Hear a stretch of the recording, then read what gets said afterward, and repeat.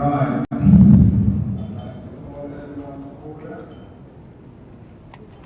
So that we can commence with our business, let us take our seats.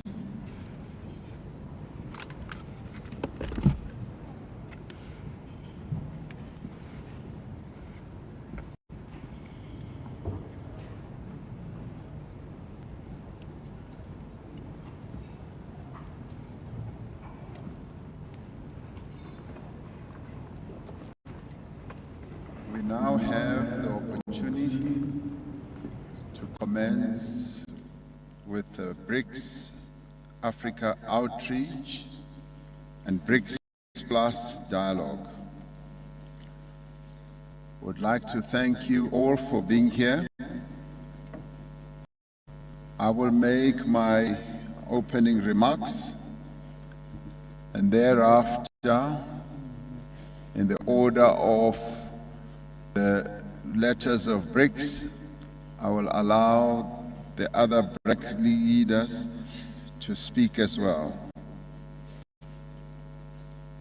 Your Excellency, Mr. Antonio Guterres, the Secretary General of the United Nations, Your Excellency, President Azali Assoumani, President of the Union of the Comoros and Chair of the African Union, Your Excellencies, leaders of BRICS nations, Excellencies, leaders of Africa and the Global South leaders, leaders of regional institutions, honorable ministers, the Deputy President of the Republic of South Africa, Paul Mashatile. It is a great honor to welcome you all to South Africa for the BRICS outreach and BRICS Plus dialogue. When reflecting on the purpose and the role of BRICS in the world today, we recall the Bandung Conference of 1955, when Asian and African nations demanded a greater voice for the developing countries in world affairs. The conference called for the recognition of the equality of all nations, both large and small. We still share that common vision of a fair and a just world. We still seek to overcome polarity and division. We want a world without barriers between North, South, East, and West. We still seek a world in which we work together, underpinned by mutual respect. Through the 15th BRICS Summit and this dialogue, we should strive to advance the Bandung spirit of unity, friendship, and cooperation. In South Africa, we have a word that we use to describe friendship, cooperation, and we call that Ubuntu. Ubuntu is a practice based on the understanding that our success, our prosperity, and well-being depends on the success, prosperity, and well-being of others. That is why we also use another South African term about our identities, whilst respecting the identities of others. We often say, I am because you are.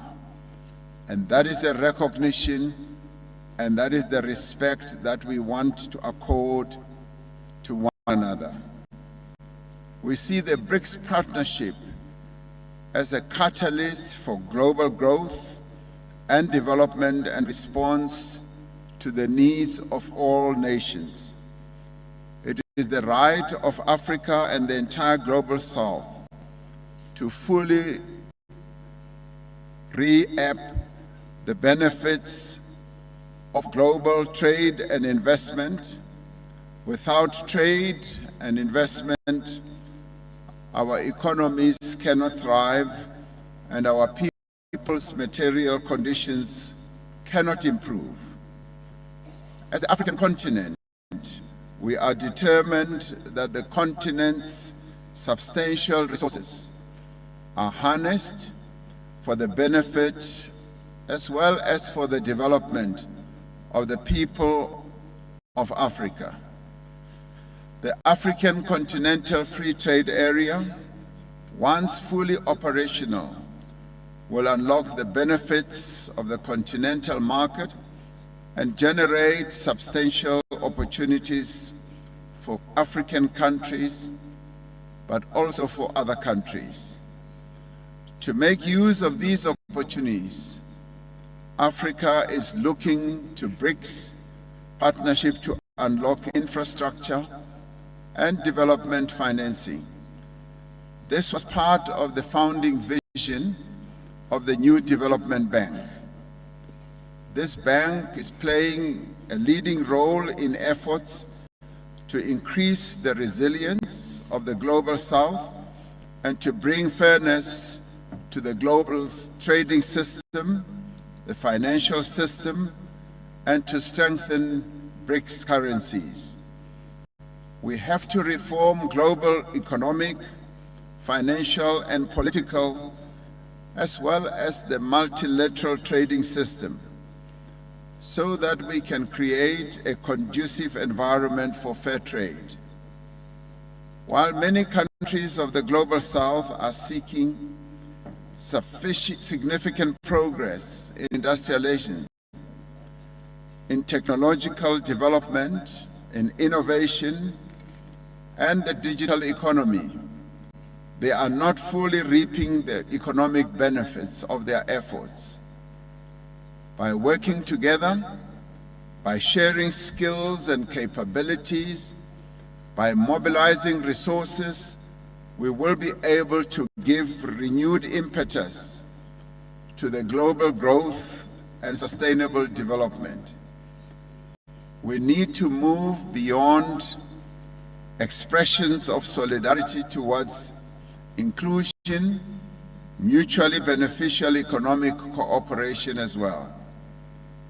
We trust that this dialogue that is being attended by some 65 countries will provide leadership, vision, and hope as we strive together for a better Africa and for a better world. It is for this reason that I welcome you all warmly, and I welcome you all on behalf of the BRICS leaders who have just issued their declaration, which outlines a number of important aspects. The BRICS leaders have also taken a decision to expand the BRICS membership, and that announcement having been made, we welcome those new members, but at the same time, that is the first phase, and other phases will follow, and we welcome various other countries in the partnership of the BRICS countries. So thank you very much, and thank you for being here. I thank you.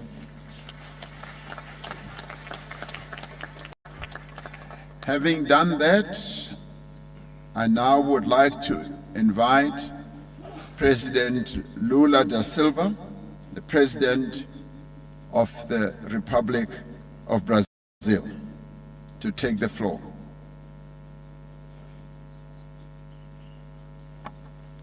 Obrigado, Presidente Ramaphosa. Obrigado, companheiros presidentes dos países que compõem os BRICS. Eu gostaria de cumprimentar o presidente Ramaphosa por dedicar este debate à parceria dos BRICS com o Sul Global, em especial com a África.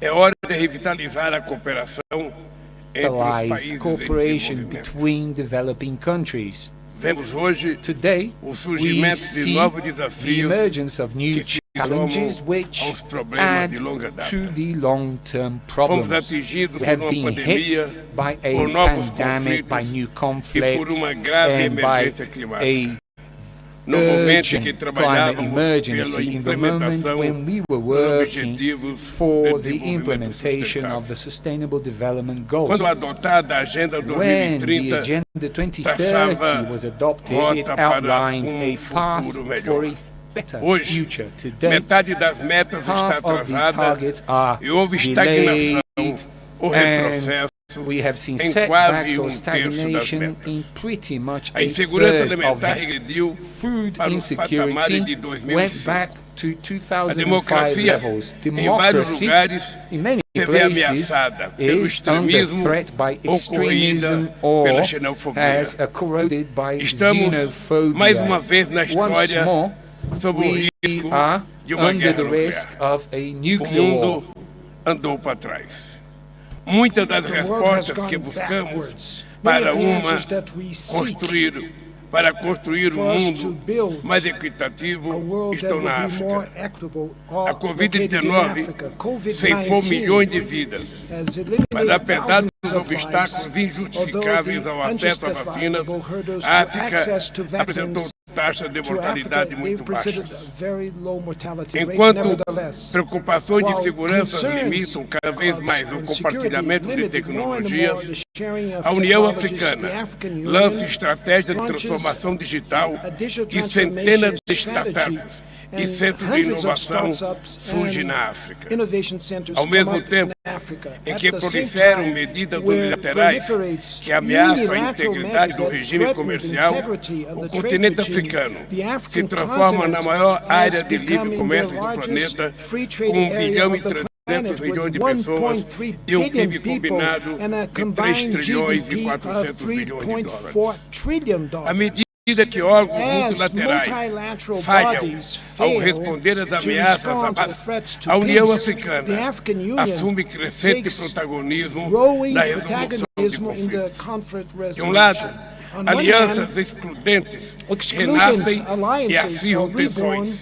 E and de outro, accelerate países tensions, africanos and e on the other hand, latino-americanos African se countries unem are para getting preservar a together zona to de paz preserve the peace e a zone cooperação and cooperation, Atlântico-Sul. Between the Mas South assim, Atlantic. como em outras But regiões as in na also África, in other regions, também ficam Africa evidentes os is grandes quite constrangimentos evident impostos a the great países em constraints and desenvolvimento. refrain that As are promessas imposed on da the developing globalização countries. The não se globalization cumpriram. promises were not Muitas fulfilled. nações Many se veem nations hoje see tolhidas today por that dívidas are limited impagáveis. by Nos unpayable últimos anos, foreign debt. o volume In the de last recursos years, the direcionados volume a países of do sul global resources directed via to the comércio e global investimentos through vem trade and diminuindo. investments have been A maior diminishing. parte do mundo The em greatest part of the desenvolvimento world depende da exportação de the developing world commodities, depends cuja on the demanda é export volátil of e commodities, da where importação de bens de the primeira demand is volatile necessidade, and the cujos goods preços imports dispararam. of first needs Ao are mesmo very different tempo, because the prices went up. instituições At the financeiras same time, impõem financial juros institutions elevados impose e high condicionalidades interest que rates estreitam and o conditionalities espaço that de narrow atuação the do action Estado. space of the É state. impossível It is promover o impossible to desenvolvimento promote sustentável sustainable se o development orçamento if the público national é budget or the public consumido budget is pelo consumed serviço da by dívida. the foreign debt service. O combate à mudança To do fight clima the climate nos change oferece a offers oportunidade us de an repensar opportunity to modelos de rethink financiamento, financing comércio models, e trade and desenvolvimento. development. A transição The energética energy transition não pode reeditar a cannot, relação de exploração Bring do back passado again colonial. the Precisamos de exploitation soluções relationship of the que colonial past. We need diversifiquem solutions that e diversify agreguem and valor add à value produção de to the países em production of desenvolvimento. the developing O countries. sinal mais evidente The most evident de que o signal planeta está se that the tornando um planet lugar is mais becoming desigual a é o place with more crescimento da inequality is the fome growth of e da hunger pobreza. and poverty. Isso é And this inaceitável. is unacceptable. Apesar da sua Although magnitude, its esses magnitude, problemas these não problems são are not treated with the urgency that they deserve. As emissões The de emissions 1% of the mais rico 1% da richest população part mundial of the world são 100 population vezes are maiores 100 do times que as higher 50% mais pobres. than the Como 50% disse poorest. a ambientalista keniana As the Wangari Kenyan Maathai, environmentalist ganhadora do Wangari Prêmio Nobel da Maathai, Paz, winner of the Nobel abre Peace aspas, Prize, gostamos we muito quote, de culpar os we would like pobres to put pela the blame on the destruição do poor meio for the ambiente, destruction of the mas environment, frequentemente but são os frequently poderosos, the powerful incluindo os ones, governos, including os verdadeiros the governments, are the responsáveis. true responsible. Fecha End of quote. Existem We formas have sustentáveis de sustainable ampliar a forms to produtividade enhance agrícola, the gerar agricultural renda output, e oferecer create proteção income, social. and offer social Foi isso que protection. discutimos And this was na what we cúpula da discussed in Amazônia the em Belém, Amazon Summit no meeting começo in the deste city of mês. Belém in Brazil. E The queremos Amazon discutir region, com os and países this das is what we demais want to bacias discuss with the tropicais, other a do countries Congo that have e a tropical do basins Borneo, like Congo and the Brasil Mekong. vai assumir a Brazil presidência will do take G20 over em the dezembro chair of the e quer G20 in December, recolocar and we a want to redução put das back desigualdades the no inequality centro reduction as the da core agenda of the internacional. international agenda. To Não reduce podemos fazer inequalities. isso We cannot sem do maior that without representatividade greater para a África. representation from Por isso, Africa. So that's why defendemos o we ingresso advocate da União the Africana entrance como of the membro African do Union G20. as member of the G20. Com minha vinda à África Now, do with Sul, my trip to South eu Africa, segurei and para then I Angola will e follow para to São Tomé e Angola and Príncipe, to São Tomé and pretendo Príncipe, inaugurar uma I intend nova to agenda de open a cooperação new cooperation entre Brasil e agenda África. between Brazil and Vamos Africa. retomar nossa Let's vocação go back to our universalista universal e reconstruir vocation and nossos rebuild vínculos our históricos historical com os países ties em with the desenvolvimento. developing A countries. prosperidade Prosperity is só é only plena full when quando it is compartilhada. shared. A presença aqui The presence here de dezenas de of líderes do Sul dozens global of mostra leaders que from o the mundo global south é mais shows that the complexo world is do que much a more mentalidade complex da than the Guerra mindset that Fria came from the que World alguns War, querem the Cold restaurar. War, that some Em wants vez to de aderir à reinstall. lógica And da instead of following competição the que rationale of impõe competition alinhamentos that automáticos imposes e automatic fomenta alignments desconfianças, and that will foster temos de mistrust, fortalecer we have to strengthen nossa our colaboração. collaboration within the mundo global south. The com world bem-estar with para todos welfare and well-being só for é all possível is only com uma ordem possible if internacional we have mais an international inclusiva order that will be e more solidária. inclusive and more Muito obrigado. solidarity. Thank you very much. Thank you, President Lula da Silva. I now want to call upon President Vladimir Putin, the President of the Russian Federation, who will be addressing us via video conference from Moscow. Уважаемый президент Рамафоза, уважаемые главы государств, коллеги, дорогие друзья, дамы и господа, хотел бы прежде всего поблагодарить Южноафриканское председательство за организацию сегодняшнего столь представительного заседания в формате БРИКС плюс Outreach. Такой формат общения очень важен. Он предоставляет хорошую возможность для предметного обсуждения актуальных вопросов взаимовыгодного сотрудничества с теми странами, которые в значительной степени разделяют подходы пятерки, то есть с нашими единомышленниками. Рад всех вас приветствовать, дорогие друзья. Мы все с вами выступаем за формирование нового многополярного миропорядка. Миропорядка, который был бы подлинно сбалансированным и учитывал суверенные интересы максимально широкого государства. Открывал бы возможность для реализации различных моделей развития, помогая сохранять многообразие национальных культур. Хочу отметить, что БРИКС ни с кем не соревнуется, никому себя не противоставляет. Но очевидно также и то, что у этого объективного процесса создания нового миропорядка, все-таки есть непримиримые противники, стремящиеся этот процесс затормозить, сдержать становление новых самостоятельных центров развития и влияния в мире. Так называемого золотого миллиарда делают все, чтобы сохранить прежний однополярный мир. Он их the previous устраивает, он unipolar world выгоден. order. Они They are пытаются comfortable with подменить систему it. международного права It benefits them. They собственным try так to называемым substitute порядком, the world основанным на order правилах, by their которых rules-based никто не order. видел. Although Правила, no one has используемых seen these rules, прямо, надо сказать, в корыстных and целях they и use меняющихся these rules в угоду for their narrow текущей interests, политической and they конъюнктуре, adjust когда them угодно to fit и their как political угодно, в interests соответствии с at интересами any time отдельных стран. in accordance with По the сути, interests of certain это тот states. же колониализм, In только effect, в it новой is упаковке. the same Кстати, colonialism in a new и не так package. уж хорошо By the way, выглядишь. it И doesn't look современные so good. колонизаторы, And прикрываясь modern-day благими colonizers, лозунгами under демократии, the прав guise человека, of benign стремятся решать свои matters проблемы of за human чужой rights счет, and so on, try продолжая to беззастенчиво resolve выкачивать ресурсы из problems at someone развивающихся else's стран. extent by Кстати говоря, вот сейчас pumping out президент resources of someone Бразилии упомянул of о others countries. The долгом president of времени Brazil развивающихся mentioned экономик. the debt Ну, burden of конечно, developing с одной countries. стороны Well, of выкачиваются course, ресурсы в on the one огромных hand, they количествах, pump а с out другой a стороны huge volume создается of такое resources, and on the other hand, взаимоотношения в сфере create a sort в сфере кредитов, credit relations что выплатить эти кредиты становится that практически paying невозможно. these loans off И is almost выглядит это уже не impossible, как кредитное and it looks обязательство, not а как like контрибуция. loans. Угрозу установления but нового as миропорядка contributions. представляет и навязываемый некоторыми The странами world order is радикальный threatened by the неолиберализм, radical направленный на neoliberalism imposed уничтожение by some countries традиционных that is ценностей, aimed at которые eliminating для нас traditional всех values важны. that Это matter for институт all of us. семьи, I'm talking уважение about the value национальных of и family, религиозных respect традиций. for national and religious traditions. Конъюнктурным задачам некоторые They try to политики do не so стесняются to serve оправдывать their own даже interests, and неонацизм, ксенофобию, some экстремизм countries even разных justify и попустительствуют extremism, терроризму. xenophobia, and Мировое connive большинство, with которому terrorists. принадлежат The global присутствующие здесь страны, majority, все больше represented by устает countries от present here, разного is рода getting increasingly давления, tired всяких of all манипуляций, sorts of pressure or но manipulations, готова к честному, but it is равноправному ready и for equal взаимоуважительному and сотрудничеству. mutually Именно respectful с таких cooperation. позиций That страны is БРИКС the подходят attitude к развитию taken by the BRICS многоплановых countries. отношений That's how со we всеми представленными treat здесь the и development другими of заинтересованными государствами, multifaceted relations так with many с countries present here региональными, and так же other как и с interested региональными countries интеграционными on the структурами, regional and global включая basis, СНГ, including Евразес, such regional structures as Шанхайскую организацию сотрудничества, CIS, Shanghai АСЕАН, Cooperation сообщество Organization, стран Карибского бассейна, Caribbean Совет сотрудничества арабских the государств Персидского Gulf залива. countries.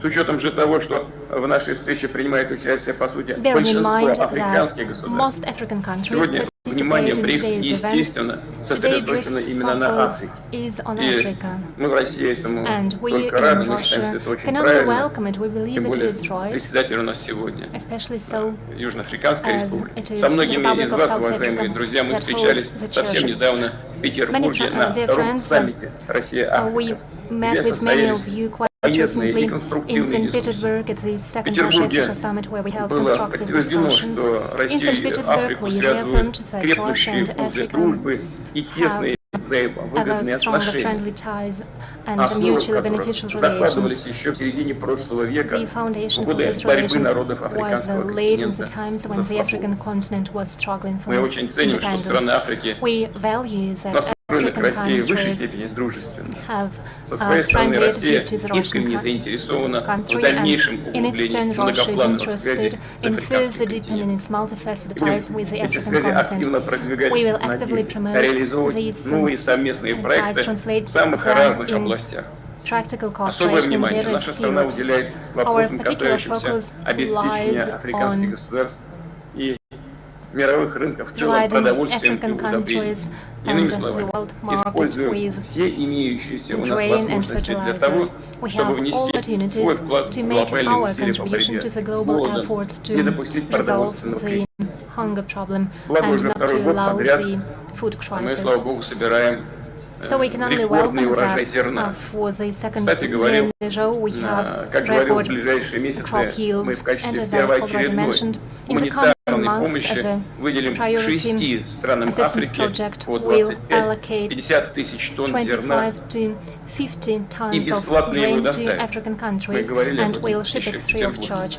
That's what we Сейчас mentioned in St. переговоры с Petersburg. нашими друзьями Right now по we этим направлениям, по этим странам are завершаются. conclude Мы все это negotiations делаем, with our African кстати countries говоря, on these вопреки issues. We are doing препятствиям, so которые нам despite the чинят, невзирая obstacles на created введенные в отношении нашего экспорта by незаконные others, санкции, in серьезно particular усложняющие illegitimate sanctions транспортную imposed against логистику, our страхование exports that и правовых complicate платежей. insurance and И наши settlement африканские друзья могут быть processes. уверены, Our African friends уверены в can том, что rest Россия assured всегда that Russia останется will надежным always поставщиком remain сельхозтоваров, reliable продолжит поддерживать food supplier, наиболее continue to государств. support the countries most in need. Соответственно, Россия подходит к Russia своим takes a обязательствам responsible по attitude экспорту to its энергоресурсов, obligations in который terms of в energy основном exports. ориентирован на быстро развивающиеся рынки. Largely, these exports Российское are топливо oriented on the по emerging конкурентной markets. стоимости позволяет Russian raw дружественным materials странам, and в fuels том make it числе possible for the африканским, friendly countries, including сдерживать African рост цен, countries, to contain наращивать промышленное и price аграрное rates and производство. enhance Тем самым agricultural and укрепляется их industrial production, энергетическая thus безопасность strengthening и the energy экономическая security and устойчивость. economic resilience. По подсчетам экспертам, к 2050 году население According to Земли some вырастет estimates, на by 1,7 миллиарда человек, 2050, а мировой world спрос на population will энергию на raise 22%. by 1.7 Прежде billion всего, people, в наименее and развитых и развивающихся the странах. energy supply will Поэтому в обозримой so it's obvious перспективе that for the альтернативы foreseeable future there is no углеродному, alternative углеводородному топливу to не просматривается. coal or А значит, hydrocarbons, энергопереход, meaning который, that the конечно, energy transition необходим, that но is все-таки necessary, этот энергопереход к низкоэмиссионной the energy экономике transition to low должен emission быть economy постепенным, should сбалансированным, take place in a тщательно gradual and выверенным, balanced manner, should be well учитывающим calculated, национальные особенности и taking into account возможности national стран. Кстати peculiarities говоря, and possibilities of некоторые the страны сейчас respective countries. сталкиваются с By the теми way, some ошибками, countries которые они are допустили already facing в the effects of планировании the этого efforts of the перехода. Проблема только mistakes they нарастает. committed when Но planning видим this energy решение этих transition, задач в and problem эффективном is использовании exacerbating. We всех see a видов solution in энергоресурсов effective на use основе of all внедрения energy новых resources чистых технологий while и implementing мер, clean стимулирующих technologies, снижение углеродного следа. И, разумеется, and мы вместе с obviously, партнерами по together with BRICS our BRICS выступаем за partners, we укрепление stand for равноправного strengthening the технологического equal and сотрудничества technological как в cooperation области in such применения fields as возобновляемой энергии, the так и use of другим важным renewable отраслям. energy and in other Развитие important новых areas, типов including development атомных of реакторов, new types of продвижение atomic водородных reactors, технологий и promotion так of далее. Ну, гидроэнергетики, например. К слову, и hydrogen на этих technologies and направлениях so on. Африка является By нашим the way, in приоритетным these партнером. fields, Africa is our В настоящее priority время partner. в различных Currently, степенях проработки in different находятся более 30 перспективных энергетических fields проектов we are с working on российским about участием. В 30 16 projects государствах with participation of Russia. мы In работаем 16 очень states, активно. we В are Египте, operating in a например, very active Росатом manner. ведет In строительство Egypt, for атомной example, электростанции Rosatom Даба. is working on Также construction of общая Daba мощность продвигаемых нами nuclear power plant, электроэнергетических and the проектов total составляет capacity of our порядка energy projects 3,7 amounts to гигаватт. 3.7 За последние 2 gigawatt. года Over the увеличился past 2 years, в 2,6 раза экспорт has been по российской increased by сырой нефти, 2.6% нефтепродуктов, of the exports of сжиженного Russian raw природного materials, газа. petrol products and liquefied natural gas. Само собой, все, о чем шла речь, 2.6% экспорт rise. продовольствия, удобрений, энергоресурсов, The exports of сотрудничество food, energy в других resources, экономических cooperation сферах, in other а economic также в области fields as культуры, well as in науки, the fields of образования, culture, спорта. Все education, это sports. в полной мере относится не только к All of Африке, this но и к applies другим not only to регионам. Africa but also И, to other regions. конечно, к And приглашенным на naturally нашу to встречу the в формате countries BRICS invited будут три for страны. the BRICS outreach. Со всеми мы будем выстраивать countries. конструктивные We will взаимовыгодные build отношения. constructive win-win relations with everyone. We will enhance partnership, and our country has a lot to В этой offer. связи хотел бы In отметить, this что в regard, let me note that следующем году Россия next year будет Russia will председательствовать assume BRICS. BRICS chairship, И мы по поручению наших and коллег upon instruction of будем our выстраивать colleagues, работу we именно will прежде всего с ensure странами, которые the working подключаются к conditions нашей and the работе work как раз в with the формате countries BRICS плюс that cooperate with us Уважаемые within the коллеги, BRICS Plus and BRICS завершая, outreach formats. хотел бы Dear выразить colleagues, by way of уверенность, что concluding, нынешняя встреча будет I'm очень confident that полезной. the current Поспособствует meeting would be very укреплению useful. It will дружественных help отношений стран boost пятерки, the friendly но relations в between следующем the BRICS Пятерки 5 countries. большего But количества next стран year, с вашими there will be an государствами. increasing И number поможет of new members. активизации It will сотрудничества help на galvanize самых разных cooperation направлениях. on various tracks. Благодарю вас за внимание. Thank you for your attention.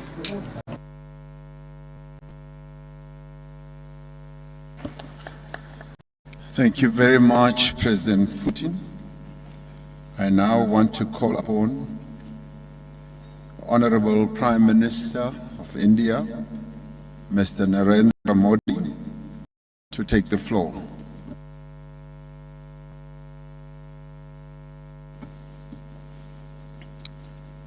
Excellency, Africa की भूमि पर आप सभी मित्रों के बीच उपस्थित होकर मुझे बहुत प्रसन्नता हो रही है।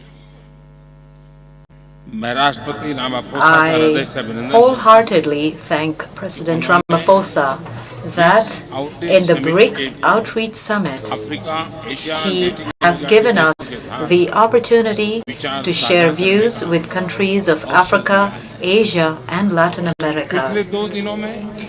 In the last 2 days, in all of our discussions in BRICS, we have laid emphasis on the priorities and concerns of the countries in the Global South.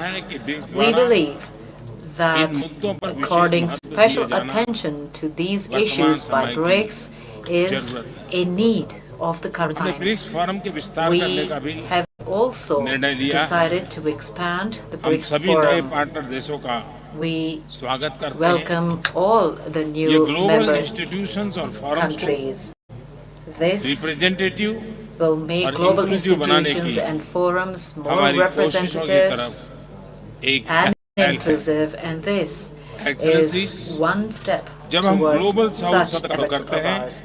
When we use the term Global South, it is not just a new diplomatic term. In our shared history, we have together opposed colonialism and apartheid. It was in this land of Africa that Mahatma Gandhi developed the powerful concepts of non-violence and peaceful resistance, tested them here, and then used them in India's freedom struggle. His thinking and ideas inspired great leaders like Nelson Mandela. Based on this strong history, we have given a new shape to our modern relations. Excellencies, India has accorded high priority to its relations with Africa. Along with high-level meetings, we have opened 16 new embassies and high commissions in Africa. Today, India is Africa's fourth largest trade partner and fifth largest investor. Burundi or Rwanda, whether it is power projects in Sudan, Burundi, and Rwanda, or sugar plants in Ethiopia and Malawi, Mozambique, whether it is technology parks in Mozambique, Cote d'Ivoire, and Eswatini, or campuses established by Indian universities in Tanzania and Uganda. India has always accorded priority to capacity building and infrastructure development in African countries. Under the Agenda 2063, India is a reliable and close partner in Africa's journey to make Africa a global powerhouse of the future. In order to tackle the digital divide in Africa, we have granted more than 15,000 scholarships in the area of teleeducation and telemedicine. We have constructed defense academies and colleges in Nigeria, Ethiopia, and in Tanzania. We have deployed teams to Botswana, Namibia, Uganda, Lesotho, Zambia, Mauritius, Seychelles, and Tanzania to provide training. approximately 4,400 Indian peacekeepers that include women as well are contributing to restoring peace and stability in Africa. In the fight against terrorism and piracy as well, we are also working together with African countries. During the difficult times caused by the COVID pandemic, we supplied food products and vaccines to several countries.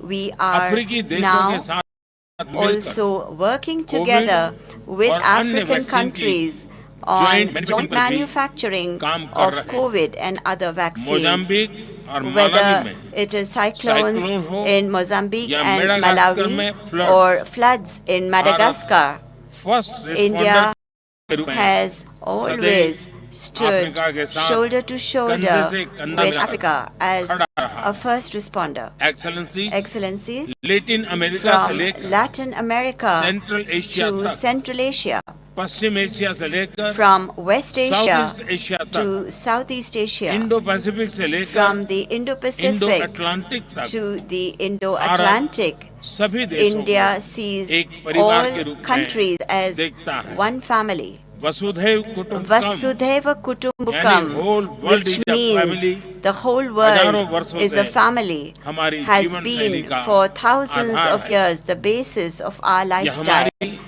This is also the theme of our G20 presidency.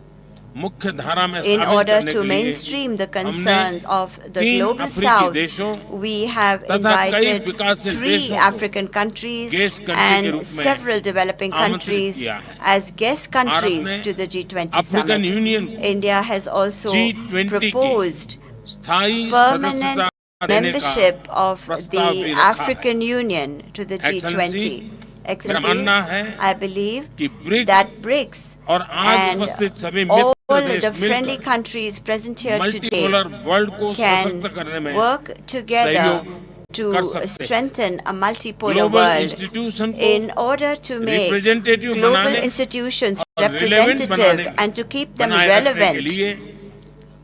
They can help ensure progress in their reforms. Counter-terrorism, environment security, climate action, cyber-security, food and health security, energy security, building resilient supply chains are matters we all have equal interest in. They represent limited opportunities for cooperation. I invite all of you to participate in our international initiatives such as the International Solar Alliance, One Sun, One World, One Grid, the Coalition for Disaster Resilient Infrastructure, One Earth, One Health, the Big Cat Alliance, and the Global Center for Traditional Medicine. I invite all of you to join India's digital public infrastructure stack to benefit from it for your development. Yesterday, we will be very pleased to share with you our experience and capabilities in this area. I am sure that our shared efforts will give us new confidence to address all challenges together. I once again express my gratitude to all of you and in particular to President Ramaphosa for this opportunity. Thank you.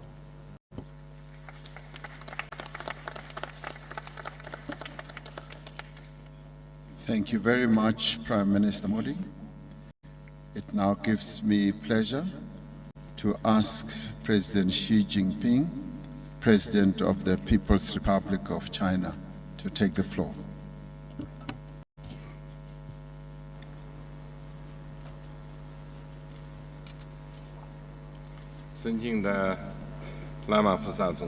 Your Excellency President Ramaphosa, dear colleagues, let me begin by thanking President Ramaphosa for preparing the dialogues. I am delighted to join you all in this discussion on global development. Development embodies our people's aspiration for a better life. It is the top priority for developing countries and a timeless theme for humanity. As the UN 2030 Agenda for Sustainable Development is due for a midterm review this year, the delivery of most SDGs remains slow. This is a cause for concern. And the global development endeavor faces formidable challenges. The international community must pursue the larger interests of all countries, respond to people's concerns, and restore development to the center of the international agenda. The representation and voice of developing countries in global governance should be increased, and developing countries be supported in realizing better development. It is also important to uphold true multilateralism, forge a global development partnership, and create a secure and stable international environment for shared development. Colleagues, over the years, China has stood in solidarity with fellow developing countries through thick and thin. China has been and will always remain a member of developing countries. I propose the Global Development Initiative precisely for the purpose of calling on the world to stay focused on development and lending impetus to the implementation of the 2030 Agenda. Last year, China held the first high-level dialogue on global development, where a host of measures for development cooperation were unveiled. Encouraging progress has been made since then. We have put development first and allocated more resources. China has set up a global development and South-South cooperation fund with a total funding of $4 billion. And Chinese financial institutions will soon set up a special fund of $10 billion dedicated to the implementation of the GDI. We have taken results-oriented actions and deepened practical cooperation from Asia to Africa, from Pacific Island countries to the Caribbean. Over 200 cooperation projects have come to fruition, and cooperation mechanisms are growing in areas such as poverty reduction, education, and health.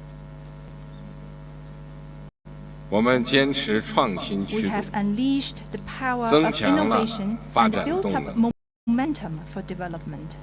Under the GDI, we have prioritized green development, new type industrialization, the digital economy, and some other key areas, and pursued a partnership on new industrial revolution to boost high-quality development.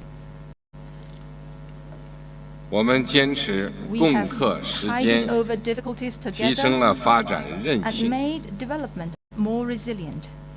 Food and energy security bear on 出 the 生。 economy of a country 我们 and 启 the 动 well-being of its people. 中国 We have launched 联合 a 国粮 China 农组织 FAO 南南合作 South-South 信托基金， Cooperation Trust Fund, 落实促进 implemented 粮食生 the 产 Food 专 Production 项行 Enhancement 动， Action, 向许多国 and 家提供 provided 粮食 food 援助， assistance to and 分享 shared 农业 agrotech 技术知识。 with many countries. 我们发起 We have also 全球清洁能源 A 合 global 作伙 clean 伴关 energy 系， cooperation partnership 助力实现 with a view to 能源 achieving 安全。 energy security. 中国是 China 非洲的 is 可靠朋友 A。friend that Africa can count on. 过去10年， Over the past decade, 向非洲 China has 提 provided 供大量 a large 发展 amount of 援助， development assistance to Africa 参与 and 建设 helped build 6000多 more than 公里铁路、 6,000 kilometers 6000多公里公 over 路、 6,000 kilometers 80 of 多个 highway 大 and 型 80 电力 plus 设施。 large power facilities on the 下 continent. 阶段， Going forward, 中国将 China 同非洲 will 国 carry 家 out 开展 more 更多合 cooperation 作， with African countries 支持 to 非洲 support Africa 增强 in 自主 enhancing 发 its 展 own 能力。 capacity for development. 这包括 Specific measures will be 提 taken, 供 such 卫 as 星测绘 providing satellite 成套 mapping 数据 data 产品， products, 实施 implementing 智 a 慧海 smart 关 customs 合作 cooperation 伙伴计 partnership, 划，协同 and 联合 launching 国 with 教 UNESCO 科文组织开展全球发展倡议， GDI 助 for 力非洲 Africa's 未来 future 行动， action plan 积极支持 to support 非洲实现可持续发展。 sustainable development in Africa. 各位同事， Colleagues, 激励之所举， the Chinese 则 adage 无往不 reads, 胜也。 victory is ensured when people 众 pull 志 their 之所为， success is 则 secured 无 when 不成 people 也。 put their heads together. 让我们坚定信 Let 心， us stay committed 众志成 and 城， united 携 to 手构 build a 建 community 发展 of 共 shared 同体， development 不让 and 任 make 何一个 sure 国家 that in the 在 process 世界现代化 global 进程中 modernization, 掉 no 队。 country is left 谢谢大家。 behind. Thank you.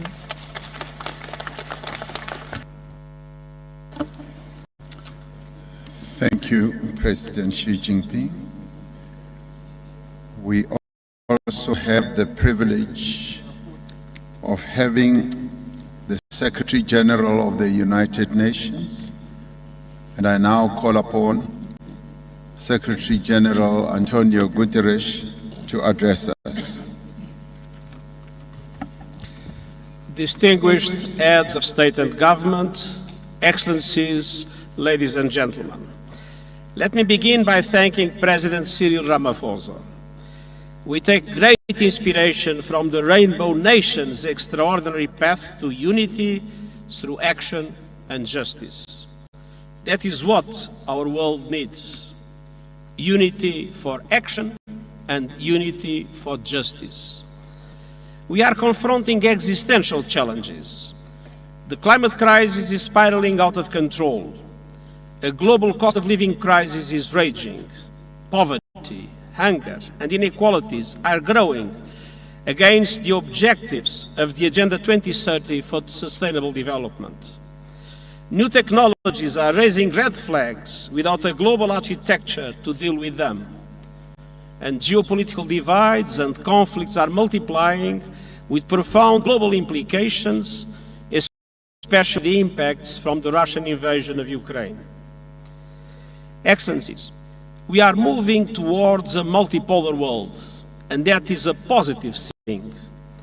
But multipolarity in itself is not enough to guarantee a peaceful or just global community. To be a factor of peace, equity, and justice in international relations, multipolarity must be supported by strong and effective multilateral institutions. Look no further than the situation in Europe at the dawn of the last century. Europe was multipolar, but it lacked strong multilateral mechanisms, and the result was World War I. As the global community moves towards multipolarity, we desperately need, and I have been vigorously advocating for, a strengthened and reformed multilateral architecture based on the UN Charter and international law. Today's global governance structures reflect yesterday's world. They were largely created in the aftermath of World War II, when many African countries were still ruled by colonial powers and were not even at the table. And this is particularly true of the Security Council of the United Nations and the Bretton Woods institutions. For multilateral institutions to remain truly universal, they must reform to reflect today's power and economic realities, and not the power and economic realities of the post-Second World War. In the absence of such reform, fragmentation is inevitable. And we cannot afford a world with a divided global economy and financial system, with diverging strategies on technology, including artificial intelligence, and with conflicting security frameworks.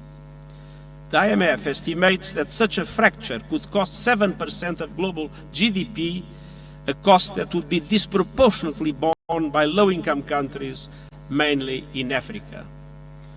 And so I've come to Johannesburg with a simple message. In a fracturing world with overwhelming crises, there is simply no alternative to cooperation. We must urgently restore trust and revigorate multilateralism for the 21st century. And this requires the courage to compromise in the reforms that are necessary for the common good. And it requires full respect for the UN Charter, international law, universal values, and all human rights, social, cultural, economic, civil, and political. And it requires much greater solidarity. Of course, none of this is easy, but it is essential. And it is essential especially for Africa. The African continent, a historic victim of slavery and colonialism, continues to confront grave injustices. On average, African countries pay 4 times more for borrowing than the United States and 8 times more than the wealthiest European countries. And African countries accounts for just 4% of global greenhouse gas emissions, but it is an epicenter of climate chaos, suffering disproportionately impacts of climate change. And so looking ahead, I saw 2 priorities for action and justice. First, on the economic front. Redesigning today's outdated, dysfunctional and unfair global financial architecture is essential, but I know it won't happen overnight. Yet we can and must take practical action now. The Sustainable Development Goals stimulus I have proposed, an effective debt workout mechanism, and other steps necessary to multiply the resources available for developing countries are vital for sustainable development in Africa and to give options to African governments to support the development of their peoples. We must also drastically step up climate action and climate justice. I have put forward a Climate Solidarity Pact in which developed countries provide financial and technical support to help emerging economies in Africa and beyond to promote an equitable and just transition to renewable energy. And I have presented an acceleration agenda to boost these efforts, with developed countries committing to reach net zero emissions as close as possible to 2040, and developing countries as close as possible to 2050. And developed countries must also finally keep their promises to developing countries by meeting the 100 billion goal, doubling adaptation finance, replenishing the Green Climate Fund, and operationalizing the Loss and Damage Fund this year. And as a matter of justice, Africa must be considered a priority in all these efforts. Excellencies, we will not solve our common challenges in a fragmented way.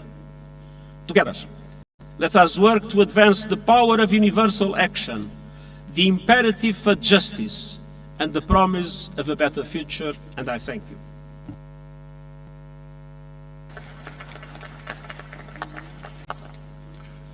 Thank you, Your Excellency, Secretary General of the United Nations. Your Excellencies, there are almost 65 of us, and this forum has been designed so that everyone should be able to make a statement. I will not be making any commentary in between to ensure that we do conserve time. I similarly would like to request that when we speak, we should remind ourselves of the time limit that we have put aside for each one of us to speak. So I do beg for your indulgence in that regard. My next speaker will be His Excellency Azali Osunami, President of the Union of Comoros, but also the Chair of the African Union. President Osunami. Merci beaucoup, Monsieur le Président et chers frères.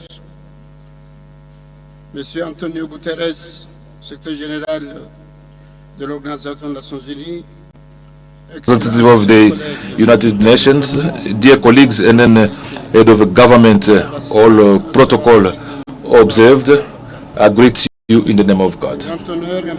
It's an honor for me to take part in this gathering and then to bring the contribution of the African Union to this exchange, to this forum. And I'm hoping that this is going to be very fruitful for the countries that we're representing here. So allow me, before I get into the subject, to extend our thanks, our gratitude to President Ramaphosa, to the South African government and the South African people for the warm welcome that was given to us on our arrival in this country.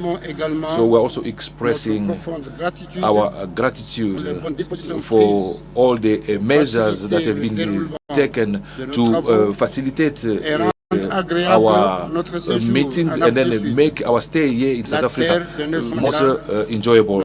The land of Nelson Mandela, our biggest leader, a figure who's making the continent very proud. So, dear delegation, the African Union that I have the honor to come and represent here this year, 2023, so is giving a very important meaning to work with countries in the BRICS.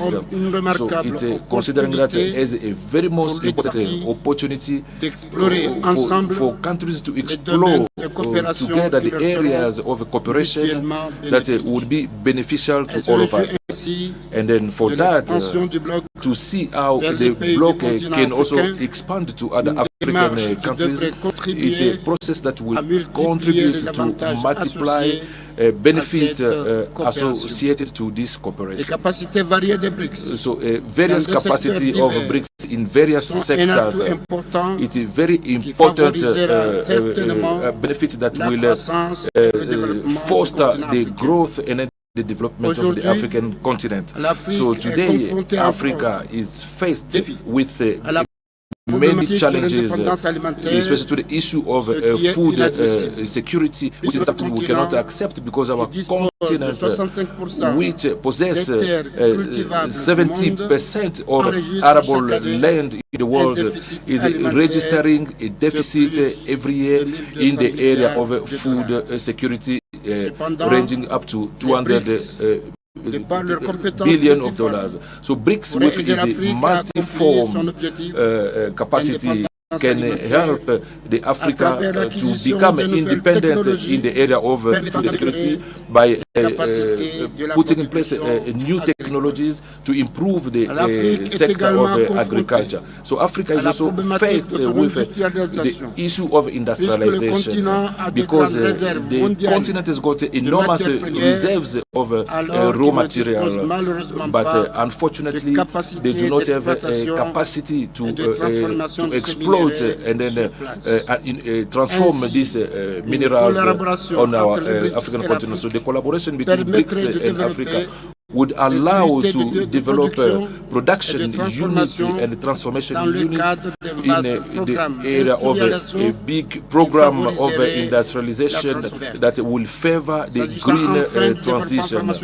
Finally, on the pharmaceutical sector, BRICS has got a capacity to develop a partnership with Africa in order to promote research in the pharmaceutical area, but as well encourage the increase of pharmaceutical products. The example of vaccines in South Africa, especially during COVID, that has demonstrated that African countries, not only they've got techniques and necessary technologies, but they also have a capacity to contribute to the world efforts to improve.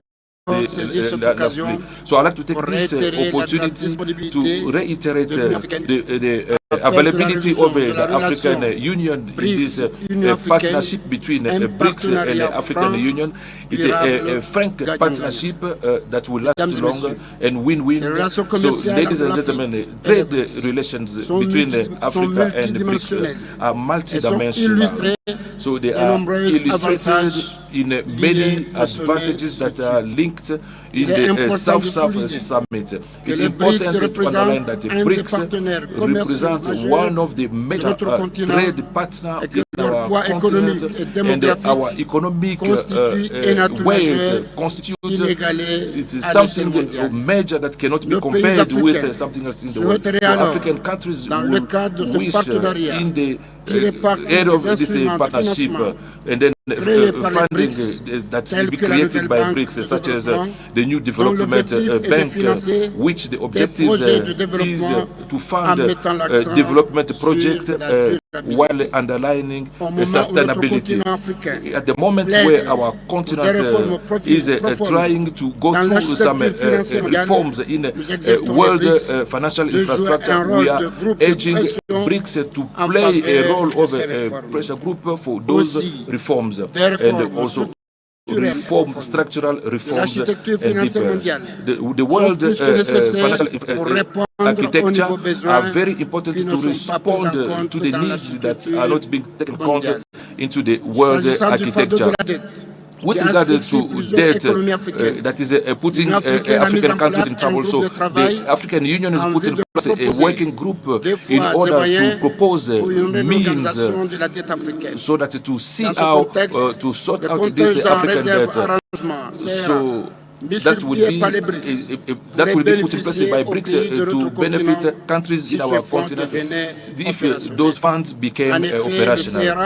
In fact, this would allow African countries to access loans with better conditions of repayment, which will be advantageous for countries that are facing prohibitive cost to the world financial market. Beyond all this, so that is linking the two parties, our continent is the potential to offer to BRICS benefit of opportunities, especially in the area of geopolitics, economics, security, and cultural sector. It's the case of the free trade area that are offering to the countries of BRICS a unique opportunities to reinvigorate their efforts to foster trade relations with emerging and developing countries. In this regard, the political commitment of Africa in favor of the free trade, the African trade area, as it was last year, the year 2023 has been the year of the acceleration of the implementation. I'm inviting the BRICS to be more interested on this instrument, given that from the report from this year, the investment activities and trade of BRICS, they are going to offer important opportunities for the major agricultural sector that is not being exploited in Africa. Furthermore, the access of Africa in G20 that will offer also an opportunity to Africa, a central platform to amplify its position on a world economic issues for a more inclusive multilateralism. It will also constitute an opportunity for the continent to work with BRICS in favor of the advent of a world economic governance that is more fair and just. All the actions that we are undertaking in the favor of BRICS and the development cannot last without peace and stability in the world. So I would also like to draw our attention on the agency so that we can seek together means to try and put an end to conflict in Africa, in particular for all extremism, the change of unconstitutional changes that is compromising the peace and stability and the prosperity of our continent. So we also need to continue to encourage Russia and Ukraine to put an end to war that is opposing them, given that the consequences of this war is not only affecting Europe, but is also affecting the world in general. So, ladies and gentlemen, opportunities given to us today to put together our effort to continue to make this world more just and prosperous by working together in a synergy to build new partnership, frank and then balance based on complementarity and not on a form of dependence. And only with that we can constitute a very important force in the world scene, so that we can deal with challenges that our countries are facing and to reach peace, stability and economic growth. Thank you.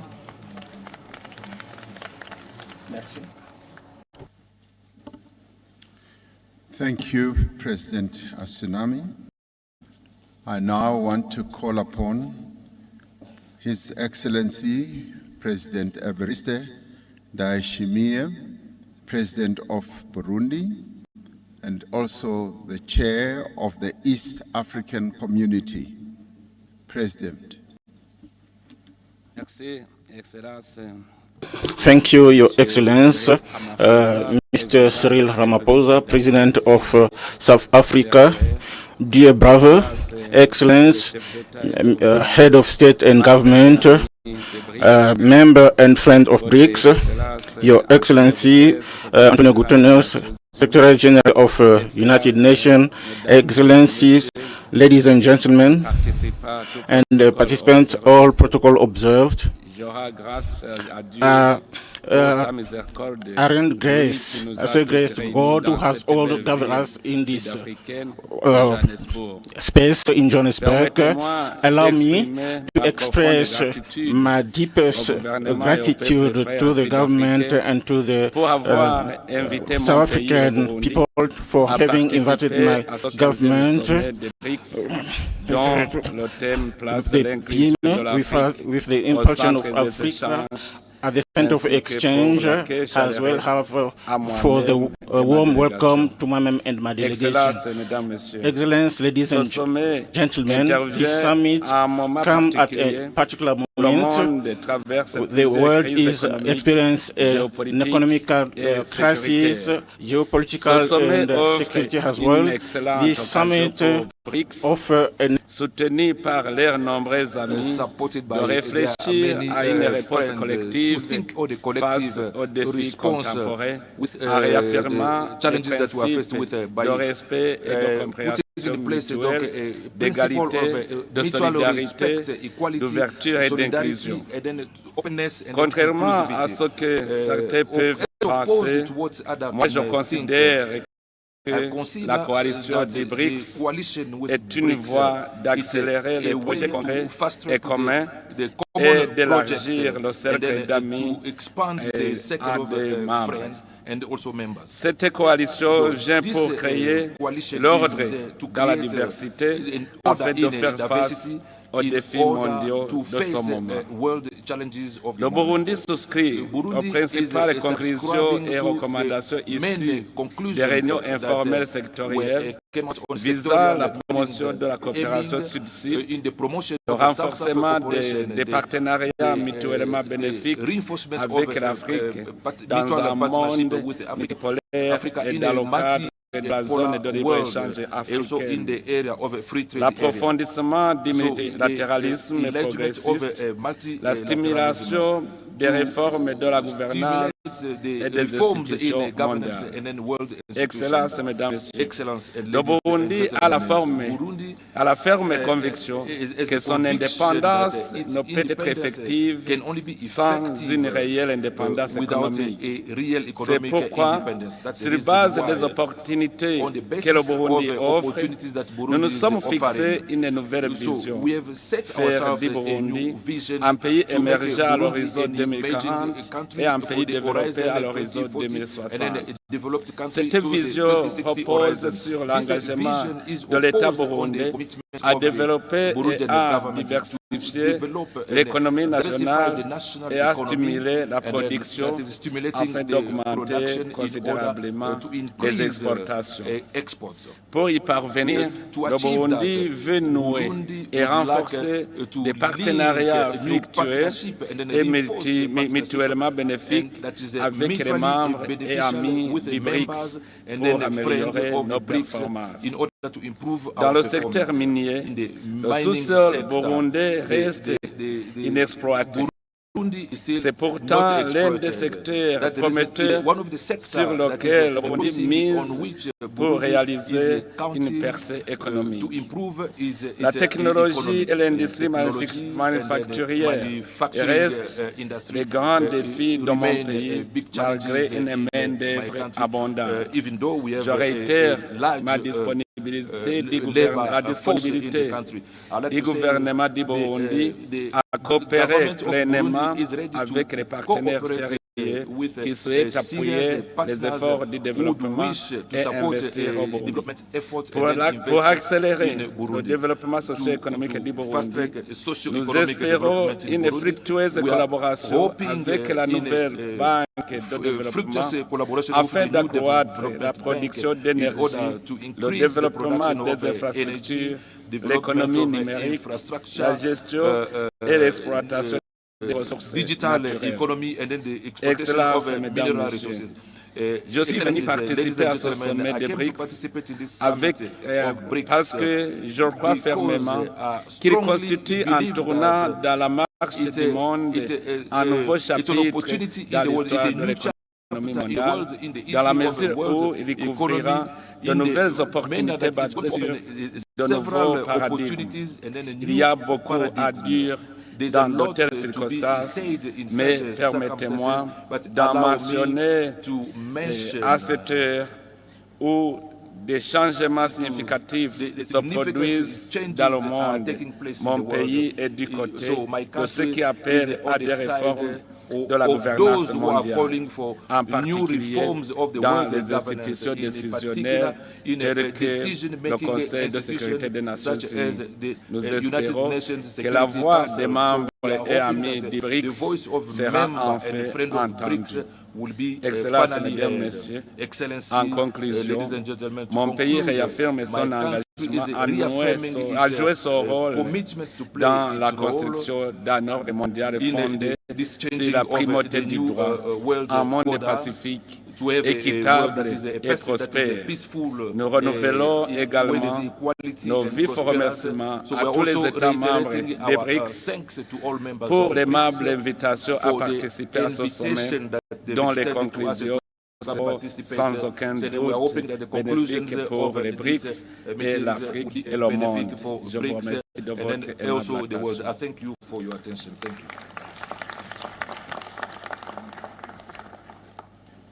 Thank you, President. I now want to call upon His Excellency President Miguel Diaz-Canel, the President of the Republic of Cuba, also Chair of the Group of 77. President Canel. Su Excelencia Cyril Ramaphosa, Presidente de la República de Sudáfrica, distinguidos jefes de Estado y de Gobierno y demás jefes de delegaciones, estimados participantes. Es un alto honor y un privilegio participar en una cumbre de BRICS, un mecanismo de integración que por su novedad y diversidad abre expectativas y esperanzas en el camino del fortalecimiento del multilateralismo que hoy resulta tan urgente como imprescindible para el destino mismo de la humanidad. Valoramos mucho que esta cita acontezca en tierras africanas, cuna de una parte de nuestros ancestros que alimenta de forma fundamental la esencia misma de la identidad cubana. La satisfacción es aún mayor porque nos trae a Sudáfrica, país al que nos unen históricos lazos de hermandad. Cerca de 400.000 compatriotas contribuyeron a la lucha contra el apartheid en tierras africanas. 2.289 de nuestros combatientes internacionalistas cubanos cayeron heroicamente, escribiendo con su sacrificio una de las páginas más hermosas en la historia de la solidaridad entre los pueblos. Quiero citar y recordar un conocido refrán africano: las huellas de los que caminaron juntos jamás se podrán borrar. En el caso de Sudáfrica y Cuba, esas huellas son tan sólidas e imborrables como la memoria de los líderes históricos de ambas naciones. Jamás podremos olvidar el abrazo de Nelson Mandela y Fidel Castro al encontrarse aquí y exigirse mutuamente el reencuentro, como solo ocurre entre hermanos muy entrañables. Asisto a este diálogo con la enorme responsabilidad que representa para Cuba presidir el grupo de los 77, la más amplia y diversa agrupación de naciones en desarrollo. Somos 134 países, 2/3 de los miembros de la Organización de Naciones Unidas, donde vive casi el 80% de la población del planeta, enfrentando los desafíos colosales de un mundo cada día más igual, en el que se ha multiplicado la exclusión y la pobreza después de 2 años de pandemia, seguidos de dramáticos conflictos. En los últimos 10 años, las naciones del sur han visto duplicarse su deuda externa, ya pagada con creces. Aumentan las medidas coercitivas unilaterales. Más de 3.000 millones de personas se ven afectadas por la degradación de los ecosistemas. Más de 1 millón de especies de plantas y animales están en peligro de extinción, según se lee en el mensaje del secretario general por el Día Mundial del Medio Ambiente. Si no actuamos de inmediato, legaremos a nuestros hijos y nietos un planeta no solo irreconocible para quienes venimos del siglo anterior, sino tristemente condenado a resultar inhabitable. A 7 años del plazo fijado para el cumplimiento de los Objetivos de Desarrollo Sostenible de la Agenda 2030, el panorama es desalentador. La mitad de las 169 metas acordadas están muy lejos de ser cumplidas. Más del 30% de ellas no han experimentado ningún avance, o lo que es peor, muestran retrocesos con respecto a 2015, de acuerdo con el más reciente informe de Naciones Unidas. Los países desarrollados de Occidente y grandes transnacionales han diseñado un orden internacional que no toma para nada en cuenta el progreso de las naciones del sur y solo resulta eficaz para exiguas minorías. El grupo de los 77, China y los BRICS, tenemos la responsabilidad y la posibilidad de actuar por un cambio de ese injusto orden mundial. No es una opción, es la única alternativa. Hoy nadie puede cuestionar la creciente autoridad de los BRICS. Por eso no dudamos en dar la bienvenida a su eventual ampliación, que contribuiría a reforzar su relevancia y representatividad. Ha sido un reclamo histórico del grupo de los 77, como lo es también de los BRICS, emprender una transformación real de la arquitectura financiera internacional profundamente injusta, anacrónica y disfuncional. Creemos firmemente que el nuevo Banco de Desarrollo creado por los BRICS puede y debe convertirse en una alternativa frente a las actuales instituciones financieras que han aplicado por casi un siglo recetas draconianas para lucrar con las reservas del sur y reproducir sus esquemas de sometimiento y dominación. Saludamos de manera especial la designación de la querida Dilma Rousseff al frente de esa entidad y la loable iniciativa de los BRICS de crear un mecanismo de reserva de monedas extranjeras de base amplia que garantice certidumbre y estabilidad al sur. Seguramente, la extensión de ese mecanismo a otros países contribuiría a paliar los desequilibrios del sistema monetario actual.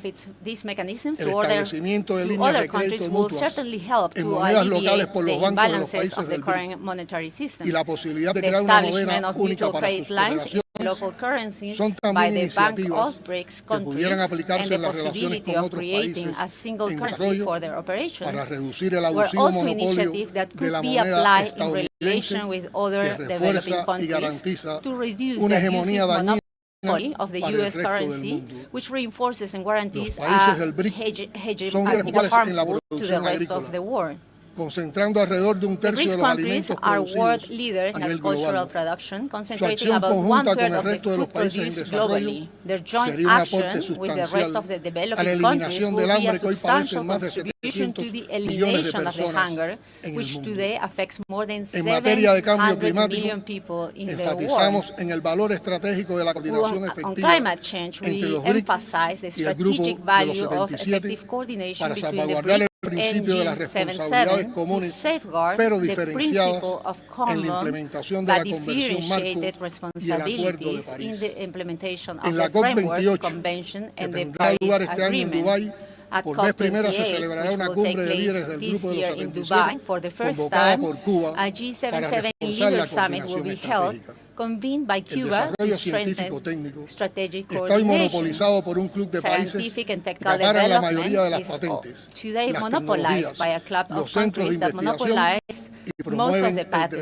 de talento technologies, de research nuestros centers, países. and promote the El drain of G77 y talent los BRICS from our countries. deben y pueden hacer The más G77 para cambiar and BRICS esa situación, must and y en can ese do more to espíritu change that Cuba ha situation. convocado And in una that cumbre de spirit, jefes de Cuba Estado y has gobierno convened a del summit Grupo de of los heads of 77 y state China and sobre government of the ciencia, Group of tecnología 77 e in China innovación on science, como premisa para el desarrollo. technology, and Tendrá lugar el innovation as 15 y a el premise 16 for de septiembre development próximo to be held en La Habana. on September Ahí les 15 esperamos. in Havana. Para We avanzar hacia un welcome you futuro there. más justo y To sostenible, move toward el to momento de la a acción more just colectiva and no es sustainable mañana, future, the es time for ahora. collective action is not Creemos tomorrow, it firmemente is now. en el poder We de la unidad firmly en la believe diversidad in the power of y en unity que es la hora de in actuar unidos en diversity, defensa and that it de is time históricos to reclamos act together que in por no ser defense of atendidos a historical tiempo grievances han that multiplicado los because problemas they have que not been enfrentan hoy addressed in time, nuestras have naciones. multiplied the problems Y ya que facing our estamos en la nations nación del today. arco iris, And since we are que ha in the vencido el rainbow odio del nations, pasado, which has integrando su overcome rica the diversidad de hatred of the culturas, past, idiomas y integrating its creencias rich religiosas, diversity of cultures, asumamos todos los languages, and preceptos religions, de la sabia filosofía let us humanista africana assume all del the Ubuntu, precepts of la the ética wise del African cuidado del otro, humanist philosophy frente, of Ubuntu, frente al egoísmo y the ethics individualismo, of caring promueve for una vida others, which in the face solidaria, of selfishness and fraternal y individualism respetuosa, promotes en la a que form nadie of life of quede solidarity, atrás. fraternity, El G77 and y respect, los BRICS in which tenemos no la one is oportunidad de left generar behind. una The transformación G77 histórica. and the BRICS Por el have the bien de las opportunity futuras to generate generaciones, a historic hagámoslo. Muchas transformation gracias. for the sake of the future generations. Let's do so. Thank you very much. Thank you, President Canal. I now have the honor to call upon His Excellency Ismail Omar Guelleh, the President of the Republic of Djibouti and Chair of the Intergovernmental Authority on Development, IGAD.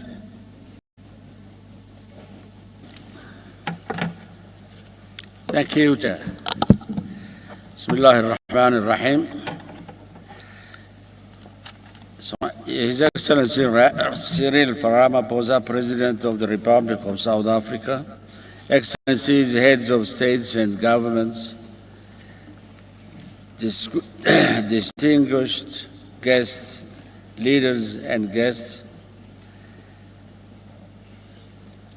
Firstly, I would like to express my appreciations to His Excellency President Cyril Ramaphosa, the President of the Republic of South Africa, and the people of South Africa for their warm welcome and hospitality during our visit to this beautiful country.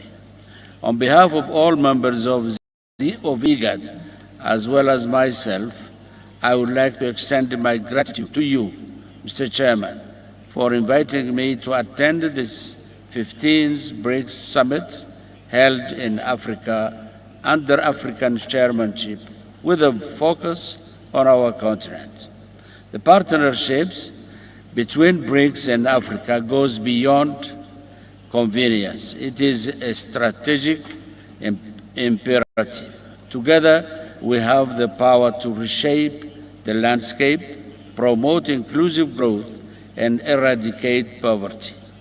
By joining forces, we can create a world where no nation is left behind, where prosperity is shared equally, and where sustainable development becomes reality.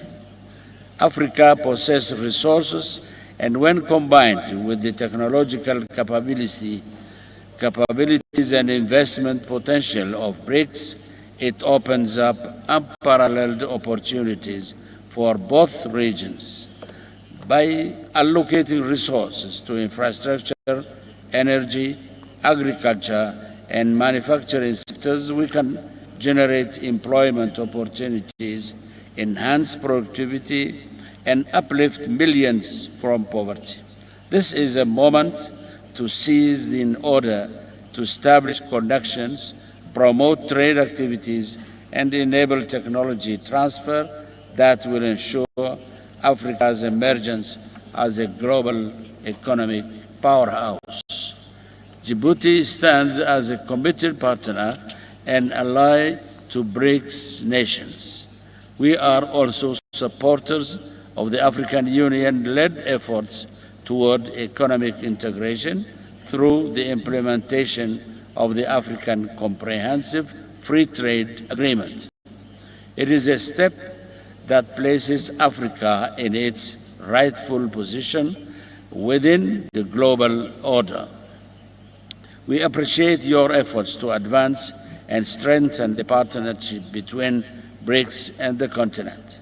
In summits, we have already identified key areas of focus that contribute to a mutually beneficial partnership.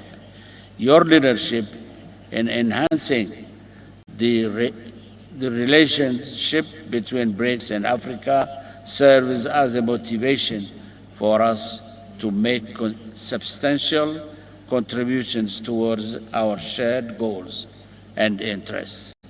Dear Chairman, I eagerly commend the BRICS partnership for creating a platform that offers an opportunity to diversify expand the global economic landscape.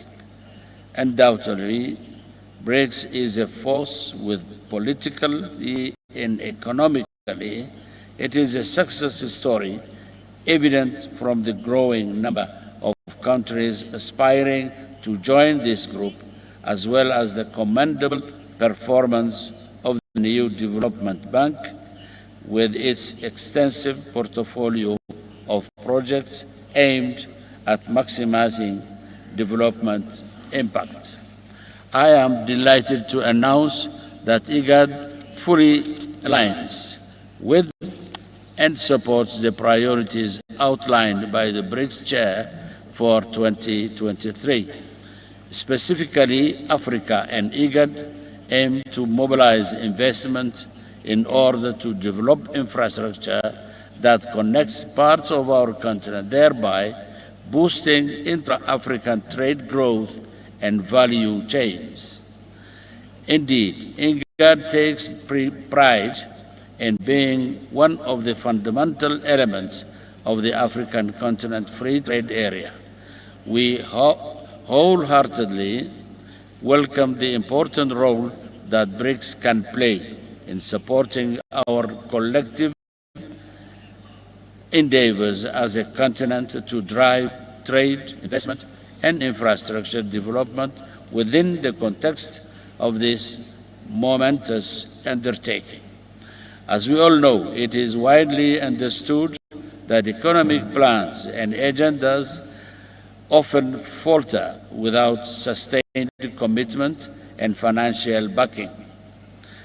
Therefore, we warmly embrace the opportunity to further explore and expand upon some of the ideas and decisions that were discussed during meetings of BRICS-Africa Outreach BRICS Plus Dialogue in 2013 and 2018. We sincerely hope that the establishment will extend its support to Africa's effort in bridging the enormous infrastructure gap across our continent. According to data from the African Development Bank, Africa requires an annual investment of $170 billion for comprehensive infrastructure improvements.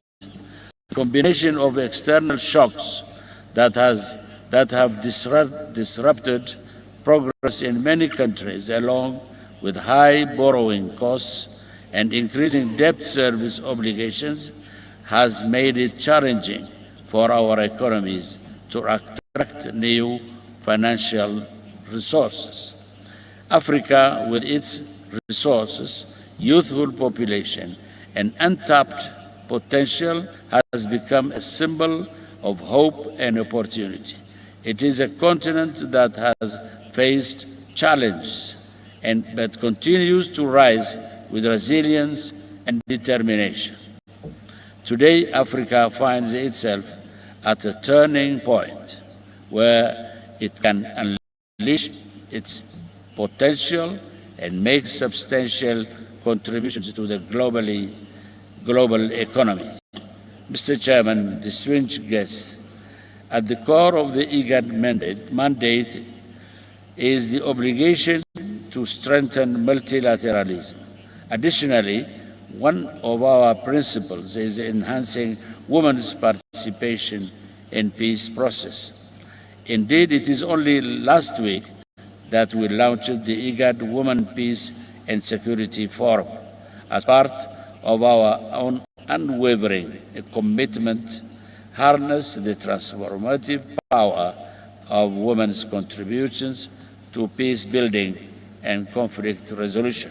Finally, we support the call for reforms to the international architecture and address the ossification of inequalities, gaps, and inefficiencies. We need to relentlessly work together to ensure that the new architecture is reset to be relevant to today's global challenge. Let's take advantage of this partnership today to strengthen the ideals and spirit of growth so that we can pave the way for a brighter and more prosperous future for all our people. I thank you.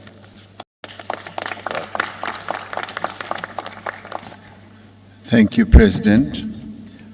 I now take this opportunity to ask His Excellency President Joko Widodo, President of the Republic of Indonesia, Chair of the Association of Southeast Asian Nations, ASEAN, to take the floor.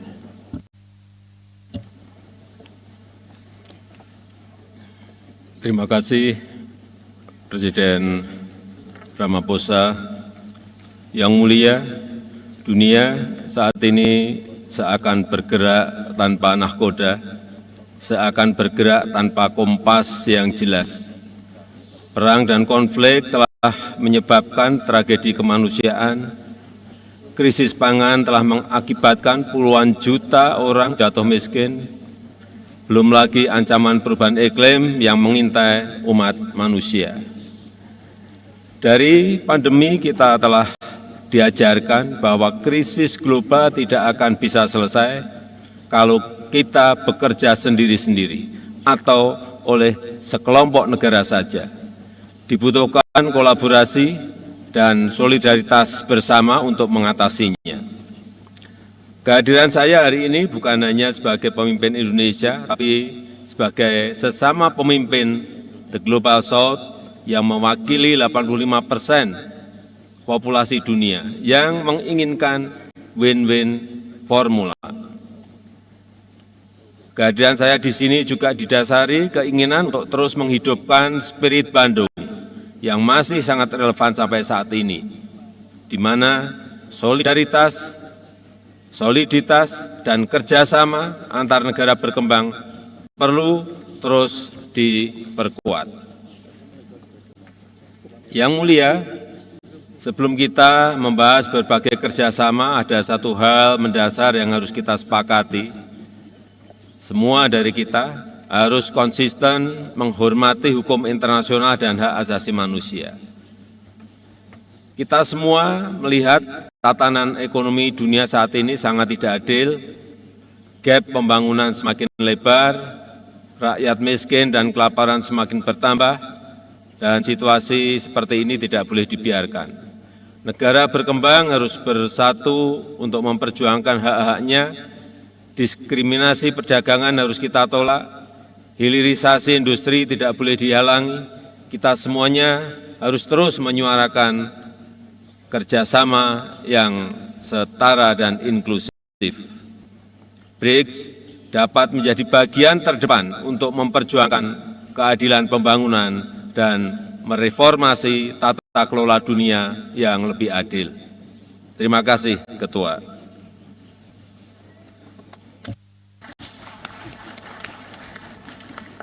Thank you, President Widodo. I now call upon Mr. Kasim Jomart Tokayev, President of the Republic of Kazakhstan and the Chair of the Shanghai Cooperation Organization, SCO.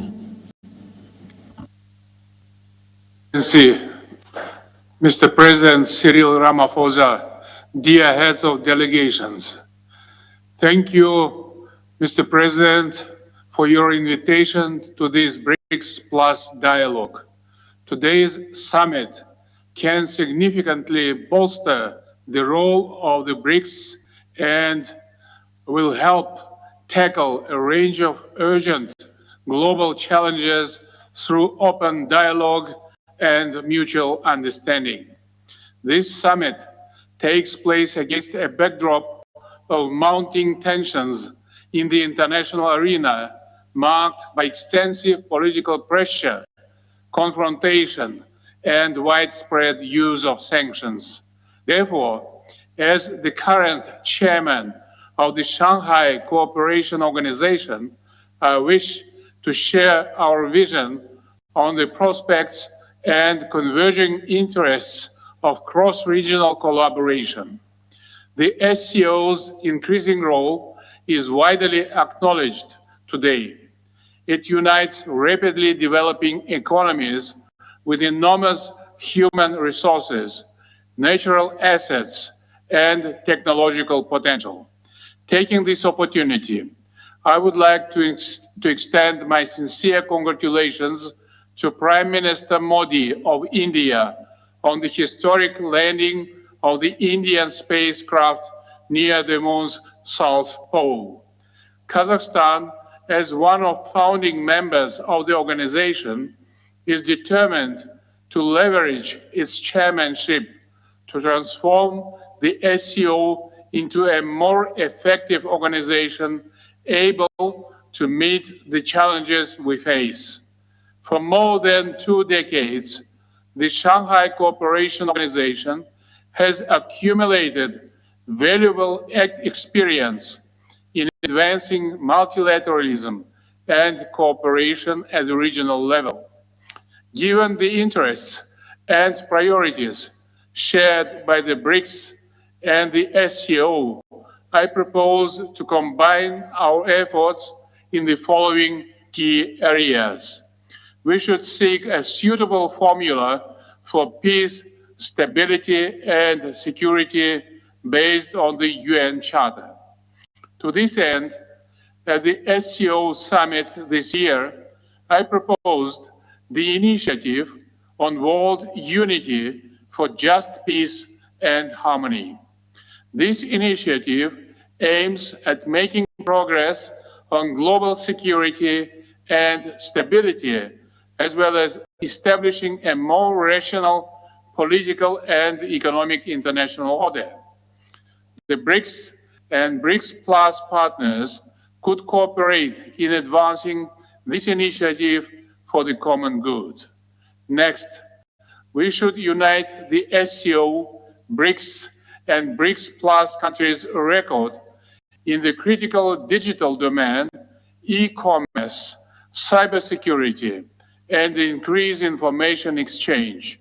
Kazakhstan will host the Shanghai Organization's Digital Forum next year, and I am pleased to invite the BRICS Plus partners to take an active part in this important event. Kazakhstan calls on all partners to join us in economic trade, transport, and investment projects along the north-south and east-west corridors. The Trans-Caspian International Transport Route, which complements crucial Belt and Road Initiative, offers valuable trade cooperation prospects. This synergy will boost inter-regional trade and unlock the full transit and transportation potential of our respective regions. We all admit that climate change has far-reaching negative effects on the global scale. Over the past few years, the global South and Central Asia have seen an acceleration of severe droughts and other natural disasters. In this context, Kazakhstan has proposed to declare 2024 as the Year of Ecology in the SCO and spearhead efforts in addressing this pressing issue. The SCO Action Plan for the Year of Ecology is a timely initiative that I hope will resonate with the BRICS family. Finally, against this backdrop, food security is gaining a special importance on the global agenda. Today, 3 of the world's 4 major food producers are BRICS members, and the BRICS countries' total agricultural GDP accounts for more than half of the global total. There is a need to enforce adequate measures to reduce food imbalances in our countries. We must depoliticize the global supply of food and fertilizers and exclude them from any sanctions and restrictions. Dear colleagues, under the BRICS and Africa banner of South Africa's presidency, Kazakhstan is willing to strengthen multifaceted cooperation with the BRICS countries and the African Union. Kazakhstan wishes to contribute to fostering the potential of BRICS as its participating state. I strongly believe that we need to accelerate a collective approach towards global security, sustainable development, and inclusiveness. Thank you.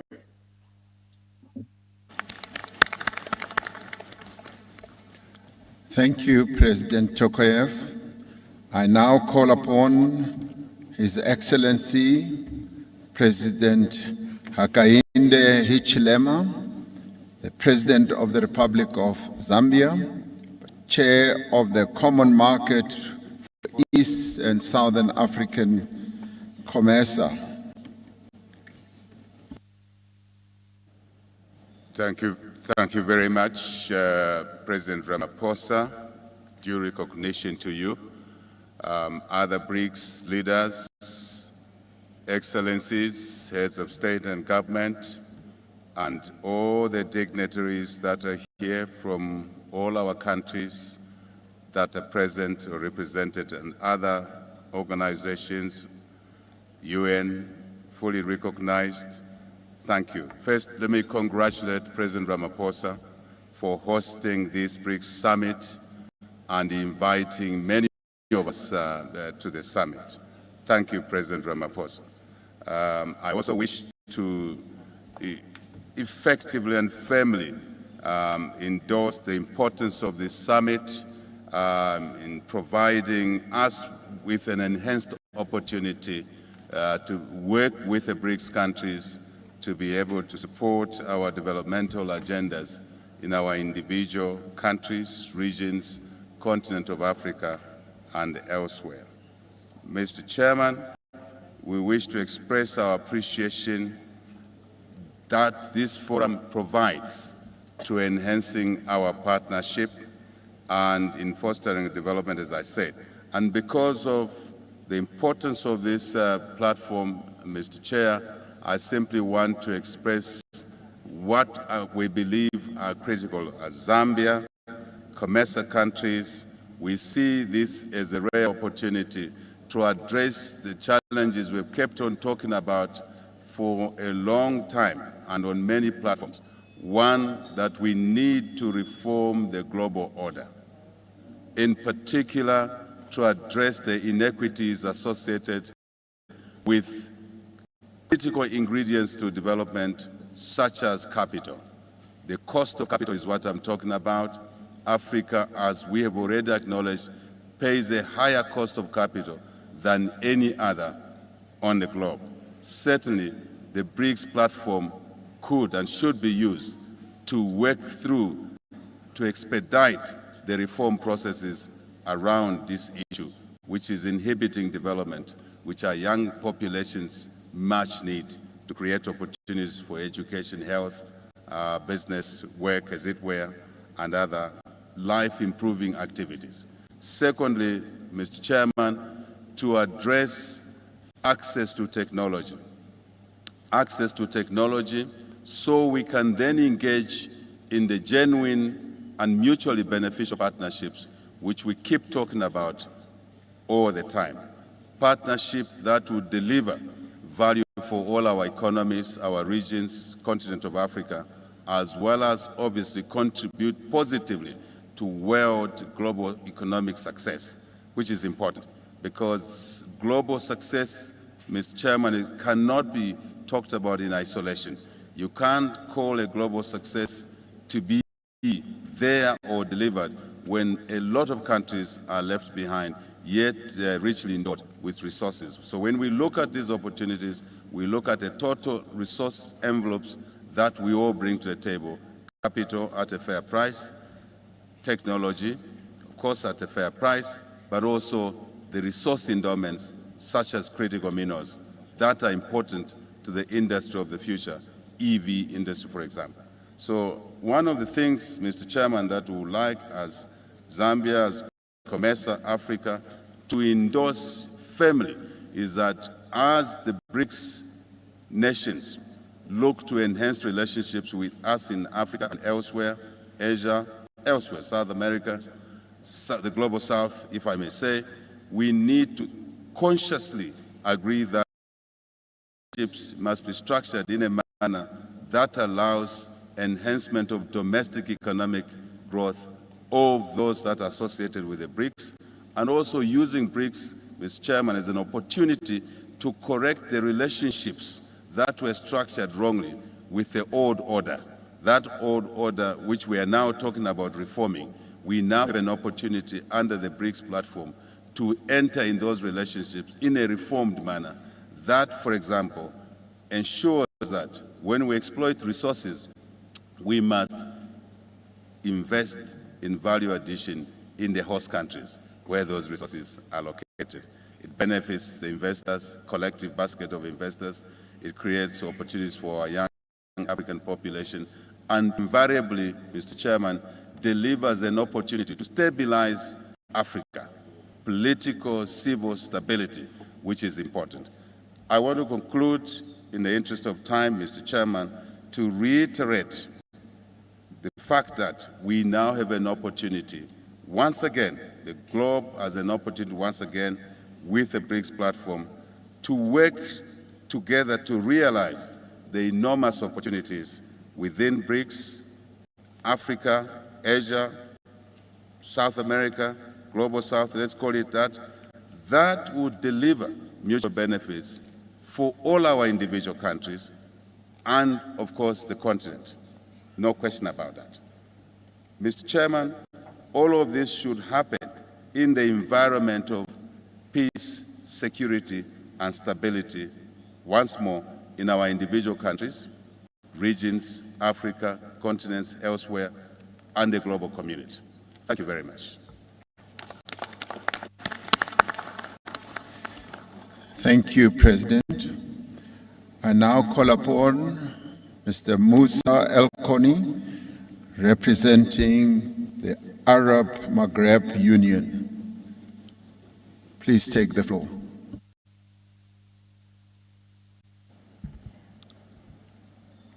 شكرا جزيلا. بسم الله الرحمن الرحيم.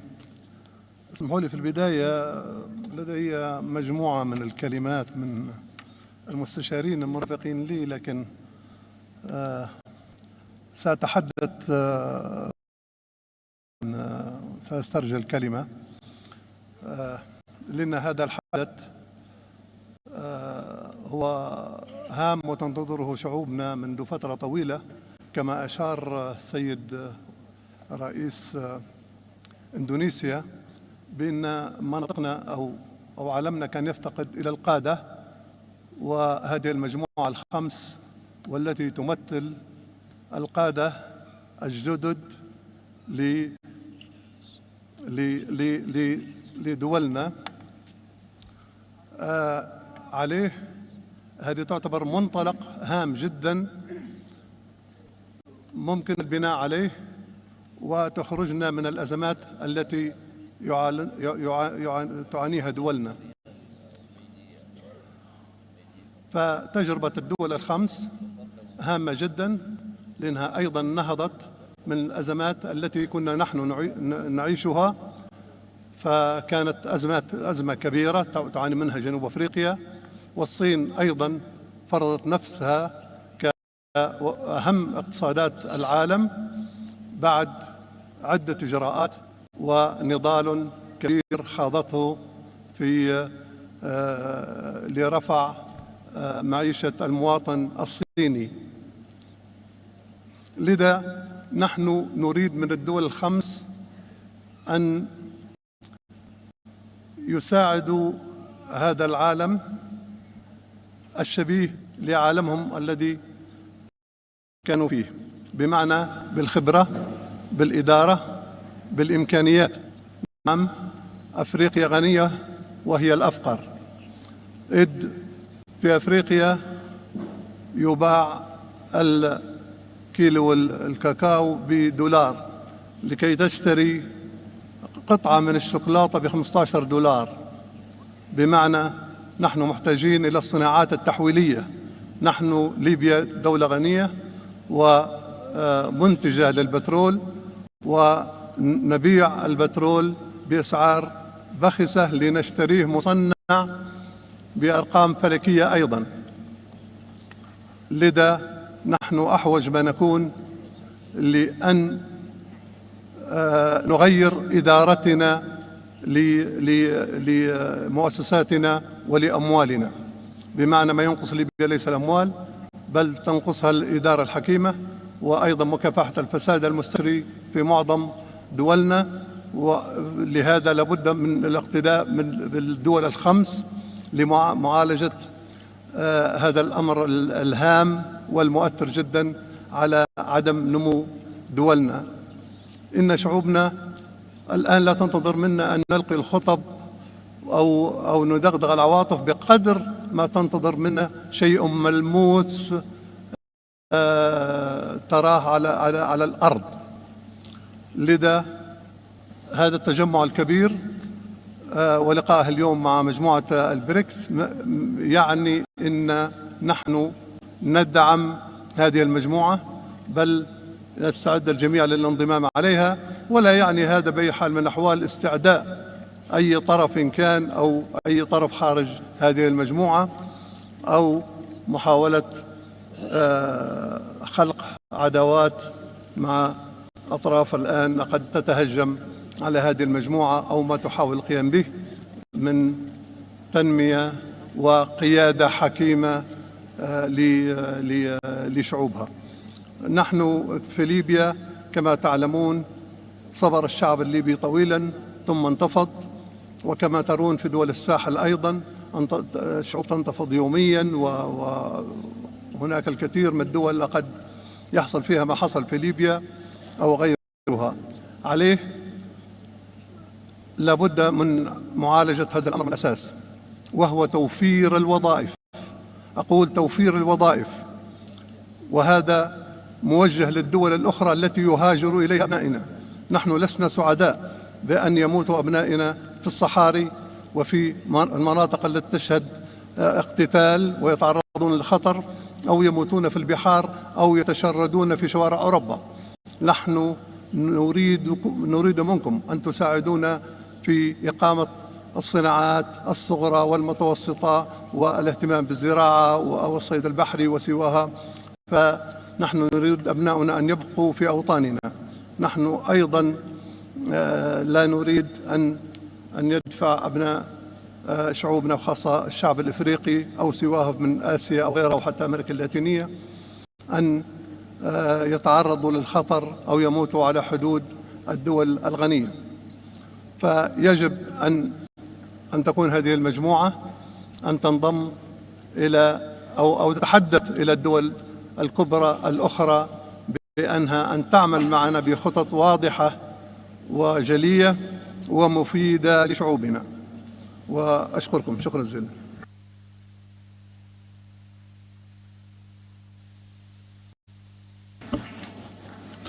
Thank you very much.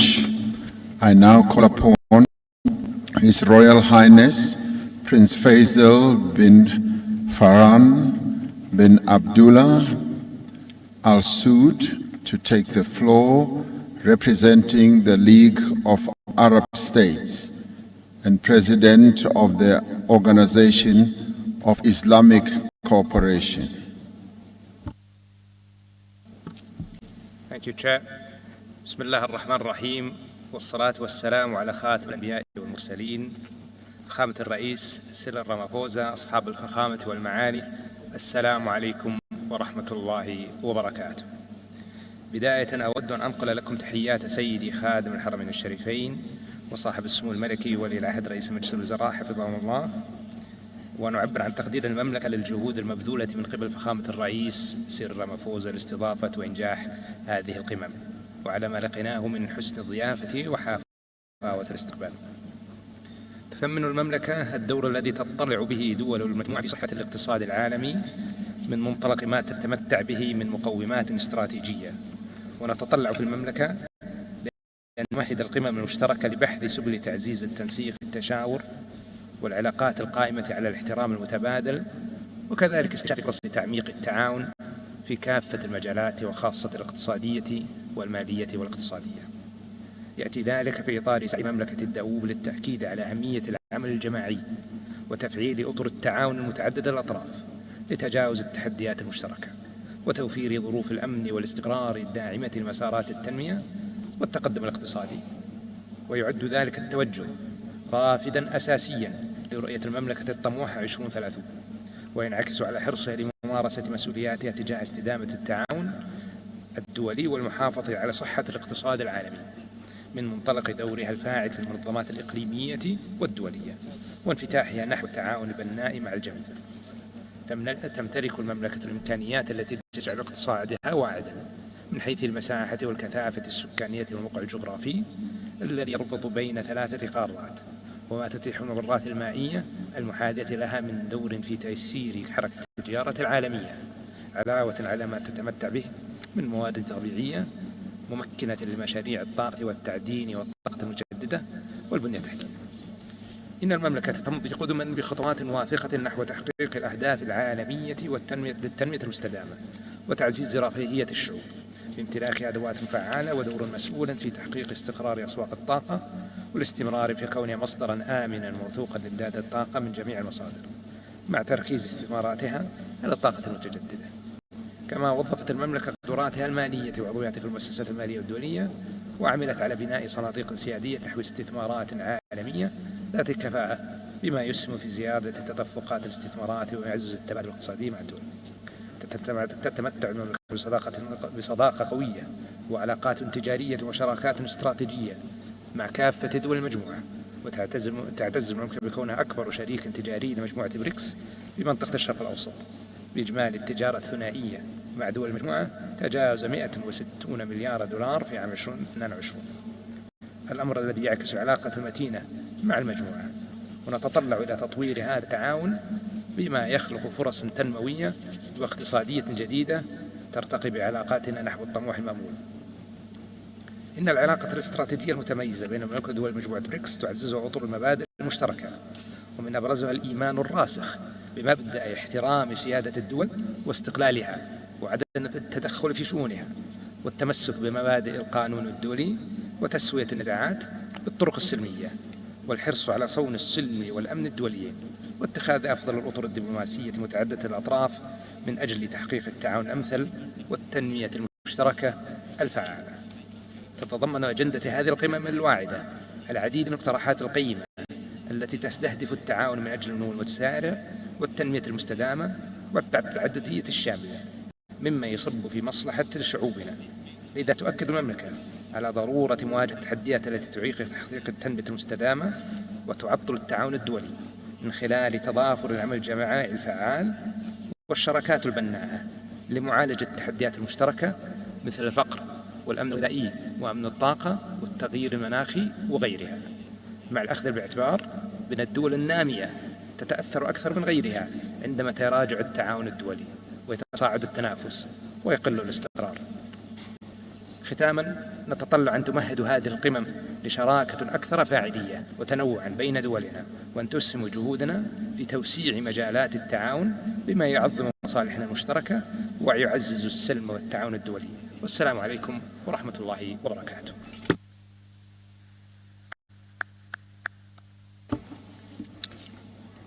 Thank you, Your Royal Highness. I now call upon Her Excellency Ms. Dilma Rousseff, President of the New Development Bank.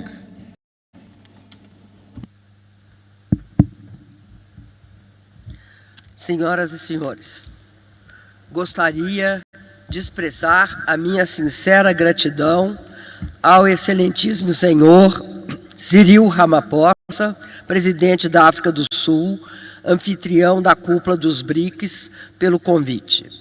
Quero saudar o excelentíssimo senhor Luiz Inácio Lula da Silva, presidente da República Federativa do Brasil. O excelentíssimo senhor Sergei Lavrov, ministro de Estado das Relações Exteriores da Federação Russa, em nome de quem cumprimento o senhor Vladimir Putin, presidente da Federação Russa. O excelentíssimo senhor Narendra Modi, primeiro-ministro da República da Índia, e o senhor Xi Jinping, presidente da República Popular da China. Cumprimento os novos integrantes do Banco NDB, a primeira-ministra da República Popular de Bangladesh, Sua Excelência Sheikha Hasina, o presidente dos Emirados Árabes Unidos, Sua Excelência Bin Zayed Al Nahyan, o primeiro-ministro da República Árabe do Egito, Sua Excelência Mustafa Madbouli. Cumprimento também todos os novos integrantes dos países BRICS, a Argentina, a República Árabe do Egito, a Etiópia, a República Islâmica do Irã, a Arábia Saudita e os Emirados Árabes Unidos. Ao saudar Sua Excelência, senhor Antônio Guterres, secretário-geral da ONU, cumprimento os dignatários e líderes de organizações internacionais, ilustres participantes, funcionários governamentais dos países presentes, representantes de países africanos, acadêmicos, parceiros de desenvolvimento e membros da imprensa e dos meios de comunicação.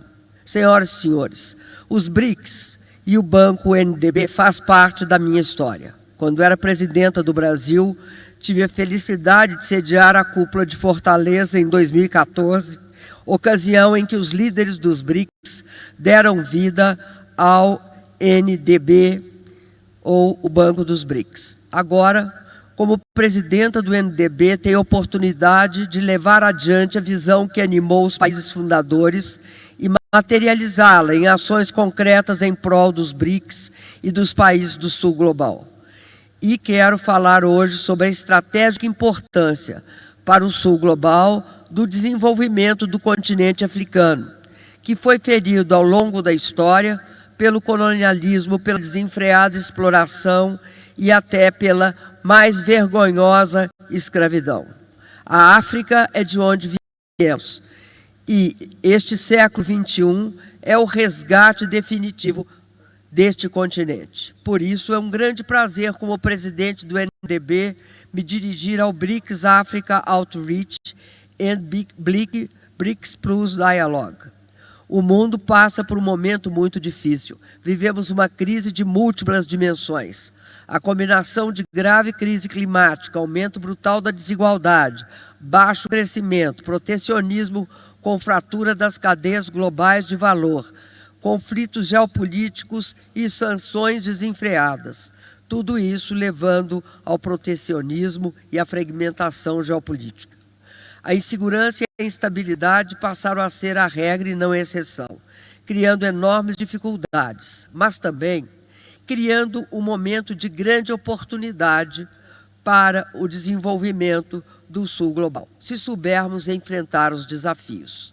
Nesse contexto, os BRICS se tornam ainda mais relevantes, uma oportunidade de modificar esse panorama.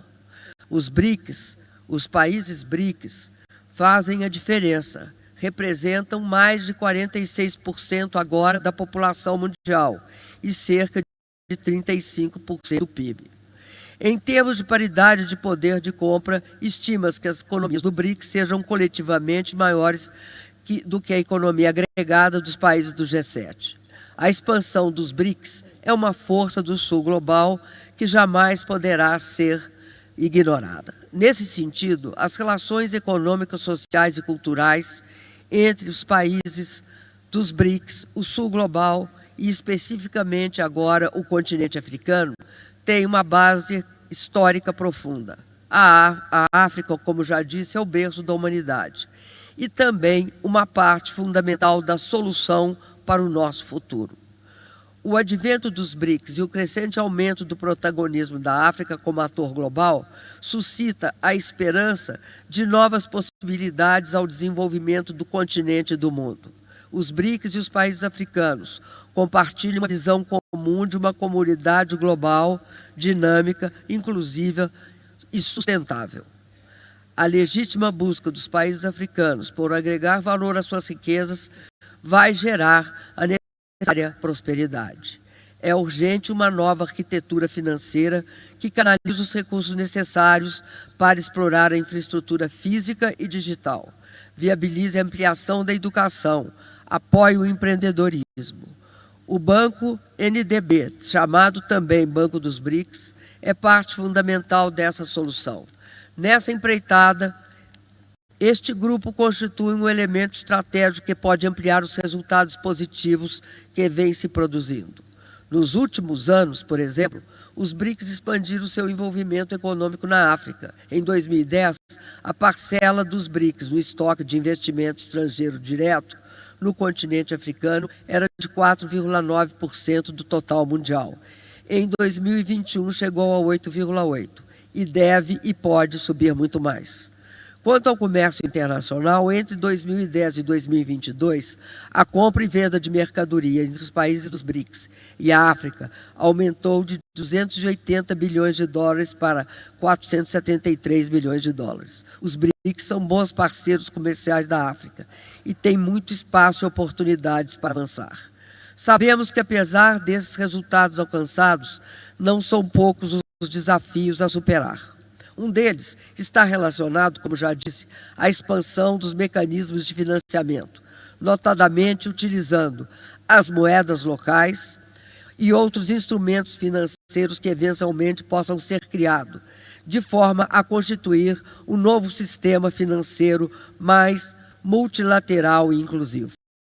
Outro aspecto é permitir cada vez mais que projetos conjuntos entre vários países possam ser realizados, como é o caso dos projetos de infraestrutura de caráter interregional. Aqui, no continente africano, por exemplo, temos o maior potencial hidrelétrico não aproveitado do planeta. Trata-se da bacia hidrográfica do complexo de Inga, que pode garantir energia renovável, contínua, de base segura e mágica.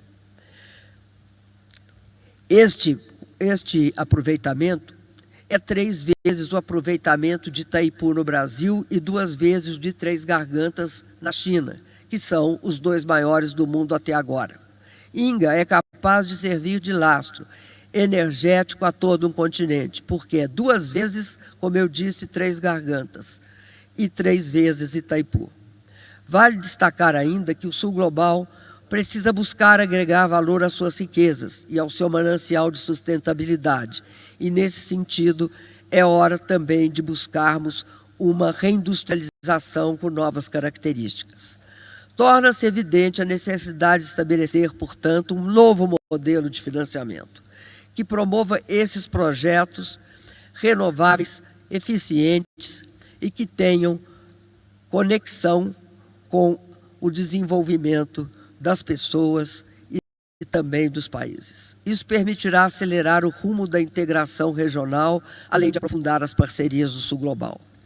As plataformas multilaterais, como o Banco Asiático de Investimento em Infraestrutura, o Banco Africano de Desenvolvimento, o Banco Islâmico de Desenvolvimento e o NDB, por exemplo, são estratégicas na busca de um reequilíbrio mais justo e inclusivo da ordem financeira internacional.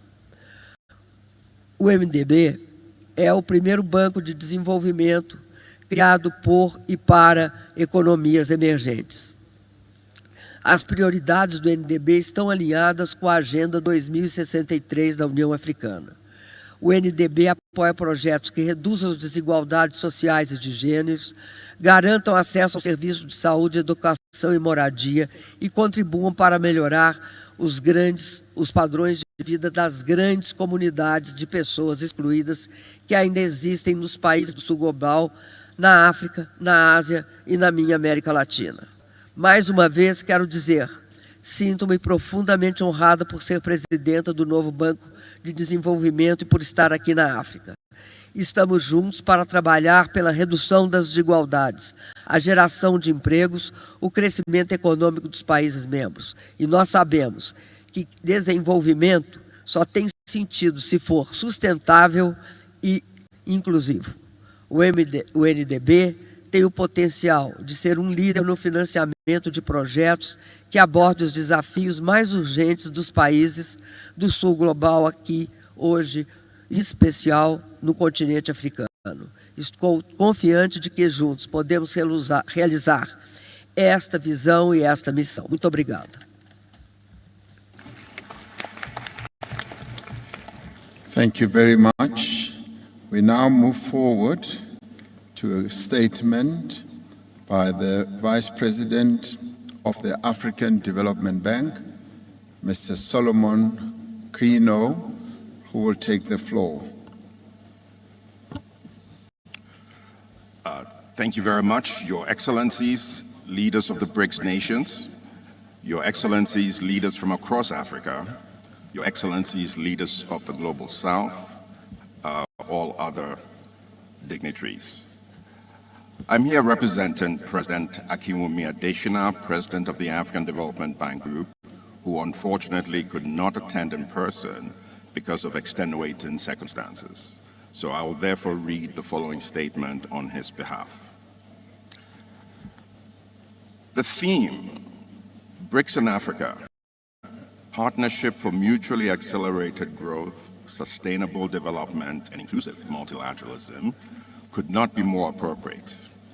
In a world that is moving and changing at hyperspeed, growth and development require the proverbial village working in tandem.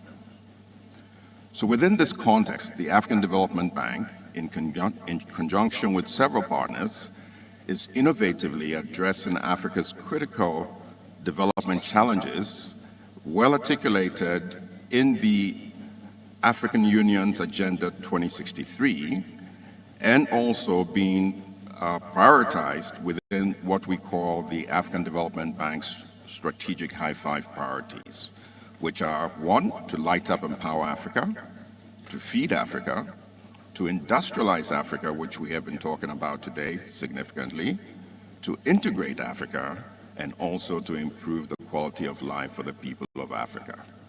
To date, more than 350 million Africans have been impacted positively from the Agenda 2063 being implemented through the strategic high five priorities of the African Development Bank. As a continent, we've had to contend with a simultaneous triple C's. That is COVID, conflict, and climate change. Let me talk a little more about climate change. While Africa has contributed the least to greenhouse gas emissions, as the UN Secretary General mentioned, it bears an inordinate burden and amount of devastation from the adverse impacts of ever-increasing climate change. This is one of the reasons that the African Development Bank is scaling up its support in Africa for both climate adaptation and mitigation. For example, we are implementing the $20 billion Desert to Power program that would deliver 10 gigawatts of solar power to over 250 million people across the Sahel. It was also good to hear the president of the new development bank talk about Grand Inga, but there's also Inga 3. Africa has huge hydro potential. Even in Zambia and Zimbabwe, we also have the Batoka projects. These are projects in which the African Development Bank has been leading in the project preparation, and we're very open to partnership with the new development bank, and also we welcome a Global South solution to implementing these projects, in an expeditious manner. But public sector alone is not going to solve the development challenges in Africa. Private sector has a strong role. This is why in 2018, the African Development Bank founded an innovative and highly acclaimed Africa Investment Forum, which to date has mobilized investment interest in excess of $142 billion. We would like to thank His Excellency President Ramaphosa for graciously chairing and hosting the first two forums. I take this opportunity to invite all of you to this year's forum in Morocco on November 8th to 10th. We continue to provide leadership as the African Union's anchor institution on the goal of integrating Africa. We have built several thousands of kilometers of cross-border roads and electricity transmission lines, and are also investing in railways and waterways. Through the African Stock Exchanges Linkages Project, we have connected 8 African stock exchanges with an aggregated market capitalization of $1.3 billion from Johannesburg to Cairo, and we have also supported the African Continental Free Trade Area Secretariat in its establishment, and also to operationalize the CFTA. For decades, I've remained adamant: no bird can fly with one wing. Likewise, nations and institutions. To address inequitable growth head-on, our Affirmative Finance Action for Women in Africa, popularly called AFAWA, has deployed over $1.1 billion of financing to women-owned businesses, and we have also started rolling out the innovative youth entrepreneurship investment banks to provide opportunities for youth entrepreneurs, given the youth democratic and demographic dividend that we have in Africa. As we scale up our development support efforts, it's important that reforms of the global financial architecture are also implemented, which we've heard from the UN Secretary General and also the President of the new Development Bank. In this regard, the African Development Bank has provided leadership on rechanneling IMF special drawing rights to qualified regional development finance institutions, given our capacity to leverage these instruments 3 to 4 times for the benefit of our regional member countries and private sector. In conclusion, in Africa, the baobab tree is one of the largest trees. To encircle it, it doesn't take one pair of hands, it takes many hands joined together. So as I end, I would like to emphasize the power of partnerships, and we look forward to such with a new development bank. Thank you and God bless. Thank you very much, Your Excellencies.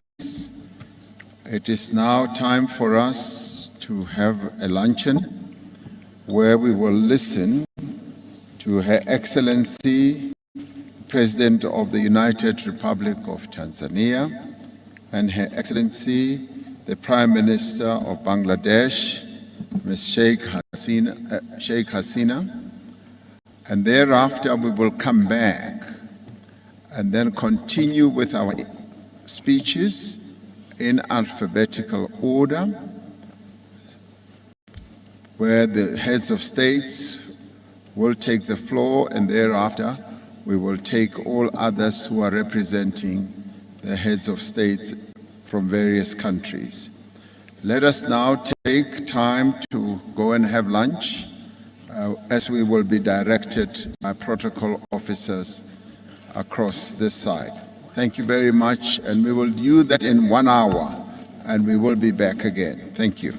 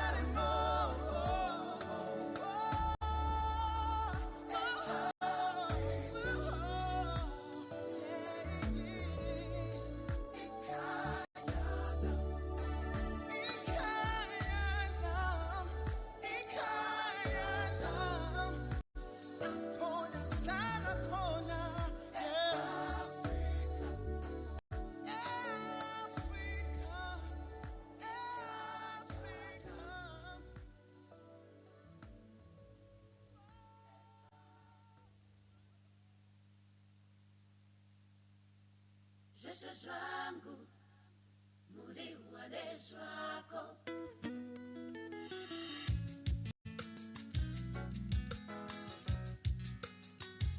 Hello ntombazana kunjani naku kudala ndifuna ukuthetha nawe nto nje ndiyoyika matate a mazuma ane uthi lokukhosi azidi watikhosi nabo bensalatsa mina ndifuna wena wedwa nganda nabo bensalatsa mina ndifuna wena wedwa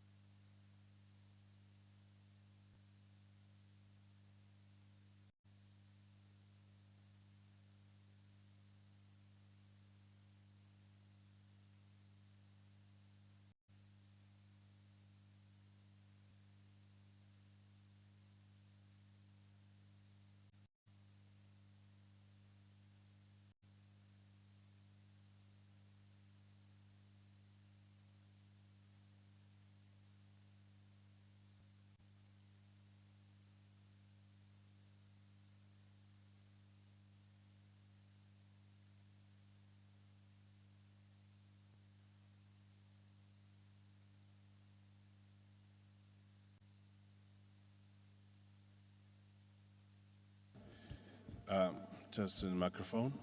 1 and 2, 3, 4, 5 and 6, 7, 8, 9 and 10, 11 and 12. Jimela Lekai, Sanabona Absheni Ma Tata Aweko Kasperi. 1 and 2, testing microphone. Angizizula aguma monitor is because aguna monitor upege mina. Double check out check ukuthi i-monitor yazwakala lapho or on lapho because angizwa next kuma monitor. Testing microphone check 1 and 2 3 4 5 and 6 7 8 9 and 10 11 and 12. Testing check 1 and 2 3 and 4 5 and 6. Uvula kuma monitor uvula phezulu because ngizwa phezulu manje. Ngizwa phezulu kakhulu angizwi kuma monitor. Angizwi kuma monitor ngizwa phezulu kakhulu. 1 and 2 3 4 5 and 6 7 8 9 and 10 11 and 12. Irasa kakhulu phezulu ayikho kuma monitor. Testing microphone, testing 1 and 2 3 4 5 and 6 7 8 9 and 10 11 and 12. Dumelan Lekai Sanbonana Bsheni Matata Awe Kaspedi Rekone Tanganeza 1 and 2 3 4 5 and 6 7 8. Okay? Yeah, I think you did. 2 1 and 2 3 4 5 and 6 7 8 9 and 10 11 and 12 13 14 15 and 16 17 18 19 and 20. You know what? Yazi ngicabanga ukuthi inkinga yini la. Inkinga ile ilona ile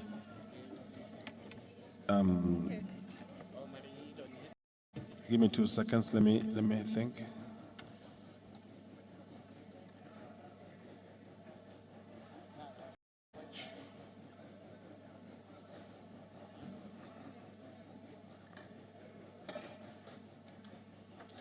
It's not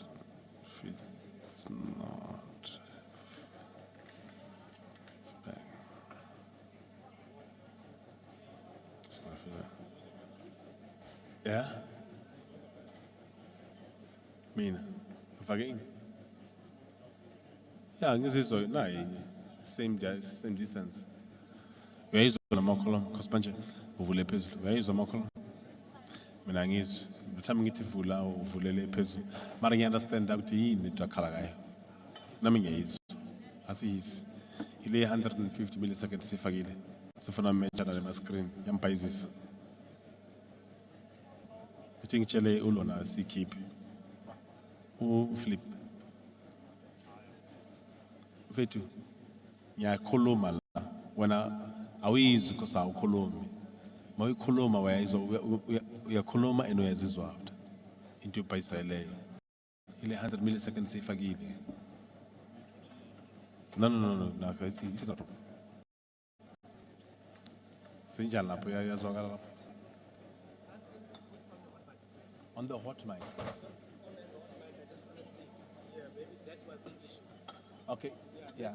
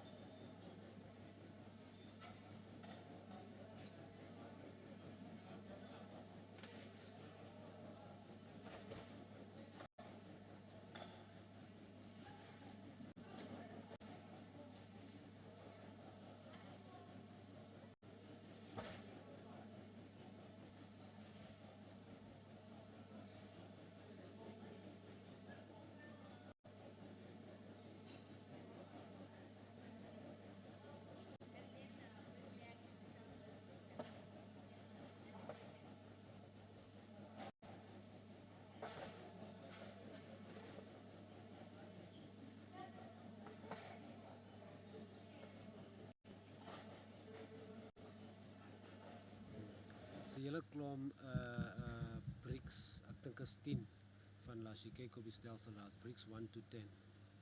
Jy kan 'n kopie op BRICS 1 to 10 ook. Dankie Ilse. Reg, bye bye.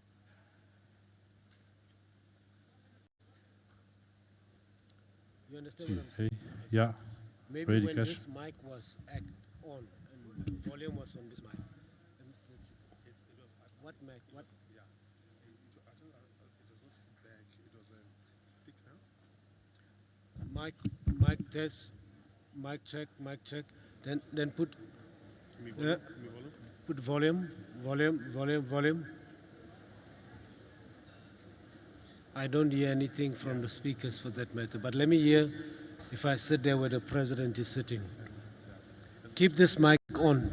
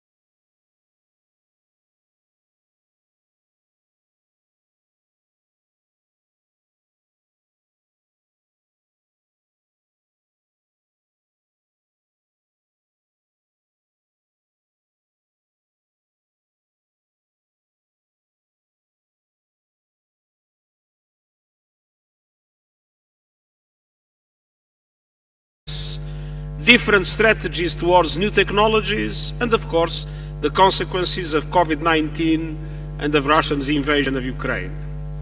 And I remain deeply concerned over the risk of a fracturing of the global order.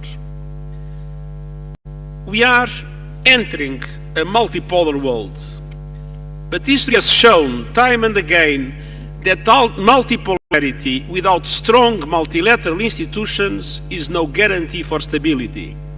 It might even become a catalyst for chaos.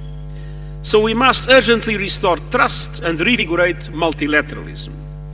And this requires the courage to compromise for the common good. It requires effective international institutions rooted in 21st century realities based on the UN Charter and international law. And as I emphasized today at the summit, it requires a special focus on Africa. The Security Council, the Bretton Woods system, and other international organizations reflect the world of 1945, when many African countries were still part of European empires. To this day, the continent is underrepresented in the global financial architecture, just as it lacks a permanent seat on the Security Council. The world has changed, and so global governments must change with it. It must represent today's power and economic relations and not the power and economic relations of 1945. And that is why I've been advocating deep reforms to make global frameworks truly universal and representative of today's realities and more responsive to the needs of developing economies. We need more inclusive institutions at every level, including through greater representation of women and young people. But all this in a context in which I believe two areas require a particularly important reform effort. One is the Security Council, the second, the Bretton Woods system.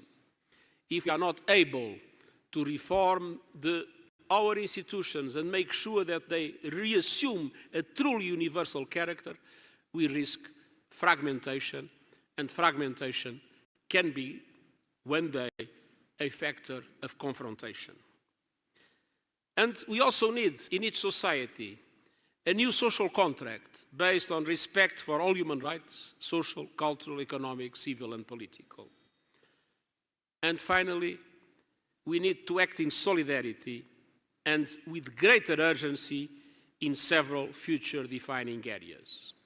And allow me to refer some of them. First, action to save our planet. Developed countries have a particular responsibility, and so they must lead and they must deliver. On $100 billion promised to developing countries, on the Loss and Damage Fund, on doubling adaptation finance, on replenishing the Green Climate Fund, and on plans for early warning systems to protect every person in the world, including 6 in 10 Africans who still lack those systems. As a matter of justice, Africa must be considered a priority in all these crucial commitments. Every country has a role to play.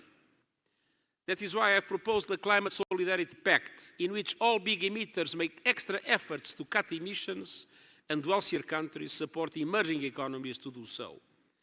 And I have put forward an acceleration agenda to supercharge these efforts in order to guarantee that we maintain the 1.5 degrees Celsius limit as a reality. So it's time to break our addiction to fossil fuels and to invest in a just and equitable transition. And we must bring affordable electricity to everyone on Earth, and particularly in Africa, while simultaneously reaching net zero electricity by 2035 in developed countries and 2040 elsewhere. I commend South Africa for stepping up as pioneers of the Just Transition Energy Partnership, a crucial tool to unlock emission cuts, boost renewables, and grow the green economy. Second, we need action to save economies and reduce inequalities. The pandemic has underscored once again how the global financial architecture is outdated, dysfunctional, and unjust. It has failed in its basic function as a global safety net, and so it needs deep structural reform. But I also know that such change will not happen overnight, and so I have proposed a number of measures we can take right now, and they include providing a Sustainable Development Goals stimulus to direct investments towards the Sustainable Development Goals, with a funding equivalent of $500 billion US, overhauling the business models of multilateral development banks so that they massively increase affordable financing and leverage far more private finance to the developing world, including also the need to increase their own capital, establishing an effective debt workout mechanism to support payment suspensions, longer lending terms, and lower rates. The debt situation in many African countries, as well as in many other parts of the developing world, is today absolutely intolerable. The majority of African countries pay more of their budget in interests for the debt than in education or in health. And so we need to make sure that there is an effective debt reduction mechanism in place. Until now, what we had is too little and too late. We also need to make international tax cooperation more inclusive and more effective so countries can support each other in generating financing for sustainable development and working together to stop illicit financial flows that are draining vital resources from the African continent. Taken together, these steps would go a long way in equipping developing economies in Africa and beyond with the means to invest in key transitions across energy, education, digital.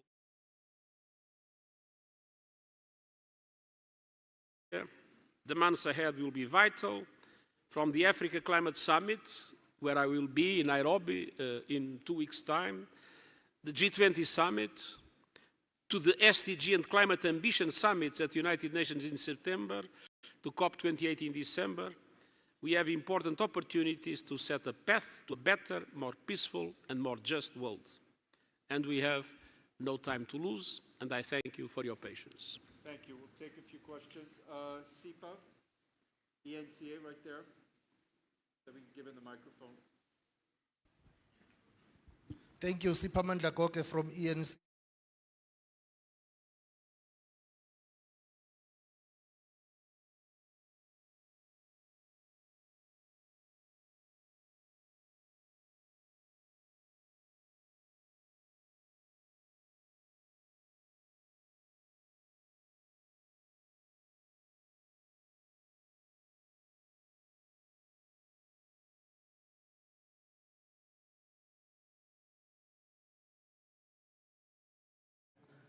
All these are things that are not being addressed, and this poses a very difficult situation to us.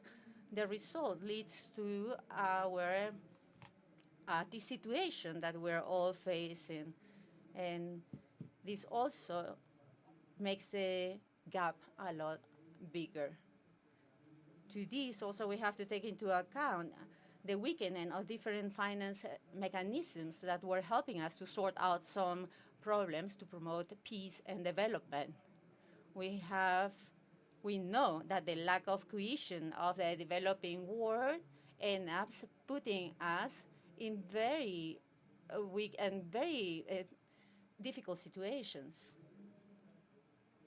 That's why the negotiations and multilateral coordinations is super important, and BRICS, same as this dialogue that is proposed, have a very important role to play within this context. Ministers, governments from Argentina and the BRICS country, we belong to the same countries that are from emerging developing countries, is the G20, and we share common positions that we can reinforce today facing the next summit in New Delhi, in India, in New Delhi. We consider that the presidency of India and the future presidencies of the G20 and also the one of Indonesia are a great opportunity to include our problems into the agenda of the G20. We need a sustainable development that makes all the conditions equal to everybody. We need to be the engines for the development or the economical development that we all aim to achieve. The conditions for this to happen means that we have to secure different financial resources. We have to apply immediate actions to end the debt and to end all the practices from the World Bank that are not really useful to us. And also we have to promote investment and cooperation, scientific as well as technological. BRICS, because it has a very big financial weight, it plays a key role to design this architecture, global architecture, to address the commerce, the trade, the investment, and social welfare needs, and strengthen a strong BRICS through the participation of different members will create another platform so the developing countries can thrive. Argentina has been a guest to the BRICS summit today. We're the second country of South Latin America to be part of BRICS. We're the second country who speaks Spanish from Latin America, who is part of this group, BRICS. We are the voice of the Global South. I don't want to end my participation without saying that I'm very thankful for this invitation and also for our president, De Silva, who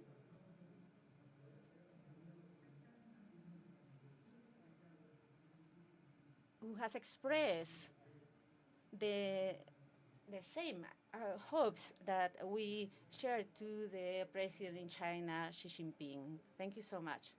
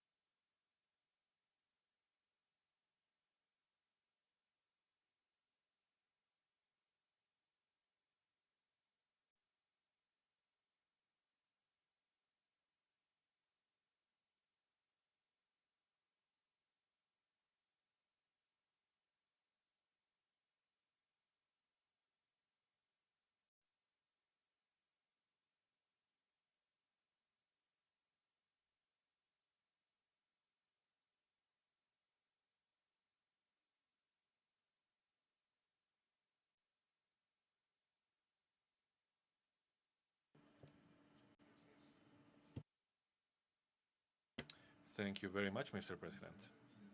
First of all, I would like to thank you for this invitation to this platform. I express my greetings to all the presidents, dignitaries, and different personalities who are present today. Today and here on the African continent, we, the people of Bolivia, feel at home, we feel among brothers, because we share with the African countries a common history of popular struggle against colonialism, servitude, and the exploitation of our peoples and our natural resources. The liberation movement struggled from the early 19th century until well into the 20th century, culminating in our respective national independencies. We have more than a century of tireless battles to strengthen our national states, and today we are heroic peoples who continue to fight not only for our political independence, but we are also seeking our economic, scientific, and cultural independence in accordance with the new world reality.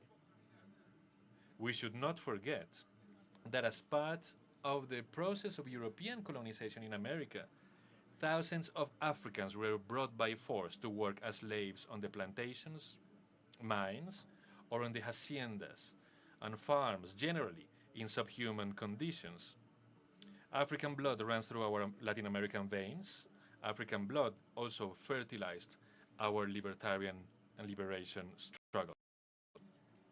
In memory of all those who gave their lives for the freedom that our peoples enjoy today, I would like to honor two distinguished African patriots, and through them, to all the peoples of this continent. Nelson Mandela, father of the South African independence, and Patrice Lumumba, national hero and Prime Minister of the Democratic Republic of the Congo, overthrown and assassinated by the infamy of imperialist and colonialist interests in September 1960. The immense courage and anti-colonialist conviction of all our heroes can never be erased from the collective memory and have become today on the moral basis of the resistance of our peoples against neocolonialism that seeks to destroy the growing bonds of cooperation between our continents and regions, which are moving even closer together to face the challenges of a multipolar world in the making.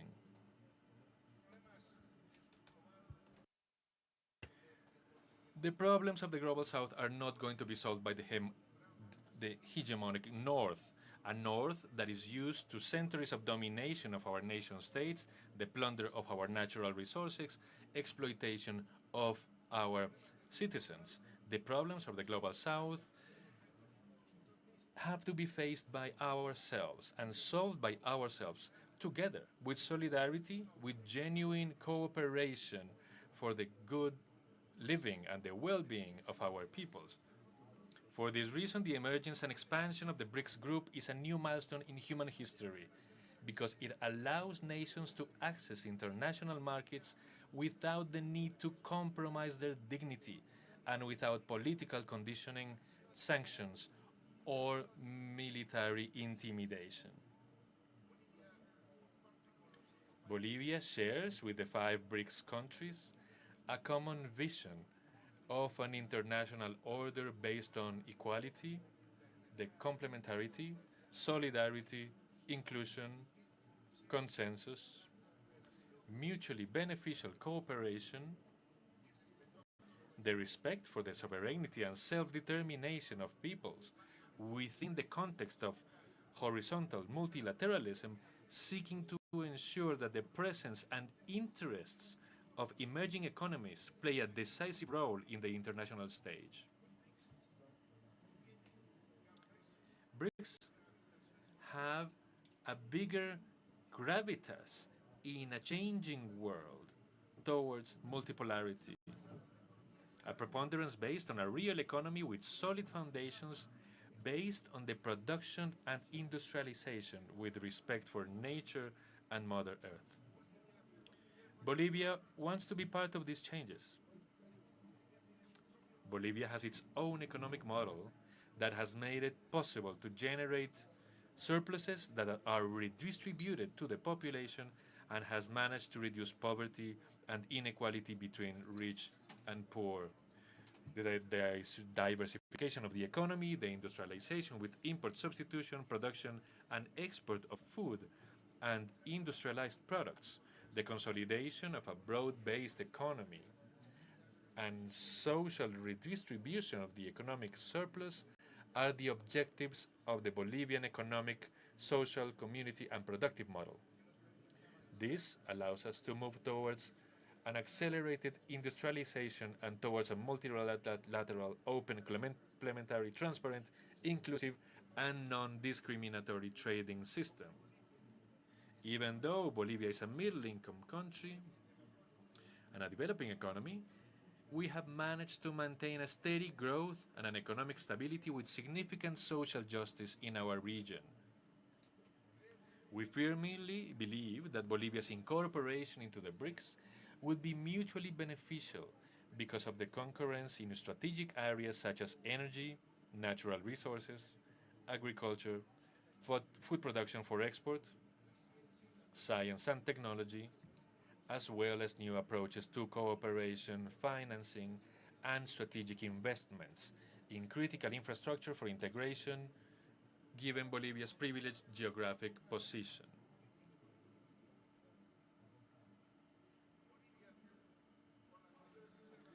We have the largest lithium reserves in the world, and we hope that we will find strategic partners in order to obtain the technology and financing that are necessary for the sovereign industrialization of lithium, as well as to guarantee the markets for Bolivian products with added value.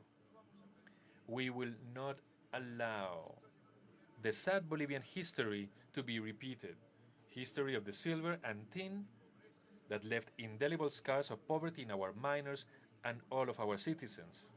Bolivian lithium cannot have the same fate as the silver exploited during the colonial period, or the same as rubber or tin, which was plundered from our territory as a raw material and which left us in poverty. The same thing happened with uranium in Niger, with cobalt in our sister Republic of the Congo, and with so many other natural resources that were plundered for centuries from African and our American countries. We need to secure the supply chains of energy resources and critical minerals and metals that this cannot continue to be a pretext for interventionism and colonial expansion. We deplore any foreign military intervention in Africa, in our Americas, and in any other part of the world, and we call for the respect of sovereignty of our nations, for self-determination, and for the integration of regional and continental institutions. Any conflict must be solved respecting the principles of non-interference, dialogue, and mutual understanding set out in the United Nations Charter.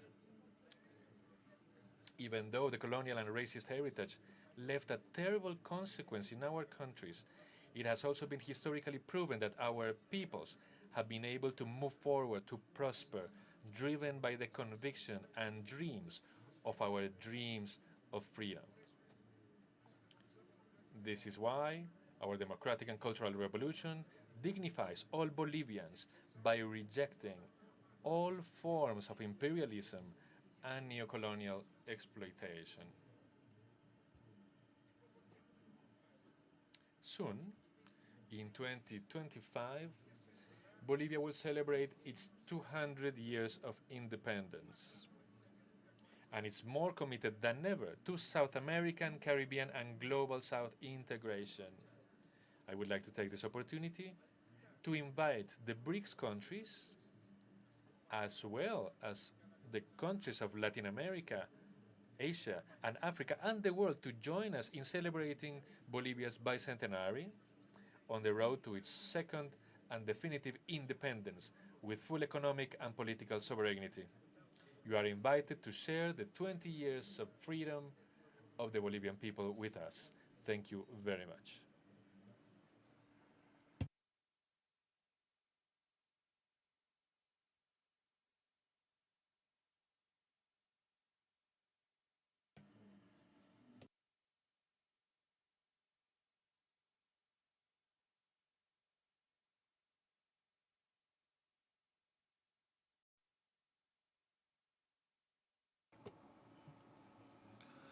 Thank you, Excellency.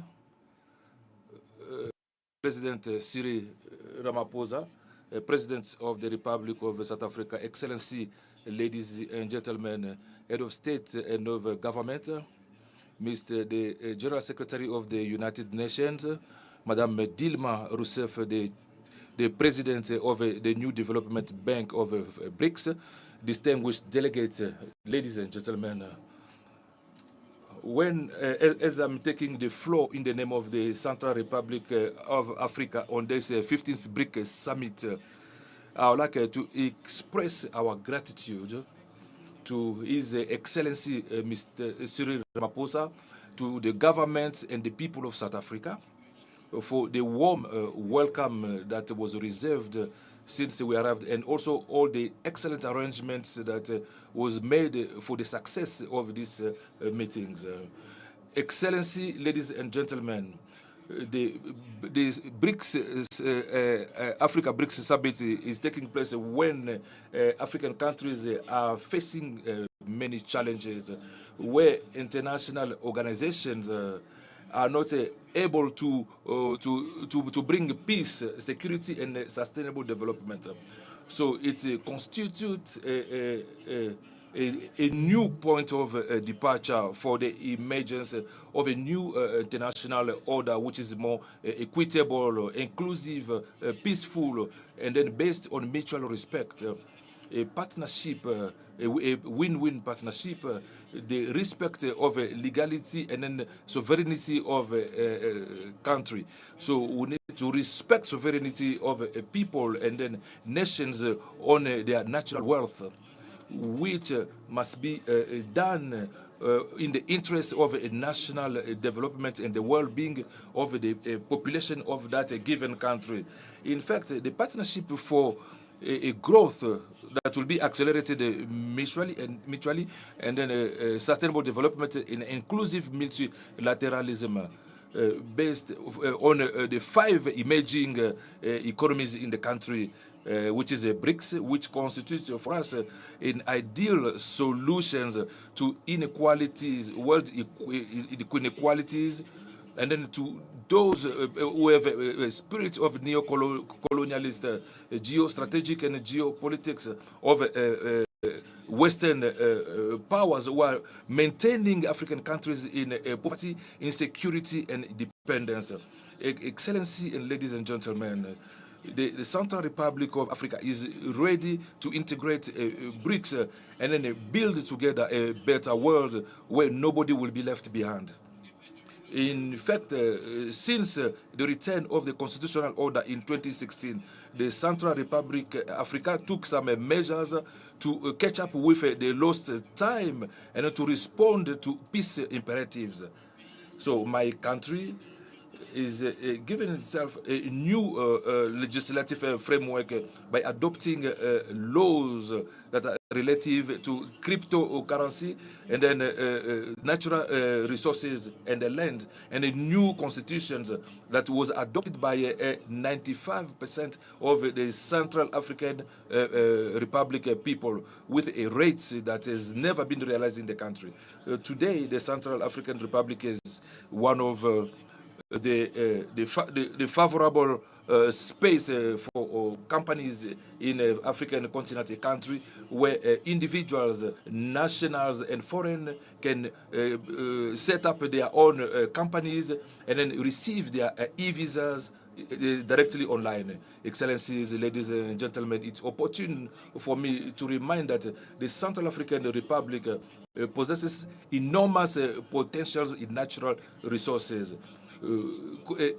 Agroecologic conditions are favorable. We've got arable land of 15 million hectares. We are also having a forest that is estimated at 28,000 million hectares.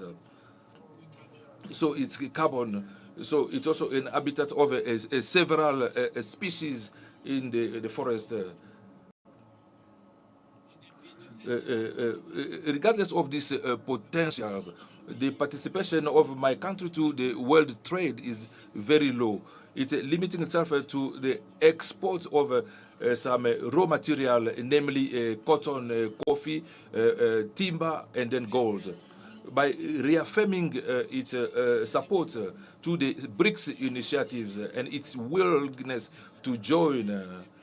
We're asking the BRICS to build a win-win partnership in view for the exploitation of immense resources at the national and in the well-being of its population. And then we're also urging BRICS to continue to support its requests so that they can raise the embargo on weapons and then diamond, and also by legitimating the terrorist groups. With regards to our common goal to put in place a new global order, which is inclusive, I believe that the results of our meetings will be effective towards a real partnership for mutual recognition and then development for everyone, and then inclusive development between Africa and the BRICS. Thank you.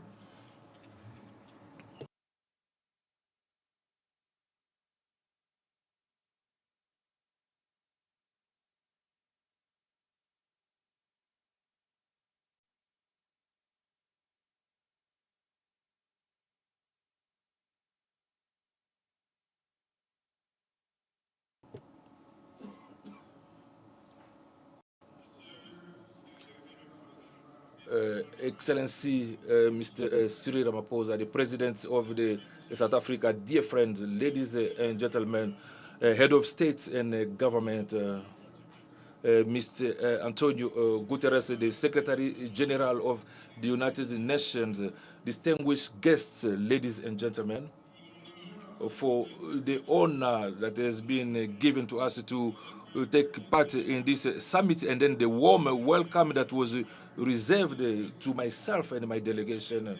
Allow me to translate my gratitude to my brother Cyril Ramaphosa, the President of the Republic of South Africa, as well as to the South African people. So it's the opportunities also for me to present my sincere thanks to the head of state for BRICS to have invited me in this summit, which is of a high level. And then I hope that the conclusions will be relevant, capable to strengthen our efforts and then to deal with challenges that is being a stop for the development in Africa. I've said that many times, but the multipolar world that we call is now arrived. So we are very happy for that. Mr. the Head of State and then the government and member of BRICS, your fight, your struggle for an international order, equitable and just, is also our fight. The Africa in general, the Congo, my country in particular, subscribe to your objectives of a multilateral partnership that is inclusive and representing the world as it is today. With you, so we are sharing the idea that international cooperation need to be established on the basis of respect and then mutual benefit. So it's that spirit that we find in our dialogue with you. So I really wanted to thank you for that. So we are very sure that the partnership between BRICS and Africa would be beneficial in the going toward development. So it would be a real mutual construction that will profit everyone. But the condition for success for this partner in the service of development is to deal with real issues of the continent. With that spirit, our conviction is that we need, before everything else, to to underline, to put an interest on a basic infrastructure aiming to build production capacity and then the physical integration of our territories. Otherwise, how are we going to take advantage of the implementation of the free trade area, the African free trade area, without basic infrastructure, transport, telecommunication, energy? About 600 million people do not have access to electricity. How are we planning how can we plan the industrialization of the continent? So these questions are very essential. So the continental African free trade area is an opportunity to guarantee a sustainable growth. So adding to that, to concerns that have been raised, the access to drinking water, sanitation, so the building a capacity of a human capacity, the quality of life, these are priority for us. So the list is not exhaustive. First to this, so the key to progress in our continent is without any doubt, it's the facilitation for the access of our different countries to finance. So I'm expressing my wish, the partnership between BRICS Africa and the BRICS, it must be a supported access to facilitate fund for development. So we are hoping that this will be available, especially through the new development bank that will contribute actively to the financing solidarity toward Africa, where the necessity to make our country eligible. So we are also formulating some wishes that BRICS to the G20 meeting, so that they could also raise the request of Africa, for which specific needs need to be taken into account in these world organizations. Ladies and gentlemen, the part of Africa in the international governance must increase and then become finally representatives of its real weight. So Africa is ready to start with new initiatives in a multilateral framework, a renewed framework, so to bring responses to the challenges to which the humanity is facing. So that is touching mostly, be it the threat to peace or to environment, it's Africa that is affected. It's in this perspective that we have initiated Brazil, Indonesia, the Democratic Republic of Congo, Gabon and Congo, to organize in Brazzaville a summit of the three basin forests, namely the basin of Amazonia, the basin of Mekong, and then the basin of Congo.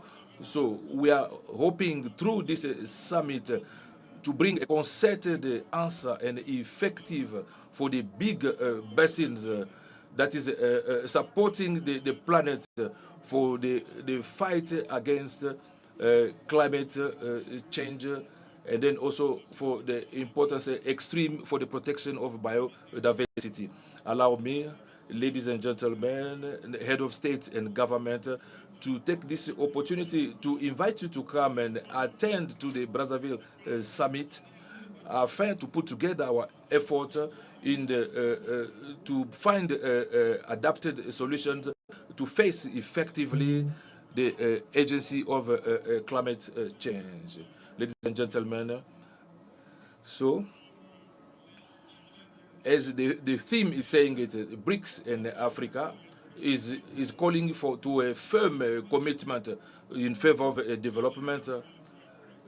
So commitment to make to prosper in a peaceful Africa, a stable Africa, where the virtues of dialogue must always be taken into account. Thank you.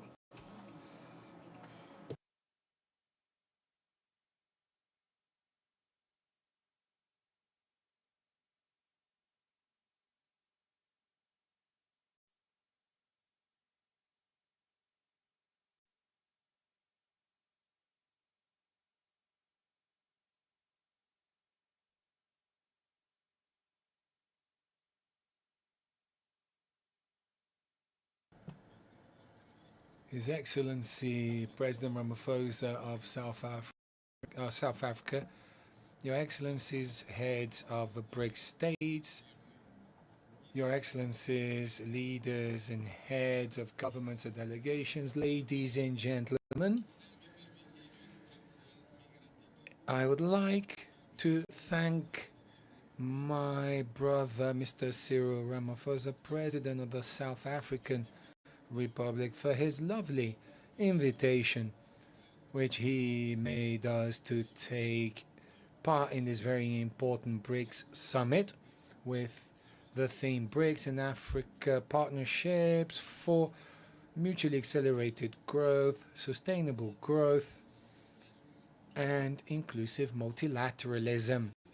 Mr. President, the government of the Guinea Equatorial government reaffirms its opinion about the pertinence and relevance of the creation of the BRICS and the need for strengthening it and its universal quality to keep a more globalized platforms able to correct the injustice predominating in the world, which ensure that inequalities prevail in the current international relations system. We effectively support the decision to expand the BRICS group, through which we believe that our country is a good candidate to be a member state of this expanded BRICS group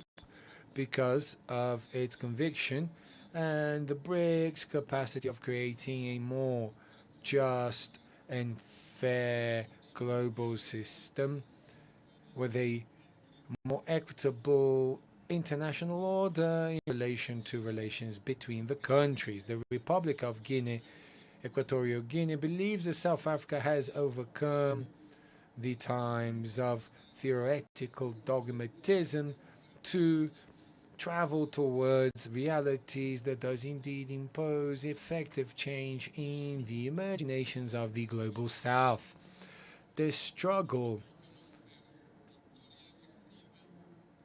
can only bring to us this effective victory with monetary and economic power and with the will and determination from the BRICS being guided to the accelerated economic growth, sustainable development, and also inclusive multilateralism amongst its member states, fighting against the injustice of the current political and economic system, which continues to make the African people to suffer from the countries that hold the reins of the world economic and its institutions for keeping their economic power status quo over the emerging nations. Mr. President, in order to be able to face this situation,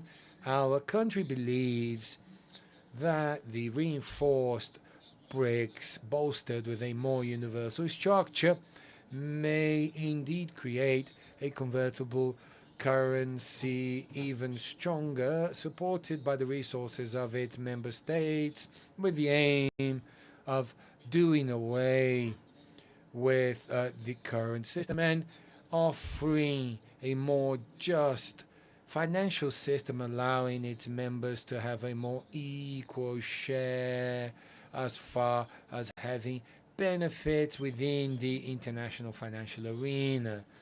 In conclusion, I'd like to say that all countries in the world, be them big or small, and from all different locations, that they enjoy the critical rights to develop their potential of having access to prosperity-related opportunities as well as peace, and also of the benefits from the global economic processes. The BRICS need to be the engine of this inclusive and sustainable development drive, offering fruitful results.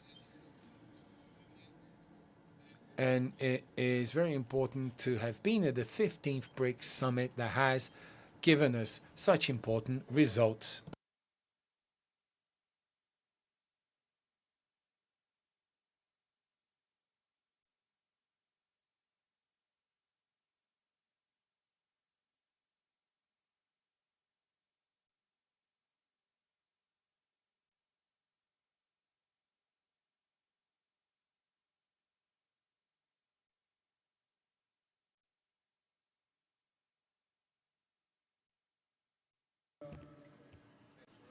President Cyril Ramaphosa, President of the Republic of South Africa, and President pro tempore of the BRICS.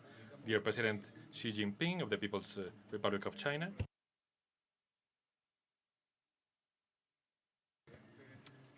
dear President and brother and colleague Lula da Silva, President of the Federal Republic of Brazil, esteemed Prime Minister of India, Narendra Modi, respected President Vladimir Putin. I would like to express enthusiastic greetings on the occasion of this historic 15th Summit of the Emerging Economies comprised by Brazil, Russia, India, China, and South Africa, which has been laying very strong foundations for the creation of a truly free, inclusive, just, and supportive new global system. This new system aims to restore the principles of international law, which have been threatened by the old hegemonic imperial system. Venezuela sincerely appreciates the gracious invitation extended by the Republic of South Africa in its capacity of President pro tempore of the BRICS to participate in this historic summit and to contribute to the BRICS Plus outreach people.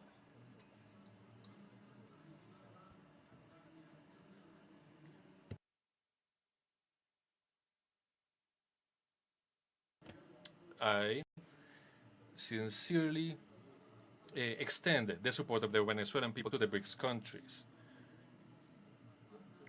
We are working on supporting the diversity of our civilization. In this regard, it is important to recall the words of the great Nelson Mandela, spoken on May 24, 1994, during his inaugural address. This was just days after assuming the presidency of the new post-apartheid South Africa. He called for the establishment of a new world order of cooperation, justice, prosperity, and peace, mutually beneficial for us and for the nations of the world, as Mandela affirmed. As we gather here with you, Venezuela, participating in this historic BRICS summit, I think of our commander, Hugo Chavez, who, along with other world leaders, raised their voices for decades in the pursuit of a new international order that is more sustainable in a political, cultural, and economical way. In this context, we recall the also historic BRICS UNASUR summit on July 15, 2024 in Brazil. We were there. This country that year presided over this powerful bloc of emerging economies, and they facilitated this encounter to design a new geopolitical structure, creating a new global map for political, financial, economic, and energy cooperation. Today, We are convinced that this new world order is a reality, and the BRICS are playing a fundamental role in the geopolitical dynamics that have fostered trust among the peoples and governments of Latin America, the Caribbean, Africa, and Asia, with the development model and values of mutual respect. The BRICS countries represent 31.7% of the global GDP, 30% of the territory, 43% of the population, and 18% of the international trade. These nations control 8.7% of the world's oil reserves, 25.2% of gas reserves, and contribute 40% of global energy, 42% of the renewable energy usage, and 37% of energy consumption. Without a doubt, unity is strength, and this collective strength drives a new paradigm of global relations and propels a new world geopolitics in the 21st century. Esteemed Presidents, Prime Ministers, Excellencies, Venezuela joins the aspirations of countries seeking to join the BRICS. We officially expressed this in a letter in 2015, and we recently reaffirmed it. We are willing to contribute to this global integrated model with the richest oil reserves, certified oil reserves. They are in our country. Furthermore, our nation possesses abundant mineral resources, accounting for over 20% of global reserves of iron, copper, and gold, as well as deposits of silver, bauxite, coltan, nickel, rhodium, titanium, among others.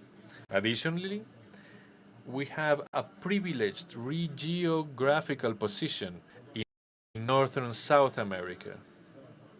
Out of the 23 aspirants in the potential BRICS expansion process, 7 of us are members of the Organization of the Petroleum Exporting Countries, OPEC, which supplies a crucial portion of the global market, and collectively we hold 77% of the world's oil reserves. The inclusion of these OPEC nations in the BRICS group would ensure control of over 83% of the proven global oil reserves, not to mention the proven reserves of non-OPEC and OPEC plus countries. Concerning global gas reserves, out of the 23 BRICS aspirants, 7 are part of the Gas Exporting Countries Forum. This includes Russia. This forum manages 72% of the world's gas reserves and supplies 44% of the global markets. Venezuela's accumulated experience in the face of illegal imposition of criminal sanctions and unilateral coercive measures is another vital aspect that we are prepared to share with the BRICS group and its friends.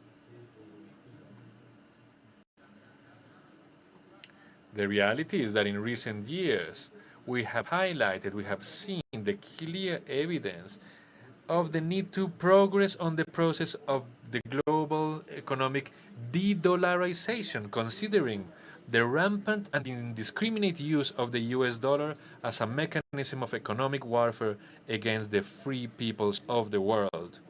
Recent studies have shown that at least 30 nations, representing 28% of their global population, which is around 2,178 billion human beings, are affected by imperialist sanctions and other extortionary measures, and economic warfare. The damage to our economies and development models is undeniable.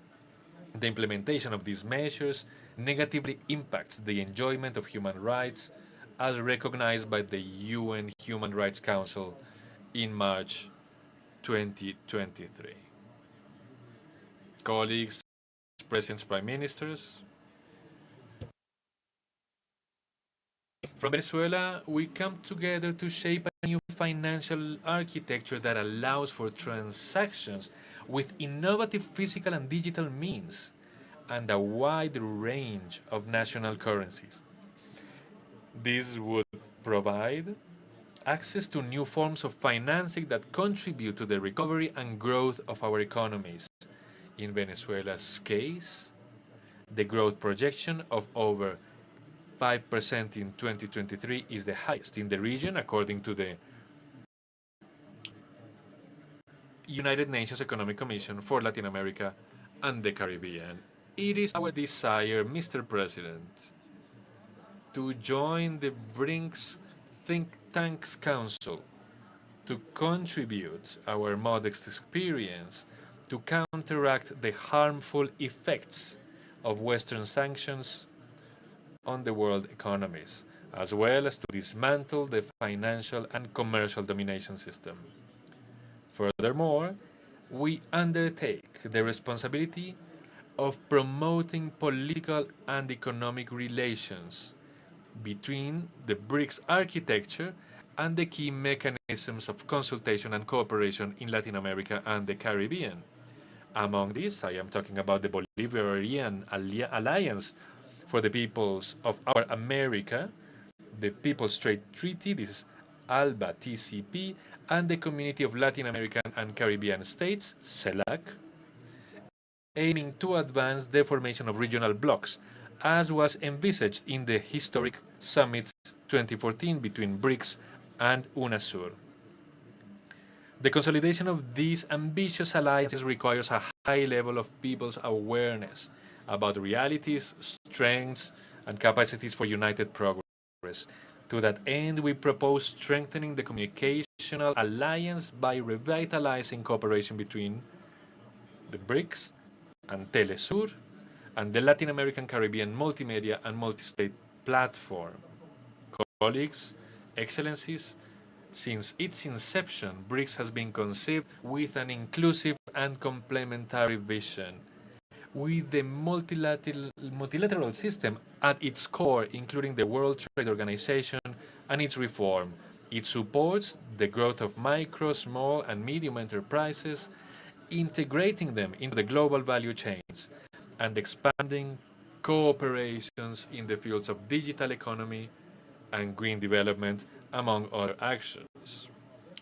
Therefore, the call to expand its membership represents hope for those of us with the noble and modest aspiration to contribute from various perspectives to becoming part of a new development model. This model has been growing under the leadership of BRICS and undoubtedly finds a momentous impetus toward the future in this grand gathering in Johannesburg. 200 years ago, during the struggle of our independence, the independence of the Americans, actually, our liberator, Simón Bolívar, envisioned the construction of what we could call now a multipolar and pluricentric world. As he said, to achieve the long-awaited universal balance. I sincerely believe that with the emergence of BRICS, we are closer than ever to realizing the dream of Simón Bolívar. This is the dream of the greater homeland, the dream of a human homeland, a global homeland. This is why, President Ramaphosa, I reaffirm our wholehearted willingness, support, gratitude for being invited to this historic summit. Venezuela takes a step forward with BRICS towards a world of peace, cooperation, the world of the 21st century. We say it from the heart. Long live the peoples of the Global South. Thank you very much.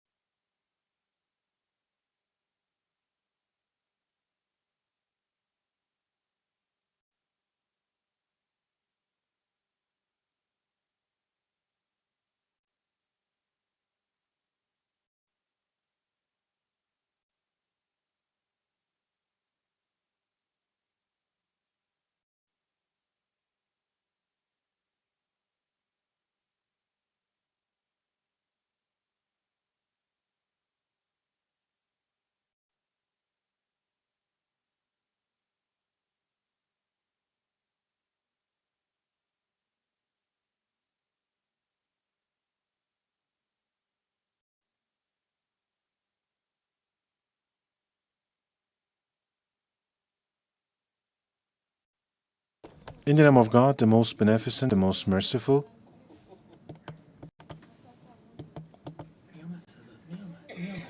صدای رئیس رو نمیشنوم. نه فلو رو ندارم. و the Honorable President of the South Africa, at the outset, I deem it necessary to thank you and the government and the people of South Africa for inviting me and for the warm reception that has been accorded to me and my delegation. I need to thank you and also the presidents of Russia, China, and Brazil, and Honorable Prime Minister of India for providing this opportunity. My gratitude to you, and express my pleasure and delight for being amongst my colleagues from the African continent and the friendly countries of BRICS. Without any doubt, the decision made by the members of BRICS for expanding this group was a commendable move that paves the ground for the global expansion within the framework of justice, and the benefits of Iran's membership to BRICS is going to make history and open a new chapter and a stronger step towards fairness, ethics, and sustainable and lasting peace on the international stage. And Mr. Chair, this is the third time that South Africa assumes the chairmanship of BRICS. And in each and every one of these times, the good efforts and determination of South Africa for bring about more cooperation, not just in the BRICS, but also in the African continent, is praiseworthy. And the African continent is one of the main capitals of the global South. And there is this culture diversity, ethnic diversity, richness, and also the languages, and also natural attractions and the rich mineral resources. These have all made this continent distinct from others. Fortunately, the political and economic weight of the African continent is increasing on a daily basis. And the most important portion of the future of the world, the developing world within this geography, is happening.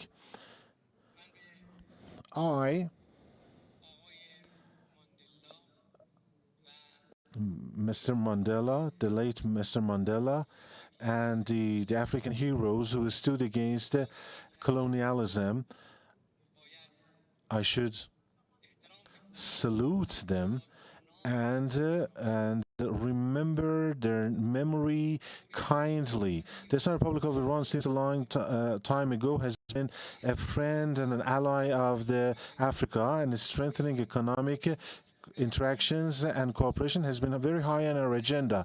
And bilaterally and multilaterally, we have had different plans to cooperate with different countries of African continent.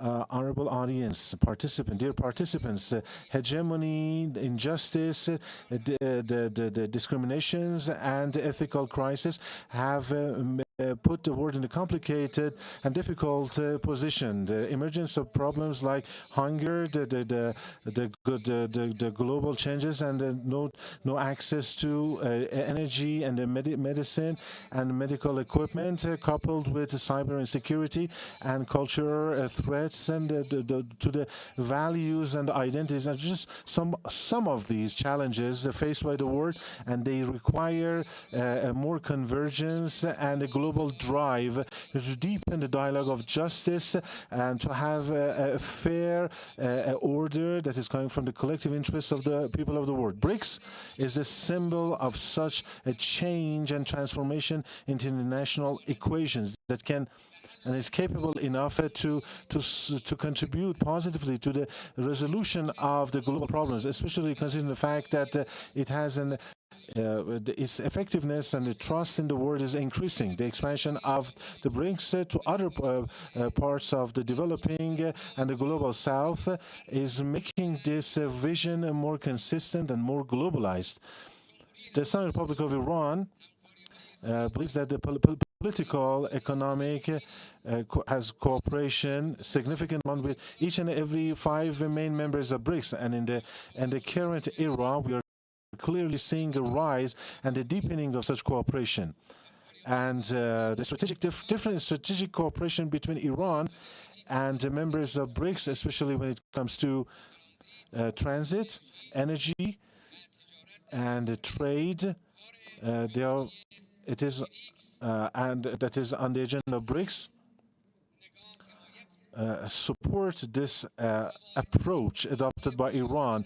Then also lasting benefit. It has lasting benefits for our people and for the world. The Islamic Republic of Iran very resolutely supports the successful endeavors of BRICS in line with the dollarization from the trade and economic interactions between the members, and also making use of the local and national currencies, and also reinforcing the mechanisms for payments and also settlements. The Islamic Republic of Iran has exemplary and unique capacities and is ready to put them at your disposal at the 3 main activities of the BRICS, that is politics, security, and economy, and also the social ones and the financial ones, and to have maximum interaction and to foster multilateral cooperation, especially with the independent developing countries.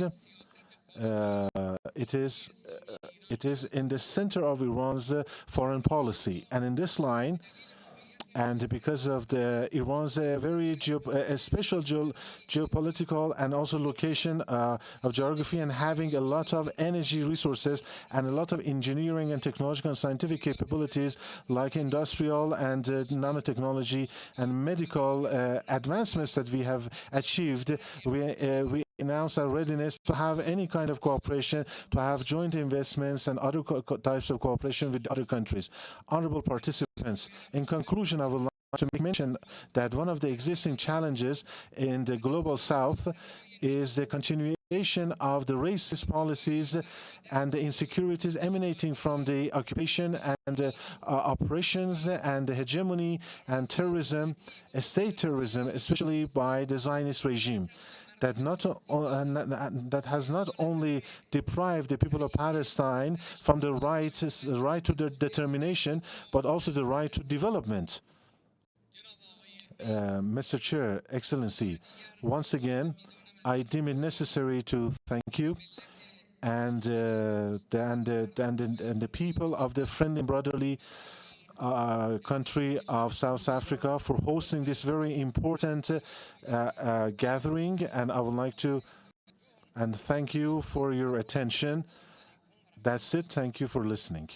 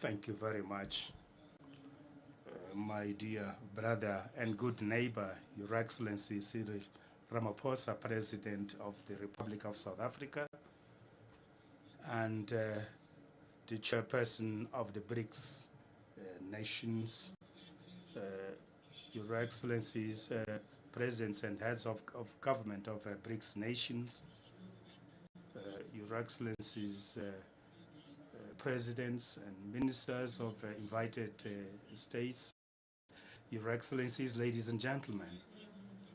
As I begin my remarks as an invited state to this outreach BRICS summit, I wish on behalf of the Republic of Mozambique and on my own behalf, wish to thank for the gracious invitation extended to me by President Cyril Ramaphosa, President of the Republic of South Africa. This participation provides me with an opportunity to participate in the BRICS Plus and BRICS Outreach Dialogue, a forum which is an important mechanism to strengthen international cooperation and promote acceleration of economic development of emerging and developing countries. Mr. President, under the current dynamics, multilateral cooperation for development is a major challenge in the sphere of relations between states in the prospect of the inclusivity, the inclusion of the global south in multilateral systems as a way of promoting economic growth. Allow me to highlight a few aspects that in our view are critical. First, a relevant aspect which arises from economic cooperation in the period post-COVID-19, despite there being indication of a trajectory of most of the countries of growth, there are still negative factors that hamper the speed of development, namely the persistence of inflation almost all over the world and the high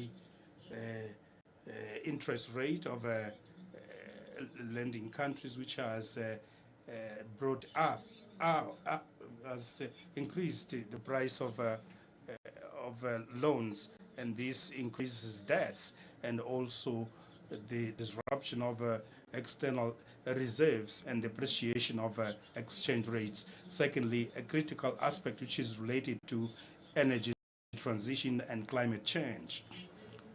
As a matter of fact, our continent has an insignificant contribution in carbon emissions, and it is inhabited by millions of people who have no access to power. At the same time, our countries are victims of tropical cyclones and droughts, which are cyclical, employment for youth and the quality of life for people, and also displacement of a million of people within the continent and to Europe.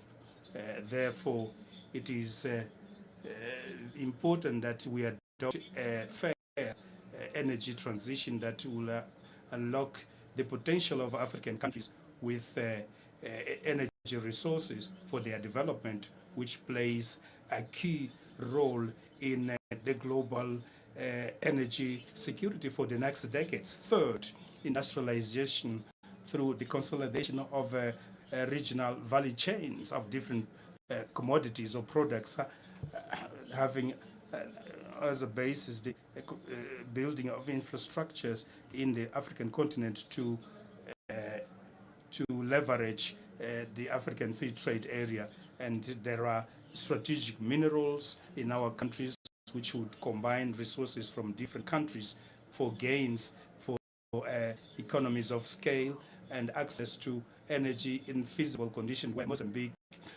could play an important role due to its potential of the energy matrix and due to its geographic location. Mr. Presidents and heads of state of BRICS nations, the initiative of cooperation of BRICS with non-BRIC members like Mozambique, coupled with its expansion, is one of the initiatives of the Africans, which is reflected on the Agenda 2063 for the development of Africa, which is in line with sub-regional agendas. And this development will only be possible with peace and stability. And fight on terrorism and maritime piracy on the continent and on the world, based on multilateral fora with the active participation of least developed countries in line with the provisions of the international law, without the influence of geopolitical rivalries. Last, I would like to commend the initiative of BRICS regarding the new development bank, which should reduce the deficit of infrastructures on the African continent. We commend the fact that you prioritize the component of financing of vital socioeconomic infrastructures. Therefore, there is a need for the construction of roads and bridges, schools and hospitals, dams, and other systems for retention and water management. From these important infrastructures for leveraging economic progress, this can bring about welfare for the Mozambican. Mr. President, Your Excellency, as we associate to this dialogue, Mozambique does it with the conviction that the BRICS can constitute an important platform to share interests and efforts through concrete and tangible actions, which will provide mutual benefits in an environment of complementarity and solidarity that characterize the global South on different issues of important issues of our states. Thank you very much, Mr. President, for your attention.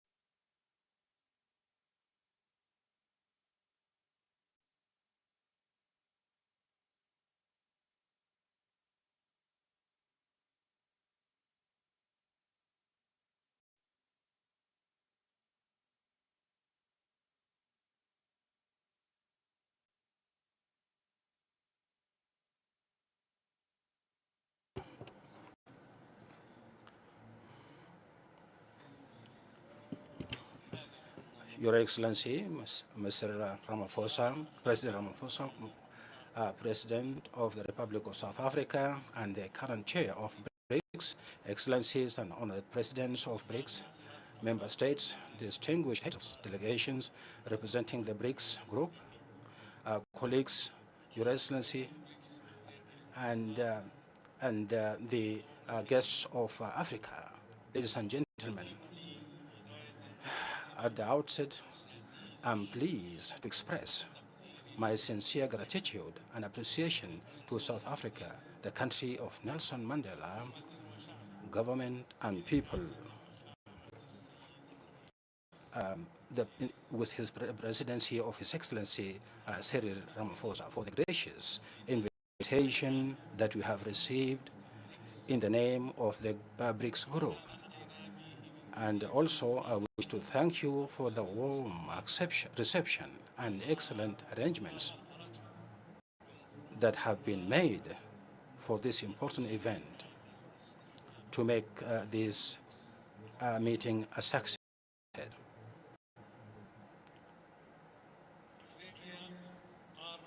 Africa is a continent that has immense potential, vibrant youth, and abundant resources.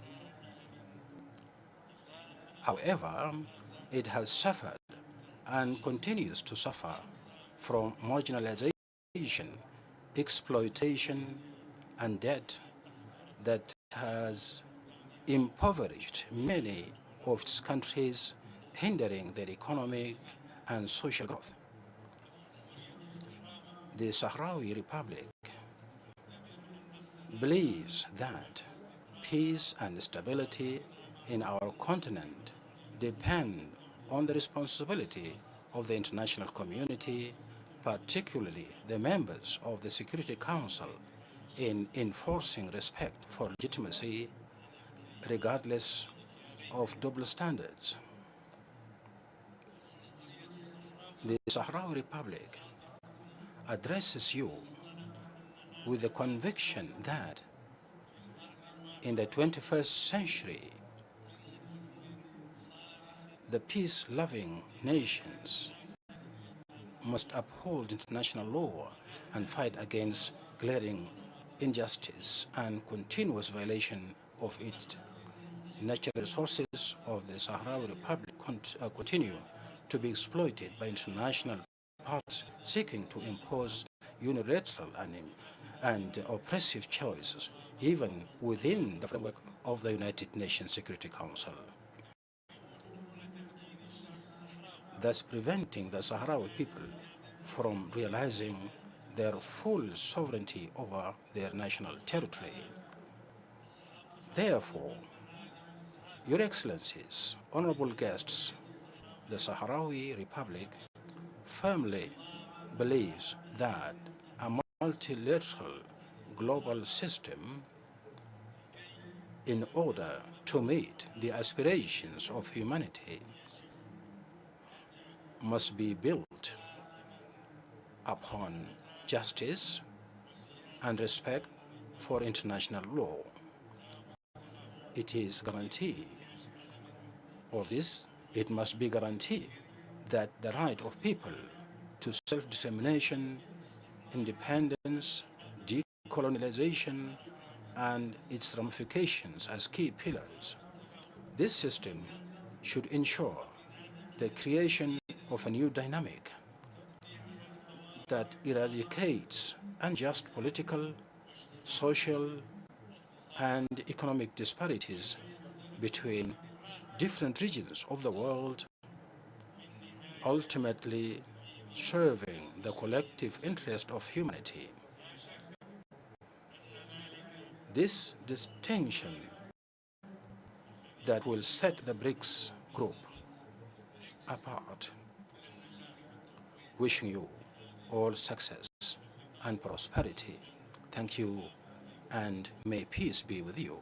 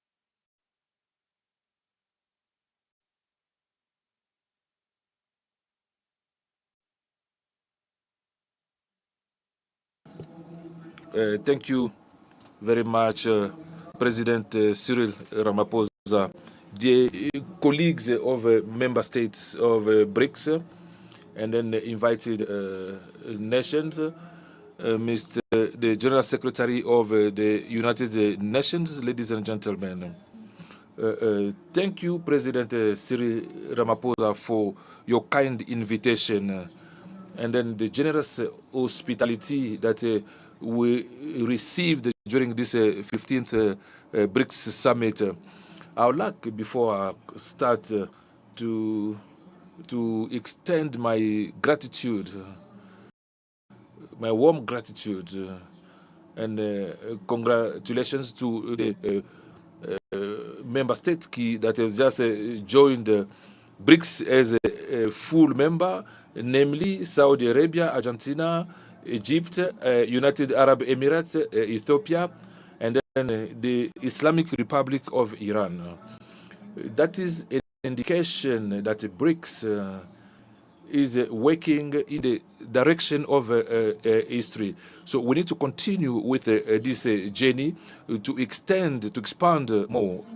So Senegal is saluting the spirit because we would like a new world order that will be more inclusive, more just, and then equitable. In a global context of world crisis aggravated with the impact of a high-intensity conflict. So I would like to raise 4 priorities that I think are more crucial. First of all, it's very important for us to work on a peaceful world environment in order to attenuate the effect of a crisis and then to avoid an escalation that can lead the humanity to a major crisis. Secondly, Senegal wish that BRICS support fully advocacy of countries from the south for the implementation of a financial commitment agreed in regard to the Paris Agreement in relation to climate and also for the energy transition by taking into account responsibility, each one a responsibility, and also this is like it's a delay in our process of industrialization, and also to have universal access to electricity, which more than 600 million Africans who do not have access to electricity. Thirdly, we are calling for the mobilization of a special draw for eligible countries and for the consequent implementation of G20 initiatives post-COVID in the relation for the funding of South economies. So these issues are very pressing because from United Nations estimate 50 countries are behind with payment. So the majority of these countries, the least developed, the most vulnerable countries in climate change. Fourthly, the reform of a political governance, political, economic, and financial governance is an imperative. Everybody knows that the composition of main international institutions, their working method, including their process of making decisions, do not reflect the world realities. So together we should work for the evolution of the United Nations Security Council so that it could become more representative and then represent the interests of all the member states. It's the same for the reform of the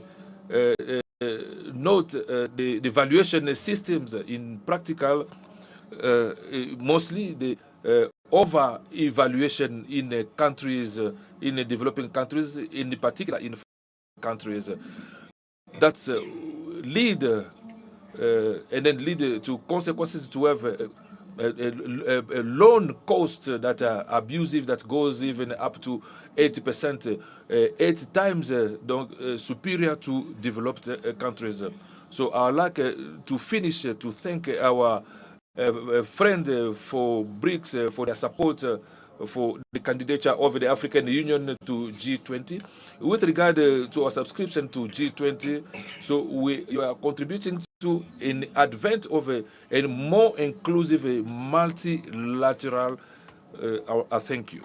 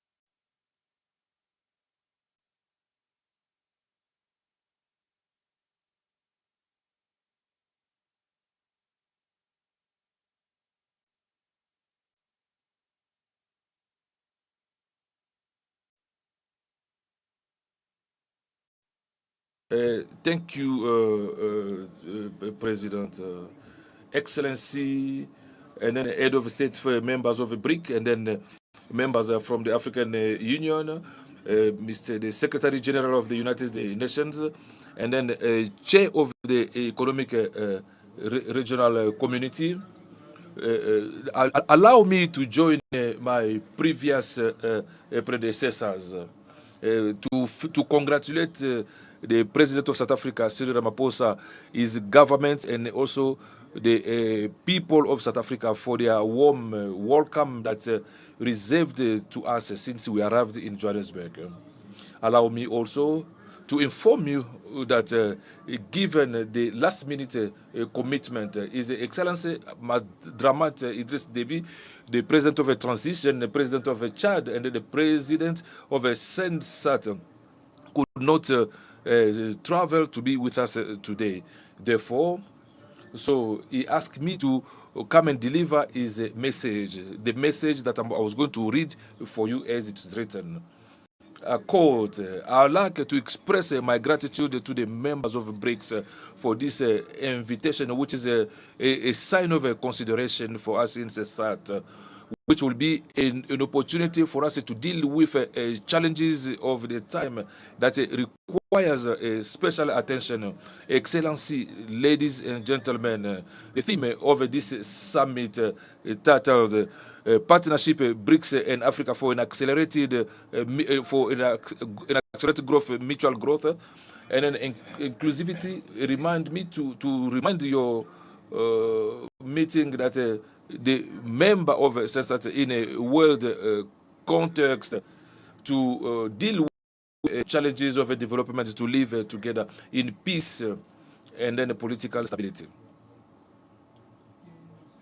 I would like to remind that member state of Sensat, there are also other countries that are going through some challenges where the peace and then stability are permanent challenges. So, in fact, the security situation in the Sahel region is for our member states a challenge in the fight against terrorism and then violent extremism, especially for the proliferation of light arms and then weapons and criminality that are organized. From 2011 to 2023, we have all witnessed the degradation in Libya that was caused by international powers, which the consequences are still visible in the Sahel. The security situations in our respective country is progressively degrading, one after the other. The last example is the Sudan, which is living one of the worst period of its history, with the million of people who have been displaced, especially in my country, Chad. Those refugees need urgent help. So we are trying to mobilize. It's now time to ask BRICS and then all of the international communities to be more human by showing solidarity. The member states of Sensat are facing this situation with responsibility and then determination in order to ensure their part in history and then their contribution on human development. Regardless of these challenges, member states of Sensat, especially Chad, a country of economic opportunities that will interest all the BRICS countries. We've got a young population which got a lot of future ahead of them.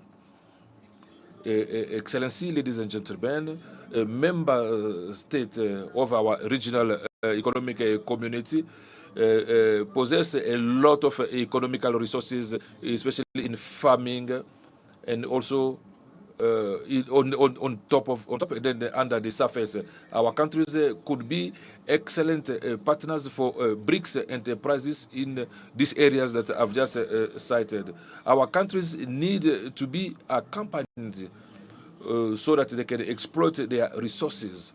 So BRICS, with their actions, could help member states of Sensat to increase their living standards So in terms of mineral exploitation, and also in the area of agriculture, ladies and gentlemen and excellency, nothing can be achieved in an area where there's uncertain economic growth.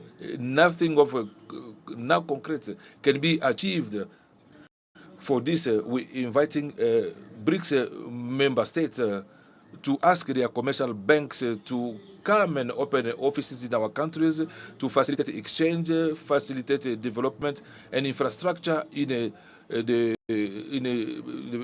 backdrop of a world. It's here the place to salute the birth of the new development bank of BRICS. Excellencies, ladies and gentlemen, around us, we are observing that the world is changing. So we should not remain a spectator to suffer the old laws that is not favoring us. We need to have the courage to question all the institutions that came after the World Cup that were created without taking our interest and then the interest of our population. Yes, the world is changing. All those institutions, all those type of development, all those architecture were designed not for us, but for us to be exploited in these conditions. So we need to put an end to this. For instance, for the conference of Bandung, we need to put in place a new solidarity currency or thought. And then, so we are supporting BRICS. So we've got a subscription from African countries like Egypt and Ethiopia. So I declare to you that Chad is ready to adhere to the BRICS. I thank you.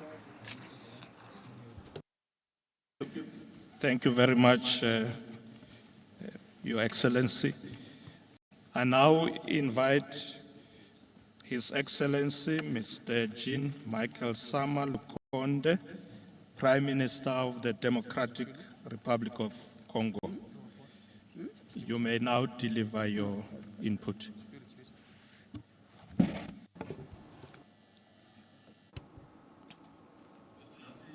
Thank you.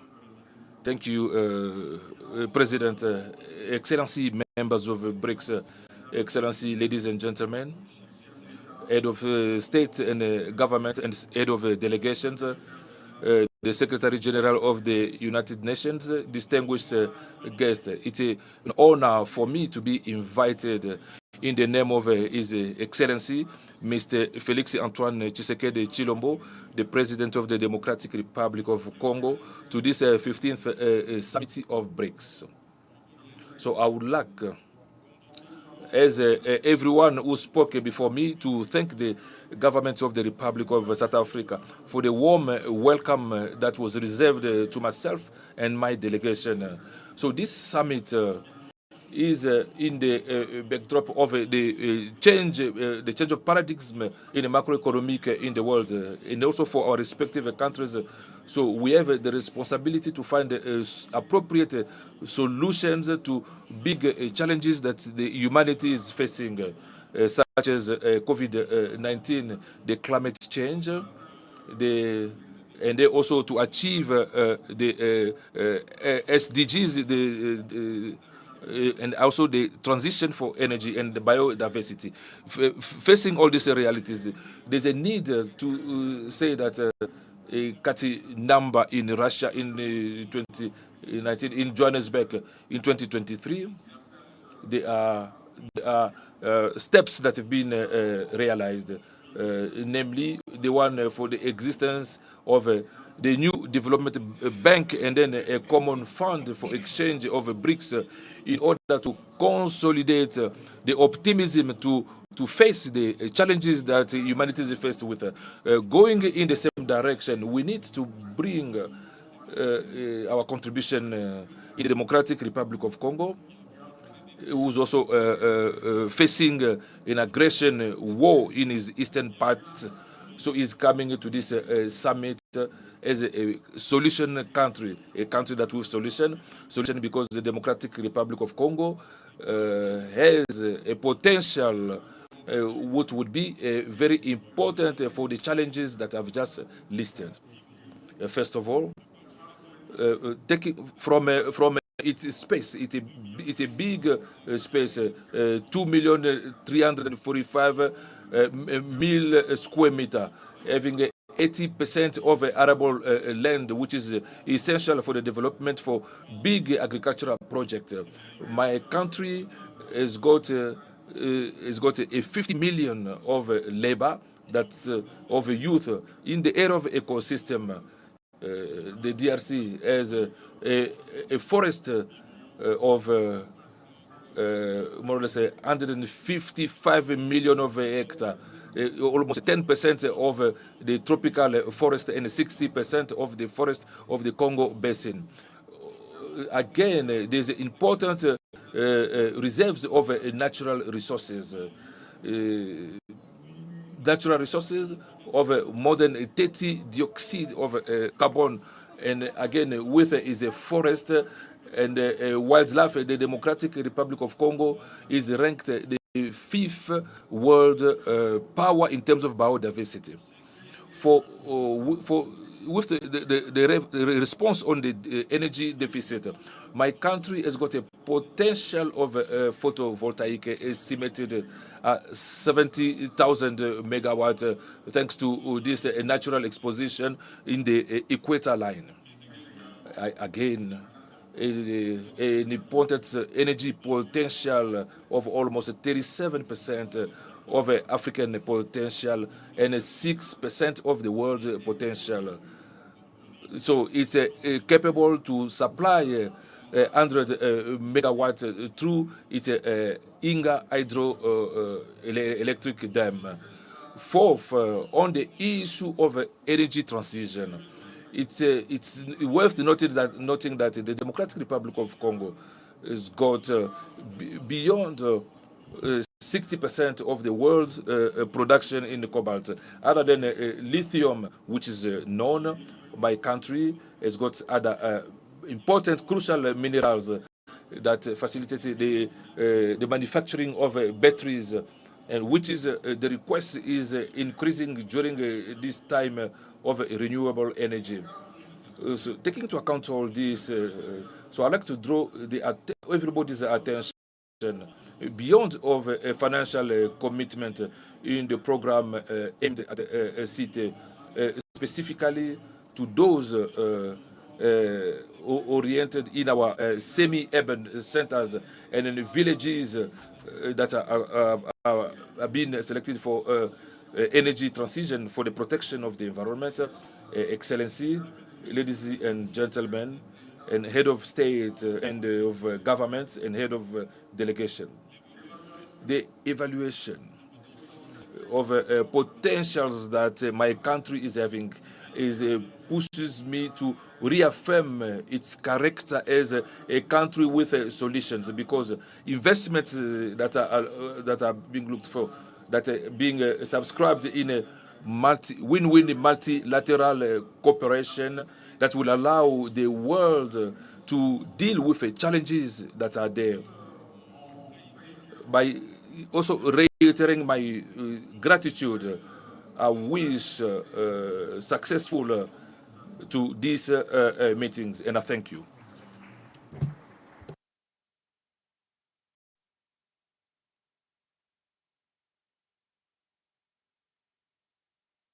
Prime Minister Dr. Mustafa Medbouli of the Arab Republic of Egypt, you may deliver your address. بسم الله الرحمن الرحيم. فخامة الرئيس سيريل رامافوزا His Excellency President Cyril Ramaphosa, President of the Republic of South Africa, Your Excellency, Heads of States of BRICS and friendly countries, ladies and gentlemen. It is my pleasure to participate today in this meeting that is being held in the format of BRICS Plus under the theme BRICS and Africa, Partnership for Mutually Accelerated Growth, Sustainable Development and Multilateralism. And please allow me to start to express my my deep appreciation for the President of South Africa, for the host of this important meeting in these exceptional circumstances that is the world seeing, which sees unprecedented complexities that has impacted on the developing and countries. I would like to welcome the step that is recognized by the BRICS in terms of expanding the BRICS, which I believe that it will make it more effective and more able to express on the international scene. Egypt was keen to enhance the relations with BRICS countries through the participation in various sessions that was held in under the BRICS Plus format, and it also joined a new development bank in 2021. And we also look forward for Egypt to be an effective member in the bloc, to contribute in its effort to find practical solutions to address the challenges that are faced by our countries, which require intensify the cooperation in the framework of the cooperation, South cooperation. And please allow me to review the Egypt view regarding the areas that could be that needs to be cooperated on. First of all, there is a necessity to intensify the efforts to deal with one of the most dangerous or one of the risks that is a food crisis and its implications through the coordination and intensify the efforts in the frame of multilateral work,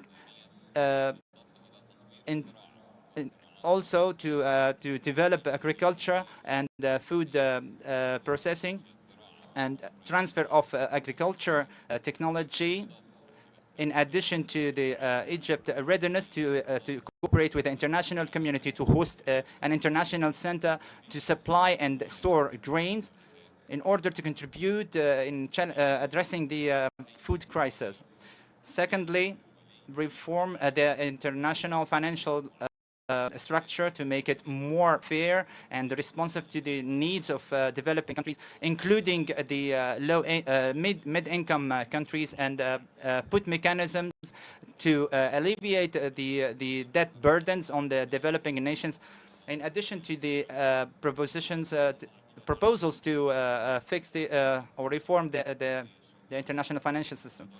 And we also look forward to your support for the initiative for the debt alliance to create a common framework to cooperate with each other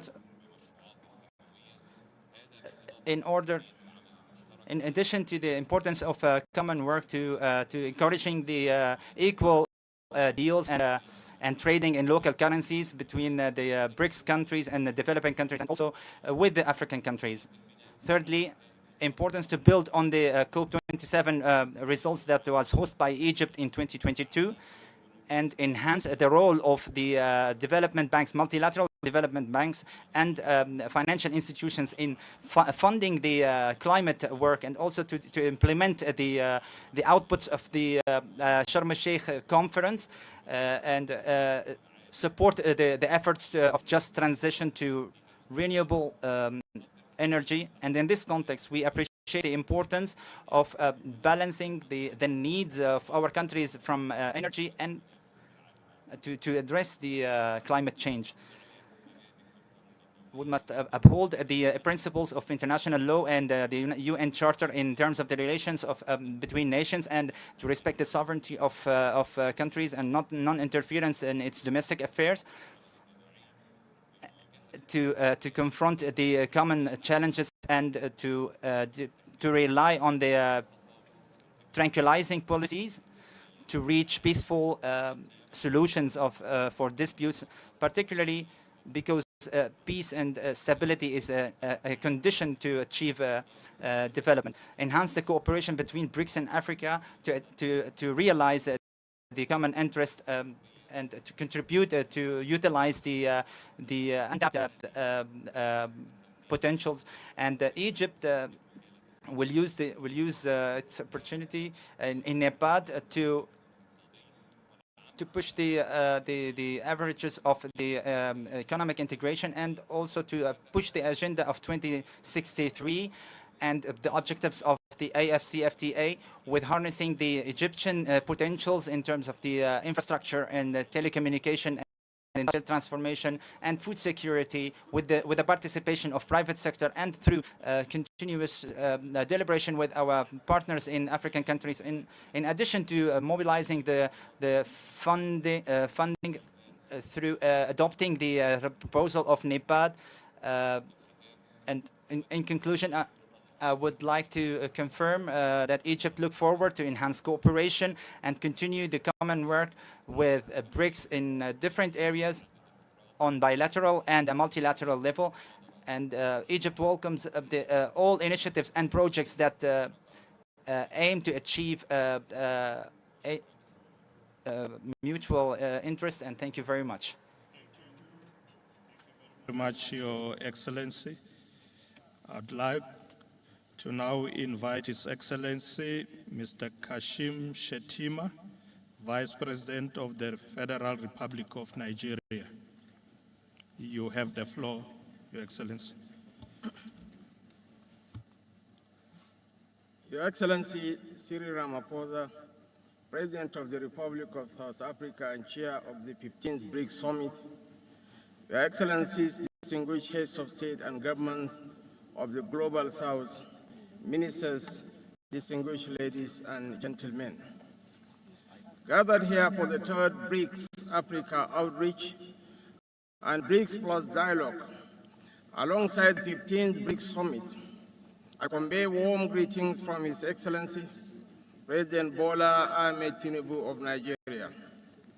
Regrettably, due to pressing official matters at home, he couldn't join us today.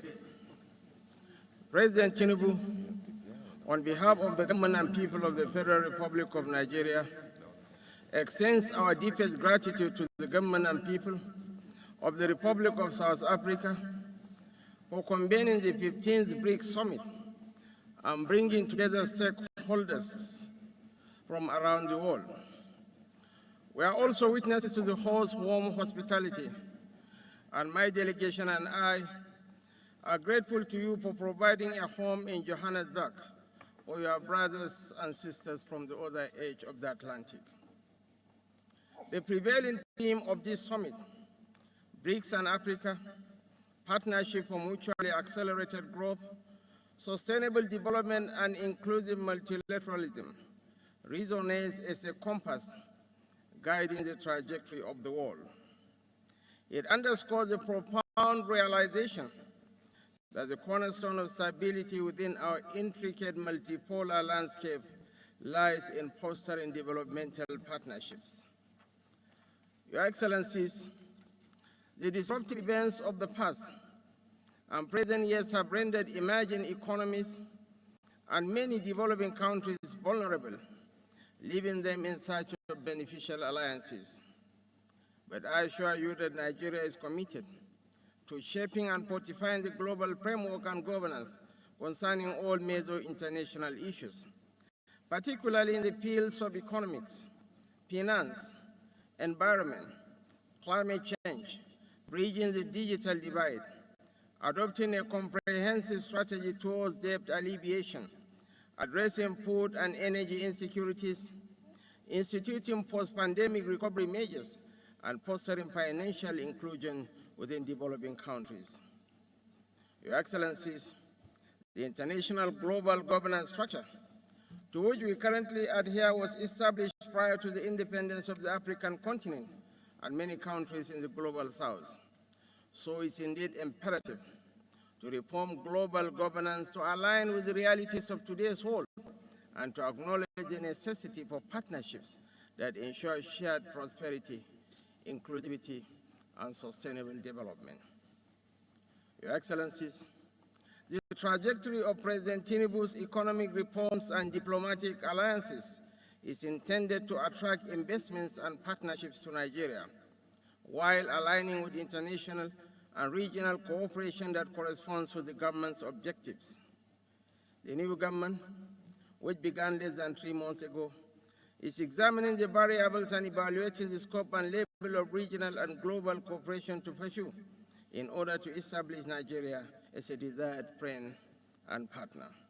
The government's final decisions will be determined once our ongoing in-depth discussions within the Economic Advisory Council, the National Assembly, and the Executive Council are concluded and adopted. It is needless to add that Nigeria is Africa's largest economy, and with a population of 220 million people, is undoubtedly the most populous country in Africa. Mr. Chairman, as we approach the target completion date of the Agenda for Sustainable Development Goals, the reality of achieving the SDGs remains bleak for many countries, especially developing ones. These nations confront historical developmental vulnerabilities and challenges that are beyond their control. Thus, it is imperative for us to unite within regional groups and forge a noble form of international cooperation. This endeavor aims to foster global economic governance reform while enhancing the representation and voice of emerging market economies or developing countries. Your Excellencies, in a multipolar world, creating mutually beneficial partnerships is challenging, but can be overcome through proper alliances, realignments, and the use of rules-based multilateralism. The key is to establish effective partnerships that will effectively respond to these challenges, based on 1, harnessing the agricultural potential of our nations, 2, harnessing renewable energy to revolutionize Africa, 3, fostering technology, innovation, and job prospects for holistic and equitable progress, 4, collaborative efforts on climate change and nature-centered approaches to development, 5, strengthening vibrant private sector participation among countries of the Global South, and 6, nurturing youth employment and skill building as a deterrent against terrorism, organized crime, and related challenges. 7, proactive crisis management and heightened resilience. And lastly, promoting proactive involvement of business leadership in shaping and improve an ideal landscape for trade and economic exchanges in the Global South. We therefore look forward to working closely with BRICS members and other regional alliances. Our aim is to join forces with nations sharing our vision. Our aim is to foster a partnership aimed at expediting growth and sustainable development across the African continent and the Global South. Thank you very much for listening. Thank you very much, Your Excellency. I now invite Her Excellency Ms. Jessica Walupo, Vice President of the Republic of Uganda. Your Excellency Cyril Ramaphosa, the President of the Republic of South Africa and Chair, I am here to represent His Excellency Yoweri Kaguta Museveni, the President of the Republic of Uganda, and to present to you his message, which reads as follows. Your Excellencies, heads of state and government of BRICS countries and all other invited countries, I have sent Her Excellency, the Vice President Jessica Alupo, Major Retired, to represent us because I had an internal program that had been arranged long before. However, these are our brief comments. The human race has been here for 4.5 million years, ever since man evolved into Homo sapien from lower primates. During all that time, man has faced two major oppressions. These are oppression by nature, e.g., disease, hunger, droughts, floods, earthquakes, etc., and oppression by fellow man, e.g., slavery, imperialism, aggression, feudalism, dictatorship, etc. Man has been responding to both oppressions. He has been responding to oppression by nature through scientific discoveries and better socio-economic organization. Hence, the discovery of fire 1.5 million years ago. The domestication of crops 10,000 years ago. The domestication of animals or livestock 10,000 years ago. The invention of the steam water pump in the year 1698 by Thomas Savery, and the invention of the steam engine in the year 1823 by George Stephenson, etc., etc., are all the phenomena that enabled man to handle better the oppression of man by nature. These are steps that the whole of the human race should welcome and share. Unfortunately, on account of ideological bankruptcy and parasitism, these advances in human knowledge are more often than not used to reinforce the oppression of man by man.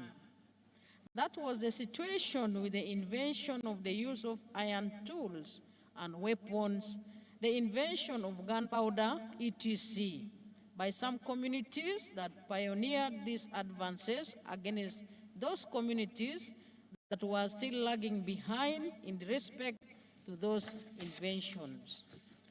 God equipped man with 3 characteristics that have enabled him to find solutions to the 2 oppressions against man mentioned above: oppression by nature and oppression by fellow man. The 3 characteristics are a superior brain, bipedalism or ability to walk on 2 legs, and a hand that can do work, create tools and use them to do work and create more complicated tools and machines.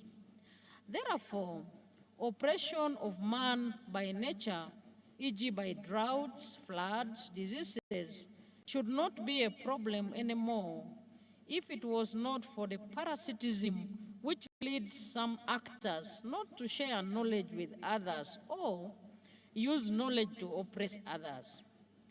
This is the distortion that needs to be combated.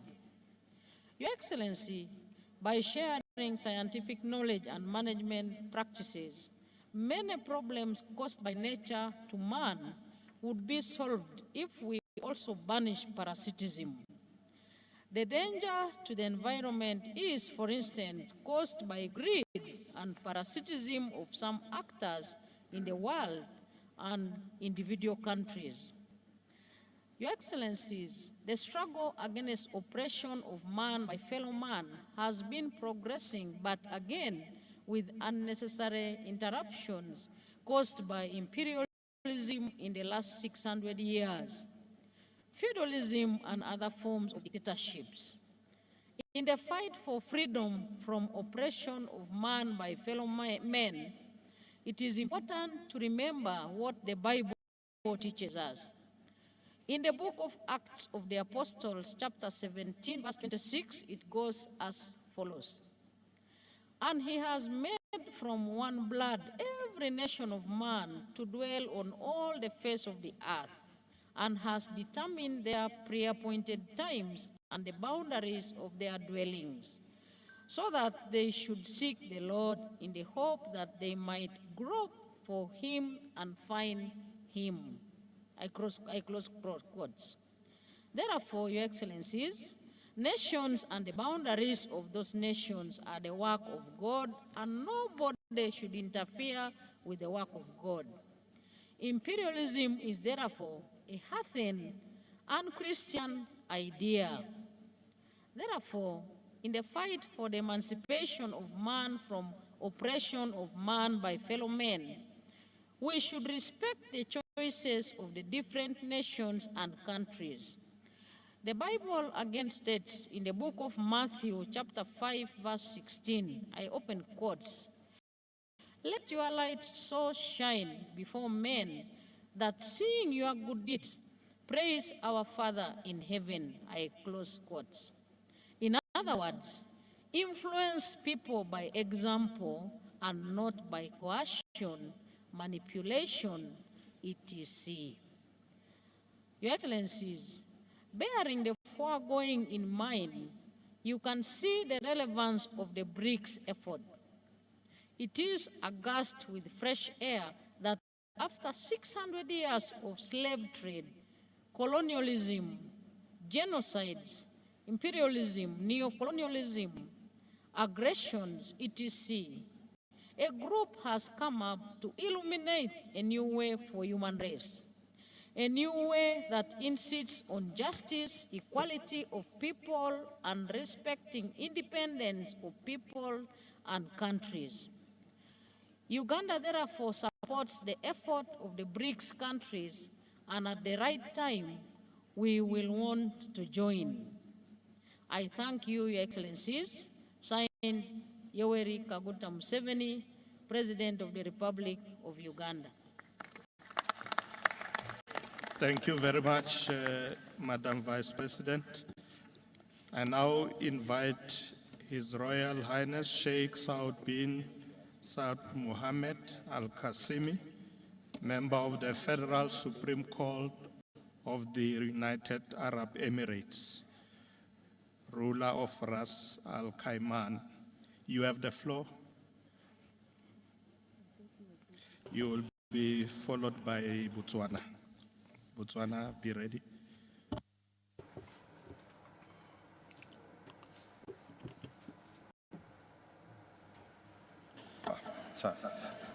فخامة Cyril Ramaphosa, Excellency Cyril رئيس Ramaphosa, جمهورية President جنوب of the Republic of South Africa, Your Excellencies,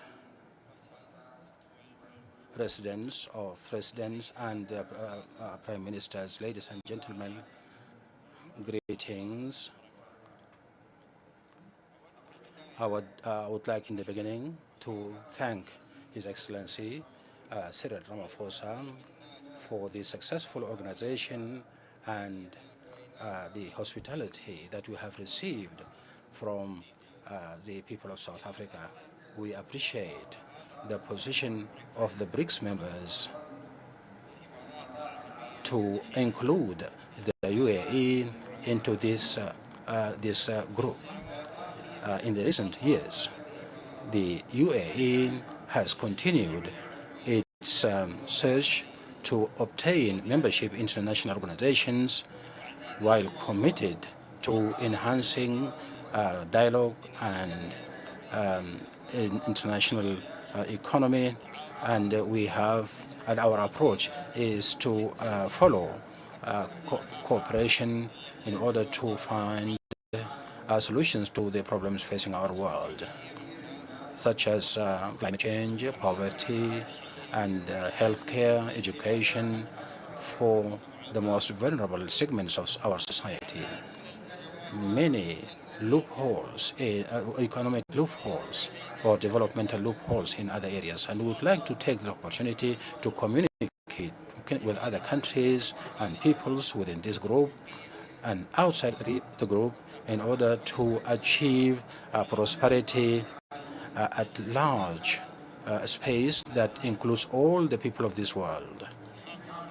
Ladies and gentlemen, Your Excellencies, ladies and gentlemen, the BRICS community, which represents a quarter of the world economy and home to half the population of the world, is prepared to play a pivotal role in shaping international agenda and setting the international agenda in the coming years. In this regard, I see that it is most important to emphasize that United Arab Emirates is considered one of the most of commercial partners, investment partners to the members of the BRICS group. As the non-oil trade has reached $750 billion and investment $38 billion between the year 2018 and 2023. It is worth mentioning that the United Arab Emirates is the second country that is not founder to join the new development bank in 2020.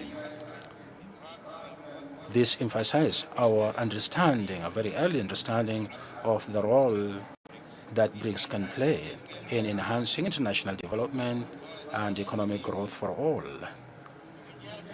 On the other hand, the United Arab Emirates has shown a strong commitment to political participation and close diplomatic participation with the BRIC countries, and in a wider area, using an open approach to international affairs, whether the framework of partners with regard COP28, which was going to be held in Dubai in November, or other forums of multi-parties. Your Excellencies, ladies and gentlemen, the meeting of today in Africa indicates our joint objective, which aims to build something more than multilateralism. The United Arab Emirates is keen to benefit from international forums, including BRICS, to establish new partnerships and to support development agenda in the global south, in the sense that it is a trade partner and investor in the African continent. Ladies and gentlemen, allow me to reiterate that the United Arab Emirates, being a country that lies in the crossroads of trade routes, is very keen to enhance peace and stability, prosperity in the Middle East, and aspires to enhance partnerships, wider partnerships with BRICS today and tomorrow. I am very happy with regard to our discussions today, and I would like once again to reiterate my appreciation of having invited me to participate in this platform. Thank you very much. Shukran.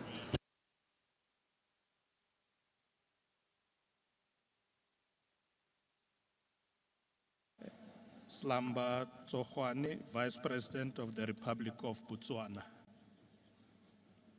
Thank you, Mr. Chairman. Mr. Chairman, allow me to recognize His Excellency Mr. Matamela Cyril Ramaphosa, President of the Republic of South Africa and Chair of BRICS, his deputy. Allow me, equally important, to observe that the BRICS leaders have already been recognized. Allow me to deem protocol as observed. Mr. Chairman, I would like to thank the BRICS Summit host, President Matamela Cyril Ramaphosa of the Republic of South Africa, to have invited His Excellency Dr. Mokgweetsi Eric Masisi, the President of the Republic of Botswana, to participate in BRICS-Africa outreach and BRICS Plus dialogues under the theme BRICS and Africa, Partnership for Mutually Accelerated Growth, Sustainable Development and Inclusive Multilateralism. Unfortunately, due to other pressing commitments, His Excellency the President of the Republic of Botswana, who would have loved to be here, is unable to be here today. His Excellency has delegated me to represent him. Today's theme is apt because it acknowledges and recognizes the important role the BRICS plays in promoting strategic partnerships that spur accelerated growth and sustainable development. and inclusive multilateralism, particularly for developing regions such as Africa. Excellencies, it is worrisome that economic growth on the African continent remains sluggish, dragged down by a series of severe and mutually reinforcing shocks, including COVID-19 pandemic, climate change, surging inflation, and low investment growth, food and energy crisis, to mention but a few. Excellencies, despite being hit by a confluence of shocks, African economies remain resilient. However, there is need to accelerate growth by, among others, scaling up energy investments. 2, increasing the employability of workers as well as the productivity of enterprises through skills development. 3, enhancing digital cooperation and developing dynamic innovation ecosystems. 4, partnering with countries of Global South in creating mechanisms for intellectual property protection and commercialization.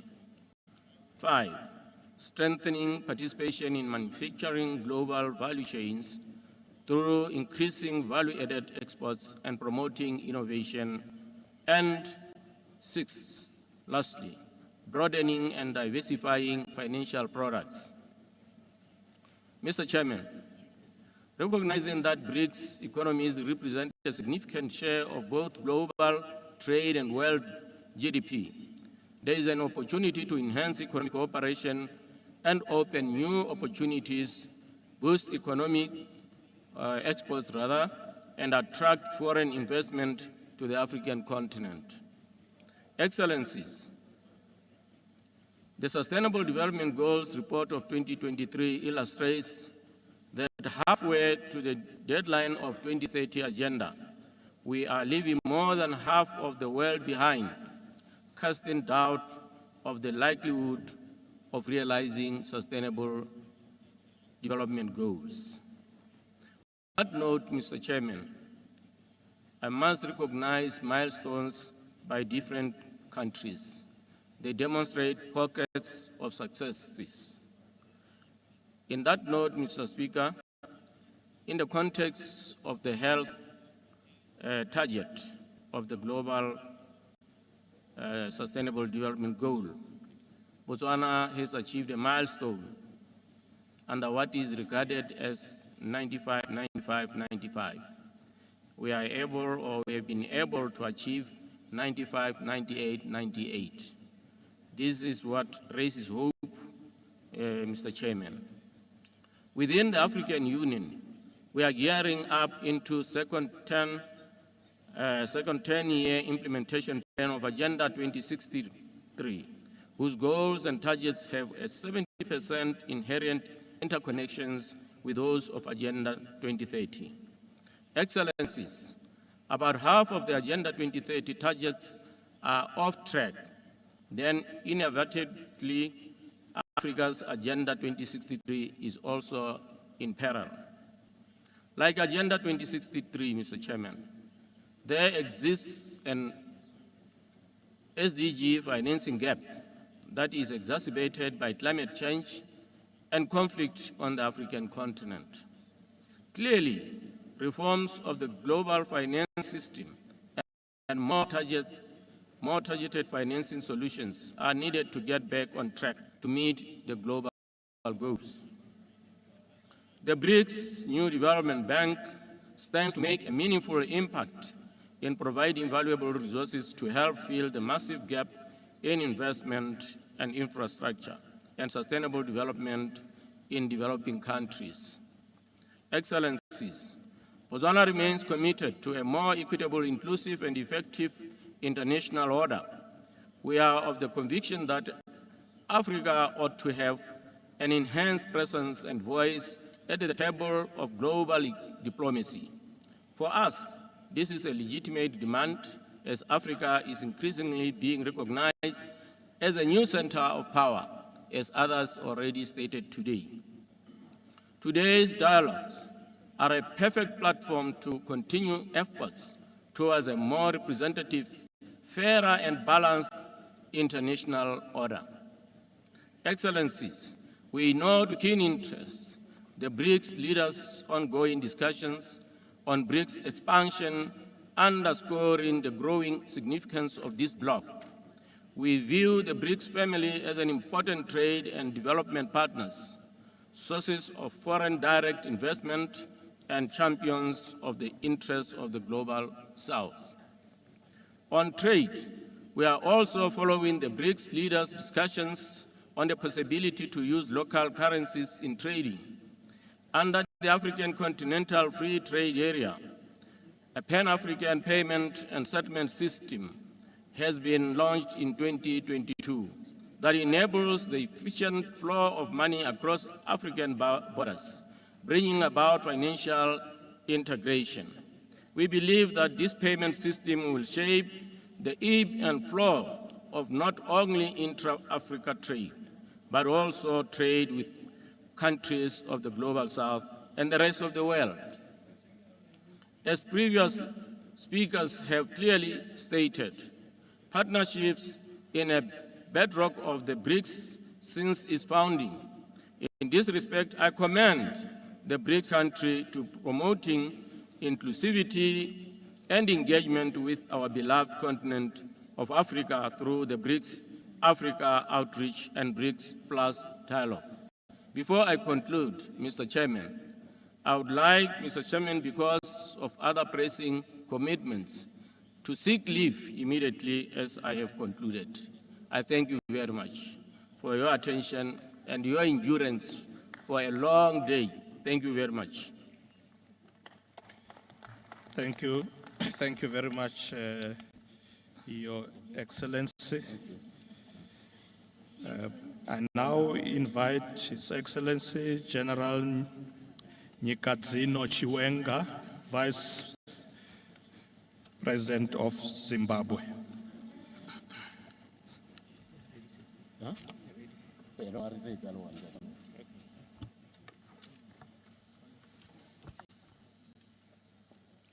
Thank you. Thank you, Your Excellency, President Cyril Matamela Ramaphosa, President of the Republic of South Africa and Chair of the BRICS, Heads of States and Governments, Honorable Ministers, Your Excellencies, shareholders of the new Development Bank, distinguished guests, ladies and gentlemen. I am representing His Excellency, the President of the Republic of Zimbabwe, Dr. Emmerson Dambudzo Mnangagwa, who could not be here because of we are running currently, we have got an election currently going on in our country. And I caught his message. On behalf of the government and people of the Republic of Zimbabwe, and on my own behalf, I wish to express profound appreciation to you, President Cyril Matamela Ramaphosa, and the people of the Republic of South Africa for your warm welcome and the hospitality extended to my delegation since their arrival in this beautiful city of Johannesburg. Let me commend you, Mr. Chairman, for inviting me and other leaders of the African countries to attend this auspicious summit and to engage in the dialogue with the BRICS leaders. Your efforts to ensure that the African continent is placed on the agenda of BRICS are highly commendable. Mr. President, your lobbying for concrete support from the BRICS nations towards Africa's development is indeed an attestation of South Africa's commitment to the ethos of the Pan-Africanism and South-South cooperation. Excellencies, this summit comes at a time when some countries from the global north are politicizing and weaponizing the global economy at the detriment of small and developing nations. The world is under pressure from multiple complex and interconnected crises, which the strong take advantage of the most vulnerable among the community of nations. Actions that incite conflicts, distort international norms, are now sacrosancted, whilst the Cold War mentality broke confrontation, protectionism, unilateralism, and the imposition of illegal, unilateral, politically motivated coercive measures ensue, encouraged by the powerful countries in the global north. Distinguished delegates, ladies and gentlemen, although global development has suffered major setbacks due to the evolving security challenges, this group of emerging economies has upheld the spirit of peace than of war, the spirit of progress than regression, the spirit of openness than isolation, the spirit of cooperation than confrontation, inclusiveness and win-win cooperation. This group has practiced true multilateralism and achieved solid results in pragmatic and mutual coexistence. To us, BRICS is family, and it is our hope that with the joining of more developing countries, BRICS will represent the global South with a louder voice on the world stage. Developing countries should stand together and refuse to be intimidated by imperialist behavior. We should reject zero-sum games, power politics, and unite towards the main goal of building a community with a shared future for mankind. Excellencies, Zimbabwe, like many other countries in Africa, is committed to pursuing a path of sustained economic growth and transformation through continental integration.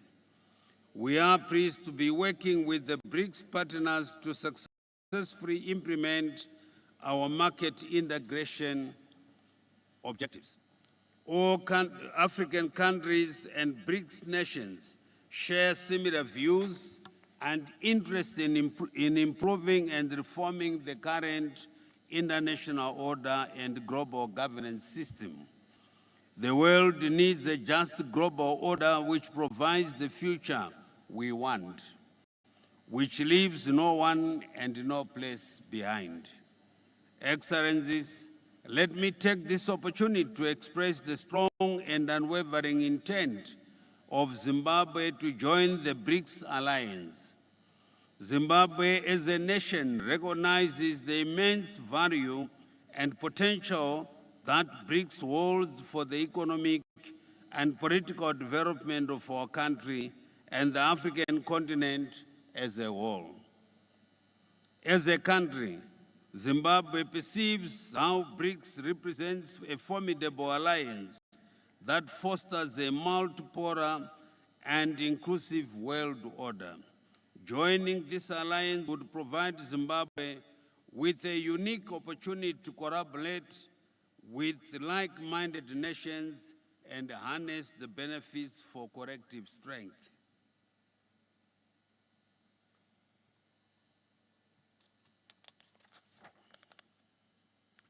Excellencies, as a country, Zimbabwe applauds the establishment of the new development bank and the proposal to use local currencies between member states in the BRICS and other countries of the South.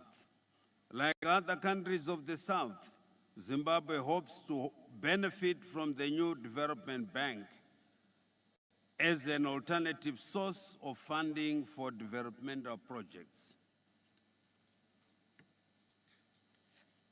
I am pleased to inform you that despite our detractors to undermine our democracy, which we fought for Through the armed struggle, Zimbabwe successfully held the much anticipated 2023 harmonized general elections in accordance with our laws. We are also guided and informed by the SADC principles and guidelines governing elections, as well as the AU Declaration on Principles Governing Democratic Elections in Africa. These were elections in which all parties were free to campaign in all areas of the country. Elections which competing ideas were discussed and debated freely and openly. I took it upon myself and other opposition leaders to preach the message of peace, non-violence, harmony, love, and unity before, during, and after the elections. Zimbabweans went out in their millions to define their destiny and shape their future, calmly and peacefully, in full glare of a broad spectrum of international observers and global media.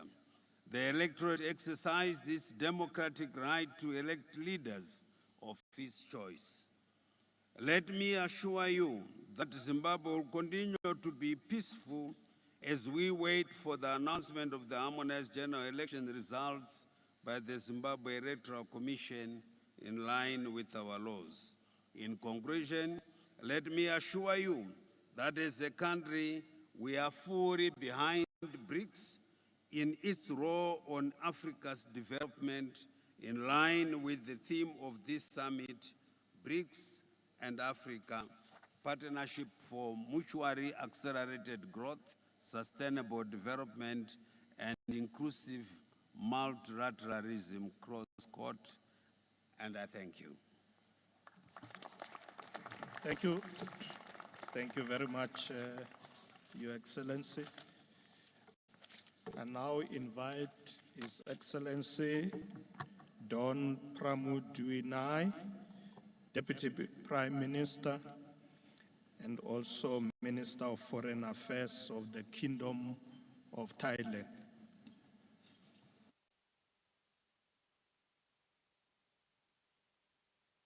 Mr.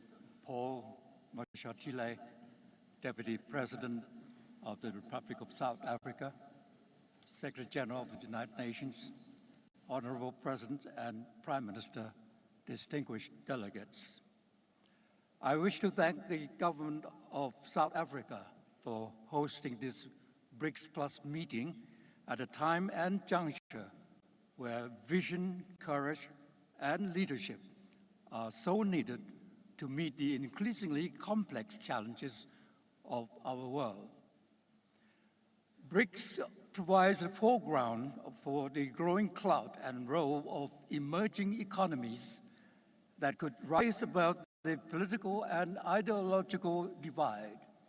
It represents a novel type of cooperation that not only recognizes but respects each nation's sovereign rights. It seeks to find a common ground for advancing tangible and intangible developments that are inclusive and sustainable, and based on the shared interest and common benefits of our peoples. After all, rising tide should raise all boats. Thailand welcomes the decision of BRICS leaders to expand the grouping's membership so it truly represents the world's diversity and inclusive development. On our part, Thailand has partaken in all three BRICS Plus meetings since it was launched in 2017. Our participation is not just to show up, but to demonstrate our shared vision with that of BRICS and our commitment to quality development as a unifying and enabling factor of world peace and common prosperity. On the matter of African outreach, our engagement with Africa dates back over a few decades. We have projects in more than 50 African nations, providing scholarships, sharing our development models of sufficiency economy philosophy, that focuses on sustainability and grassroots participation to foster their sense of ownership. We share our experience in the new bio-circular green economic model that highlights the complementarity between development and environmental equilibrium. Two facts evident in BRICS and BRICS Plus efforts is the importance of multilateralism and cooperative competition, or co-opetition, that leads to the constructive outcomes for all involved, because its primary motivation is not to win at the expense of others, but rather to gain and optimize knowledge of relative competence for development and cooperation. Your Excellencies, Mr. Deputy President or President at this juncture, distinguished delegates, Thailand shares the same fundamental policy direction with BRICS and BRICS Plus of enhancing the role of emerging economies and South-South collaboration in addressing the global governance, as well as the multifaceted human security, being it in the realm of economy, finance, infrastructure, food, energy, or climate change, etc., etc. We seek to further engage with BRICS and all partners in furtherance of the fulcrum for peace, growth, and sustainable development and inclusive multilateralism. Our parting plea to this congregation now here today and the world at large is that we all should strive for peace and unity and turn our differences into our strength for development, not the justification for war and conflicts. I trust that the goal and objective of every government is the betterment of the livelihood of our peoples, not the infliction of sufferings and deprivation. Such is not an unattainable lofty ideal, but our guiding realism as envisioned by the Secretary General of the United Nations in his new agenda for peace. Thank you, BRICS, and thank you, Africa. Thank you. Thank you very much, Your Excellency. I now invite His Excellency Dr. Ziad Abu Amin, Deputy Prime Minister of the State of Palestine. His Excellency President Cyril Ramaphosa, the President of the Republic of South Africa. Your Excellency, the Chair, Paul Mashatelli, the Vice President of the Republic of South Africa. On behalf of President Mahmoud Abbas, the President of the State of Palestine, I convey the warmest regards and deep gratitude to Your Excellencies for inviting Palestine to this summit. And I also convey the greetings of our President to the leaders of the BRICS group, as well as to all the leaders and participants in this important gathering. Excellencies, as we gather here today at this momentous summit, we are reminded of the remarkable resilience demonstrated by South Africa in its long journey towards freedom and justice.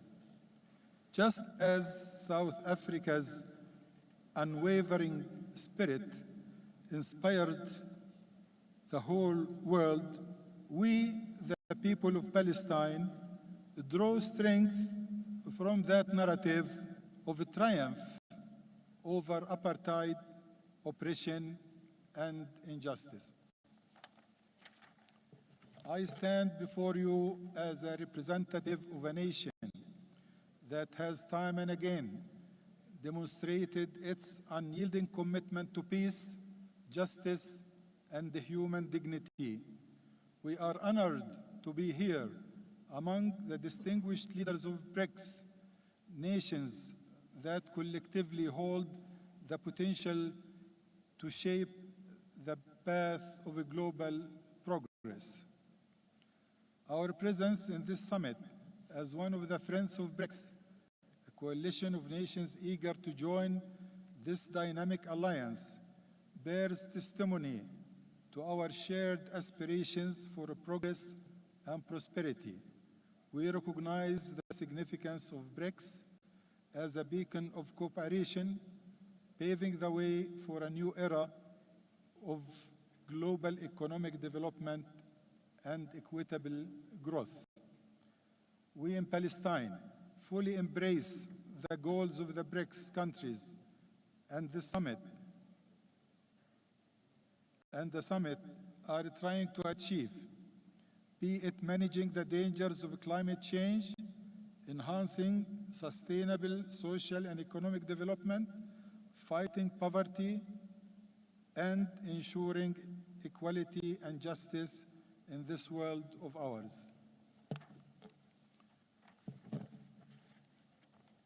While respecting the BRICS' unique conditions for entry, Palestine hopes that the BRICS nation would consider at some point our request to become an observant or an associate member in this strategic dialogue. We wish to stand shoulder to shoulder with you, so please keep the door open for us to become a part of this vital alliance. We are firm believers in justice, mutual respect, and shared prosperity with the BRICS leaders and countries, which the BRICS leaders and countries are promoting. And now, as we set our sights on the future, we call on each of our friends to support us to end the Israeli occupation of our country, to extend international protection to the people of Palestine. It's crucial to support our bid to become a full member of the United Nations.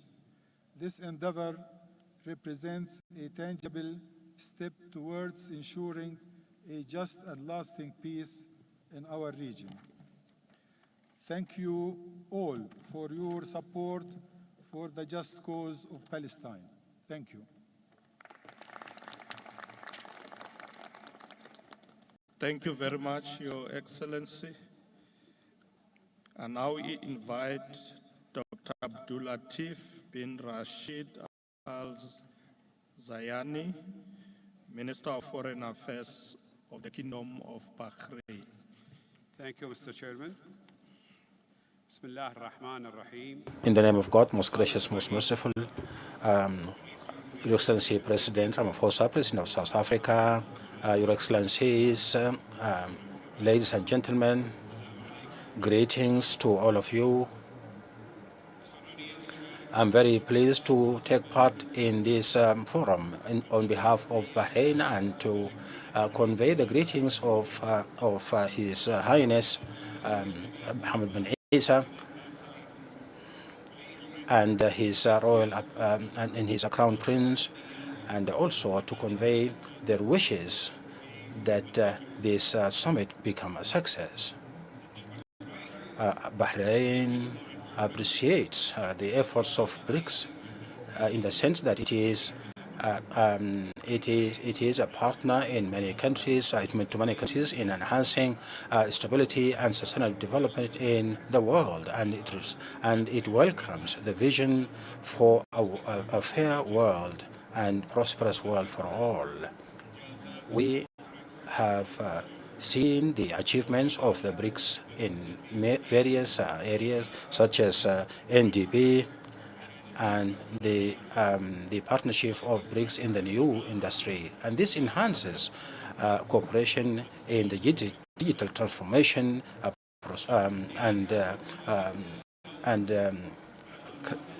and many other areas. The challenges that we are facing today, it requires stronger cooperation between many countries as possible, and as we have seen in responding to COVID-19 and its repercussions that affected economic growth for many countries all over the world. And we have to appreciate, to commend the BRICS group and the help they are given to many countries in the world. The development of such a cooperative partnership is a major principles in our foreign policy in the Kingdom of Bahrain, and it is a natural extension of the principles of tolerance, cooperation, and tolerance in Bahrain. And for this reason, Bahrain has recently requested joining the BRICS, and we welcome the decision to expand BRICS in this summit, and we congratulate the countries that have been accepted, whose membership has been accepted. And by deepening cooperation between countries of same views on the basis of international law, mutual respect, and comprehensive multilateralism, we can enhance our interests and our joint aspirations in various fields. And we see that there are potential for working together and exchange of expertise, building individual and collective capacities in various areas such as trade and sharing of technology, healthcare, and tourism. And we can be able to achieve this by realizing benefits to our countries and also to accelerate prosperity and strategic cooperation which transcends geographical boundaries.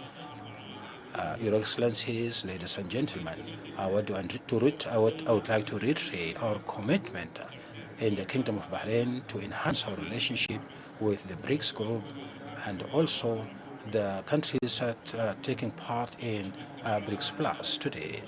We also emphasize that we are very keen to actively engage and participate in the next meetings, and we express our confidence that this summit is going to be a landmark in enhancing continuous cooperation in favor of the whole world.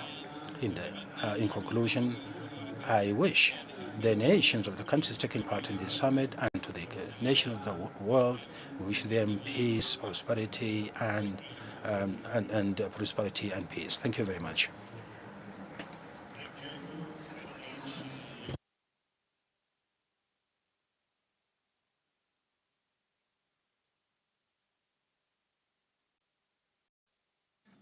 Of the Republic of Belarus, the Minister of Foreign Affairs.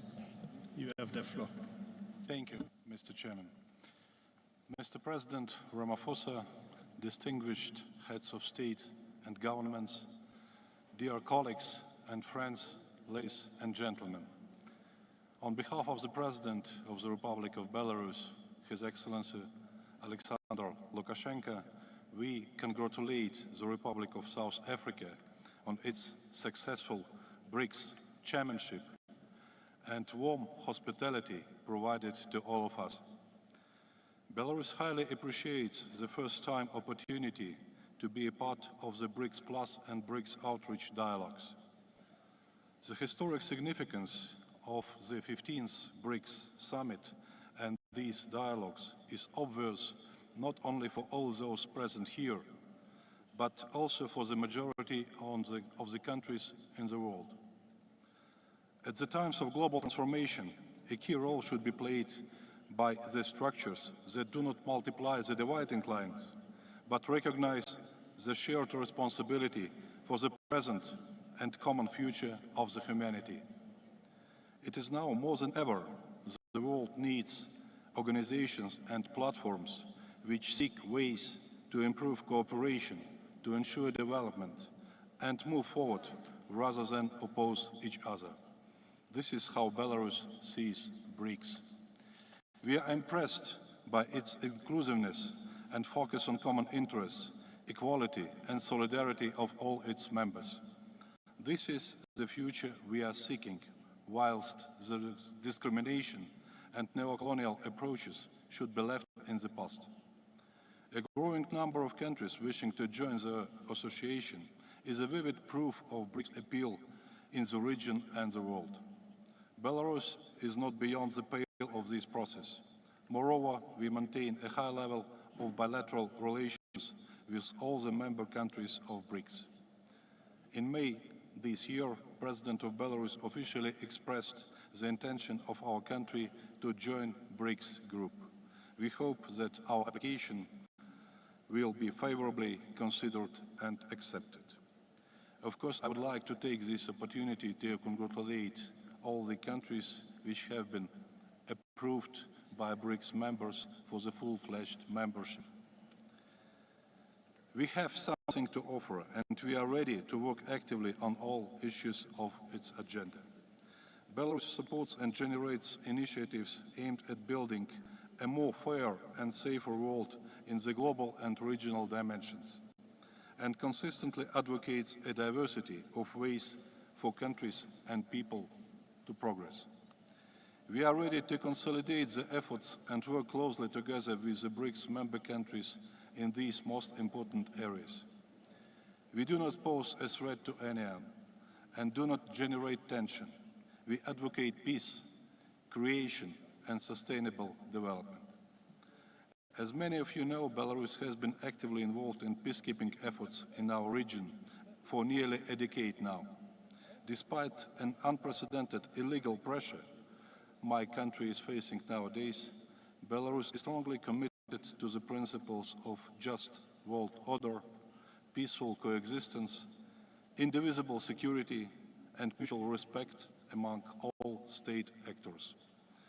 Belarus is one of the world leaders in exports of IT services per capita. It's a significant producer of engineering, mining, agricultural machinery, chemical and petrochemical products, as well as food. We are a reliable partner for mutual trade and investment for the implementation of joint projects with BRICS members and with all the countries in Africa. We are ready to share our knowledge, and we are rely on joint mutually beneficial work and cooperation. We are ready to make a significant contribution to maintaining international food security, including in the countries participating in today's dialogues. Belarus is one of the world leaders in production of potash fertilizers. Until 2022, our country's share in global potash trade was 20%. Last year, it dropped to 9%. This happened due to illegal restrictions on its transportation imposed by a number of Western countries. As a result, there was a shortage of fertilizers in the world, and their prices went up. In 2022, Belarus' share in the African potash fertilizer market fell from 42% to 3%. As a result, 16% drop in the African grain harvest. In an effort to safeguard our joint interests and to prevent other countries from suffering for the benefit of Western ambitions, we are looking for the new logistics chains to restore fertilizer supplies. However, this requires non-standard solution and new tools. We are ready to look for them together with you, our esteemed partners. We support the aspiration of the BRICS countries to expand cooperation in logistics and cross-border e-commerce. Belarus is ready to join the BRICS effort to increase mutual payments in national currencies and create common payment instruments. The dominance of the dollar and the euro in international trade is a source of increasing global risk, as the financial policies of their issuers are not credible. Developing countries must be protected against arbitrary action and be able to trade freely. The new BRICS Development Bank and its initiative to finance more projects in local currencies could play a key role in this process. We are interested to kick off the process of joining this young but very promising international financial structure. We are convinced that the solution to the challenges our countries facing nowadays would be facilitated by the combined efforts of various regional formats that have similar goals and approaches. We see such potential for cooperation in the synergy between BRICS, Eurasian Economic Union, Shanghai Cooperation Organization, perhaps other regional formats. We propose to think about the practical implementation of the initiative of the President of the Republic of Belarus to hold a joint summit of these organizations. We also support the initiative to hold the BRICS Sports Games in 2024.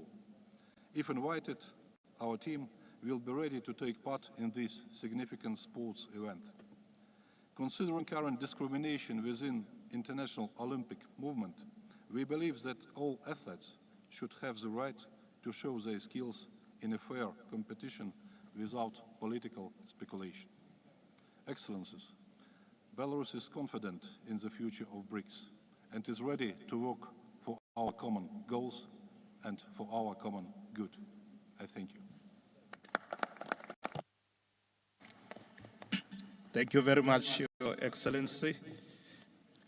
I now invite His Excellency Carlos Pinto Pereira, Minister of Foreign Affairs, International Cooperation and Communities of the Republic of Guinea-Bissau.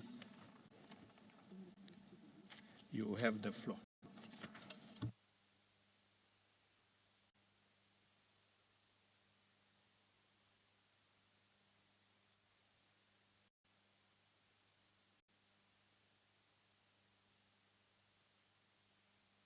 And our Minister of Foreign Affairs, Guinea-Bissau.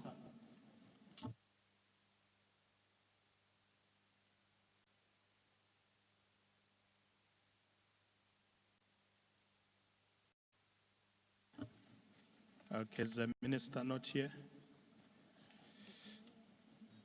Okay, we'll come back if the minister is back in the room. Let me then invite His Excellency Dr. Alfred N. Mutua, Cabinet Secretary for Foreign and Diaspora Affairs of the Republic of Kenya. Thank you, Mr. Chairman.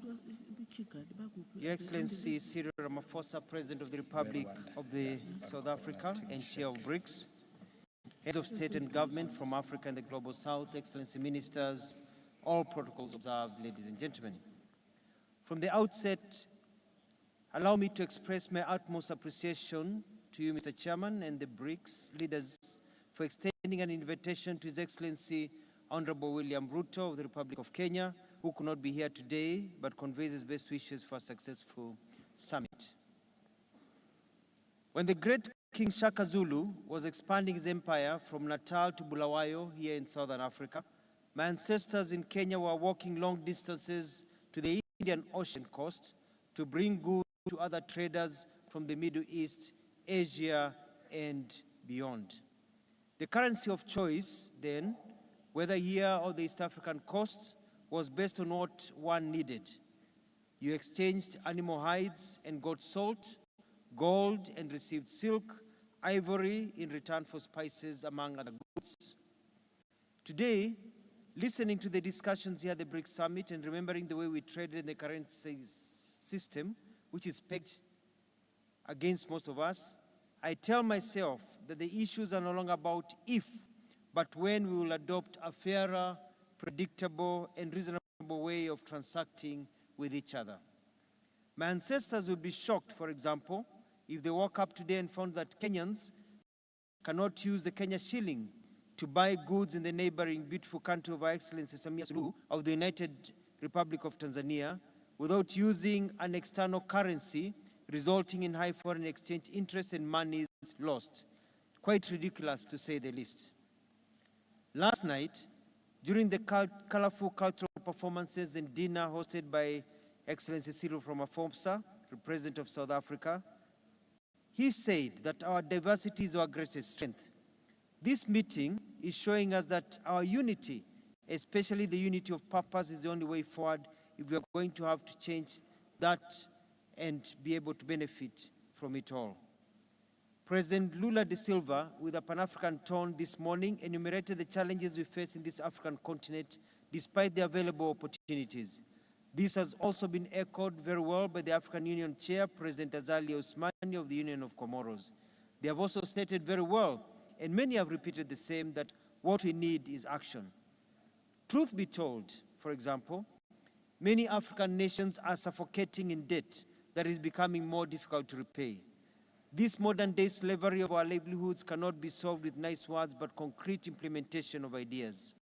The global economy continues to feel the heat from soaring inflation, high cost of debt, and the rising risk of debt distress, slow growth of credit, persistent, disproportionate, and multidimensional impacts of COVID-19 pandemic, as well as the disruptions in the supply chain and the effects of climate change. We propose a systematic resolution of the developing country debt overhang, rather than case-by-case debt defaults workouts under the G20 common framework. This debt developing countries' ability to finance development. Now, for avoidance of doubt, we are not saying that we want our debts to be forgiven and forgotten, or that we do not wish to meet our obligations. What we are saying is that with the effects of COVID, climate change, international geopolitics, it is impossible for many nations to pay their debts and have anything left for development. That is just the truth. Our proposal is for the debt repayments to be renegotiated and suspended for a period of time, say 10, 15, or 20 years, so that the monies that are available are used for development.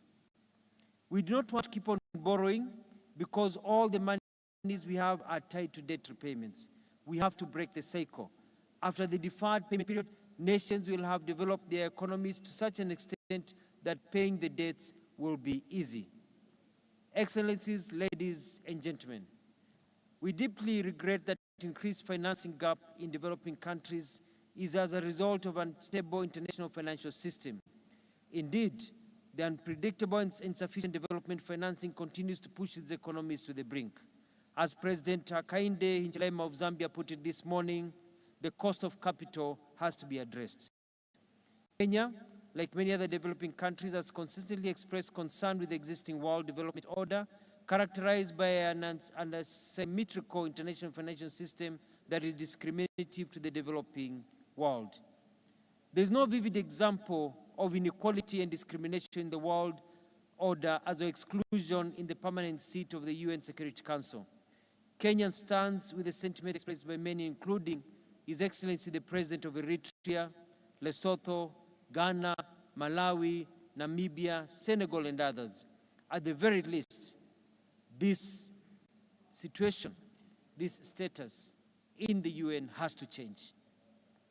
There is an urgent need to broaden as well as strengthen the voice and participation of developing countries in the decision-making and global economic governance as well. We do not want to be participants, but also want to be shareholders. Excellencies, ladies and gentlemen, economic development cannot occur without a stable government.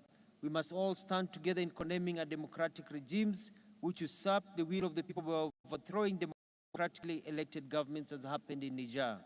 We cannot go to an era of coups. Peace, security, and the resultant stability are critical for desired development. In conclusion, ladies and gentlemen, Your Excellencies, allow me to inform you that His Excellency President William Ruto, President of the Republic of Kenya, in his capacity as the chairperson of the Committee of African Heads of State and Government, extends a warm invitation to the African Climate Summit, which is scheduled to take place from 4th-6th September 2023 in Nairobi, and collectively champion and chart a sustainable path in the fight against climate change. The Nairobi Summit will not be business as usual, but will be the beginning of a revolution that will change with climate change is managed and funded. We welcome you all. See you in Nairobi. Thank you. Thank you very much, Your Excellency. And now we invite Her Excellency Ms. Yvette Giuliani Sila, Minister of Foreign Affairs of the Republic of Madagascar.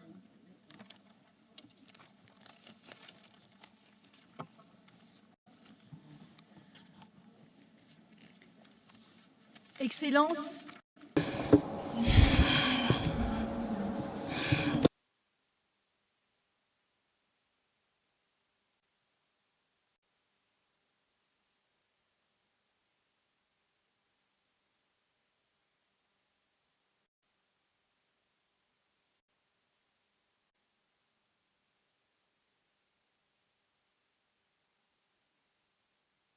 my first word addressed to Mr. President, because I would like to express our deepest regret of His Excellency Mr. Ange Rajoelina, President of the Republic of Madagascar, who would want to honor personally this important appointment with leaders of BRICS and BRICS Plus, as well as head of state of Africa. Allow me to convey his wishes of success for the dialogue BRICS-Africa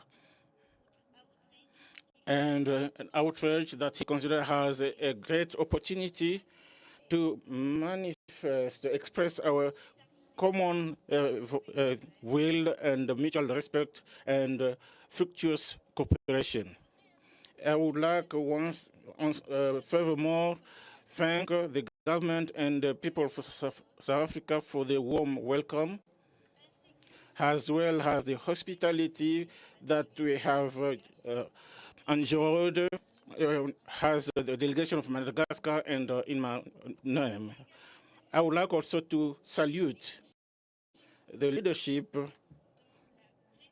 of the Republic of South Africa for having hosted successfully this international meeting where we are proud to be part. This country is enlightening a particular light on the African continent and the global South countries at a moment where the world needs solidarity, collective actions, and collective answer in face of challenges, emerging challenges, and the theme, the chosen theme, is a relevant theme which answers to the concern of today. The theme is a theme opportune, which comes at a time which reflects our aspirations, as well as the result expected for sustainable growth. This theme reflects the concern for inequality and fast-tracked growth, which should be shared equitably, and also in South Africa to reduce poverty at great scale, transforming economies of the continent in order to create more wealth. At that point, as African country, we are making an effort to diversify our market, to increase our part to the international trade, as well as to the value, to the chain value on the international scale. For that, too, notably, the project of the African Union, NASICAF. Today, we are celebrating the cooperation with BRICS. What that cooperation brings to us?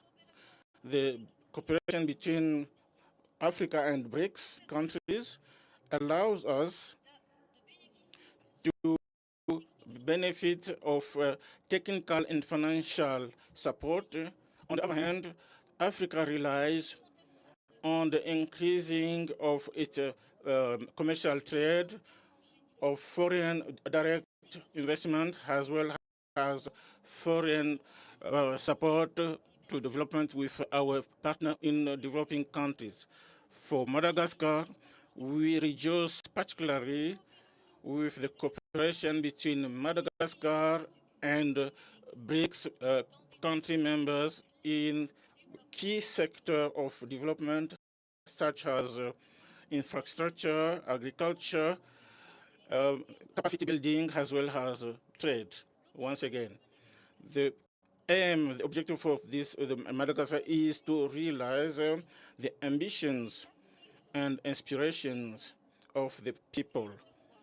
They want to see Madagascar on the path of industrialization, to be a competitive country and attractive.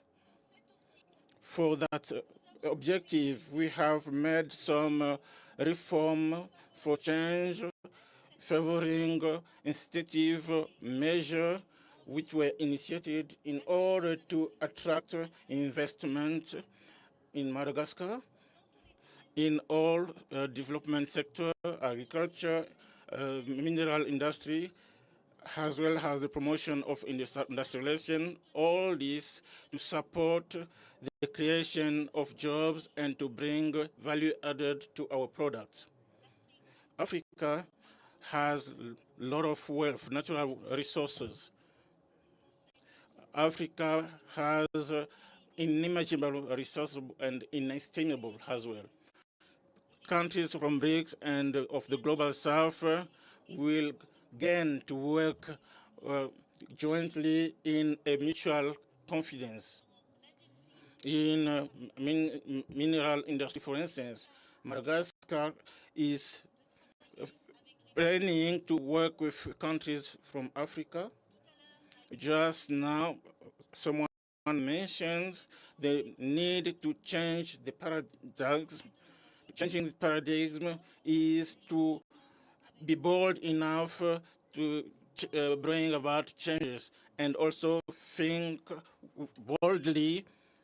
In fact, the financing of the economy exclude our societies as well as our economies from the world economy. Thankfully, that Africa is looking for a new partner to meet key factor of success in its dynamic path. This factor of success is access to financing. Africa will win to extend its partnership with the new Development Bank of BRICS to support the government to implement sustainable development projects such as renewable energy, which represent for us a priority in order to respond to the weak access to energy. We also have another factor which is extremely important, that one. Africa is the continent of the youth. The youth, the youngest in the world, is in Africa. Our youth represent an enormous potential. However, it's asking us, and we all have answers. I would like to conclude by underlining that growth and development need peace and security. I will not come back on what was said earlier.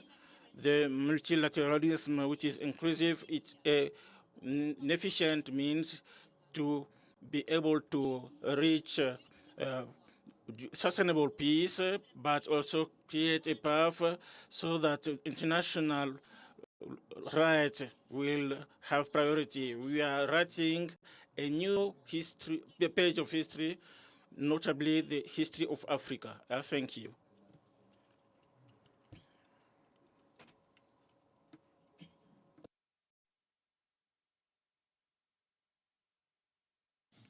I now invite His Excellency Mr. Alan Ganu, Minister of Land Transport and Land Rail, Foreign Affairs, Regional Integration and Trade of the Republic of Mauritius. Thank you, Chair.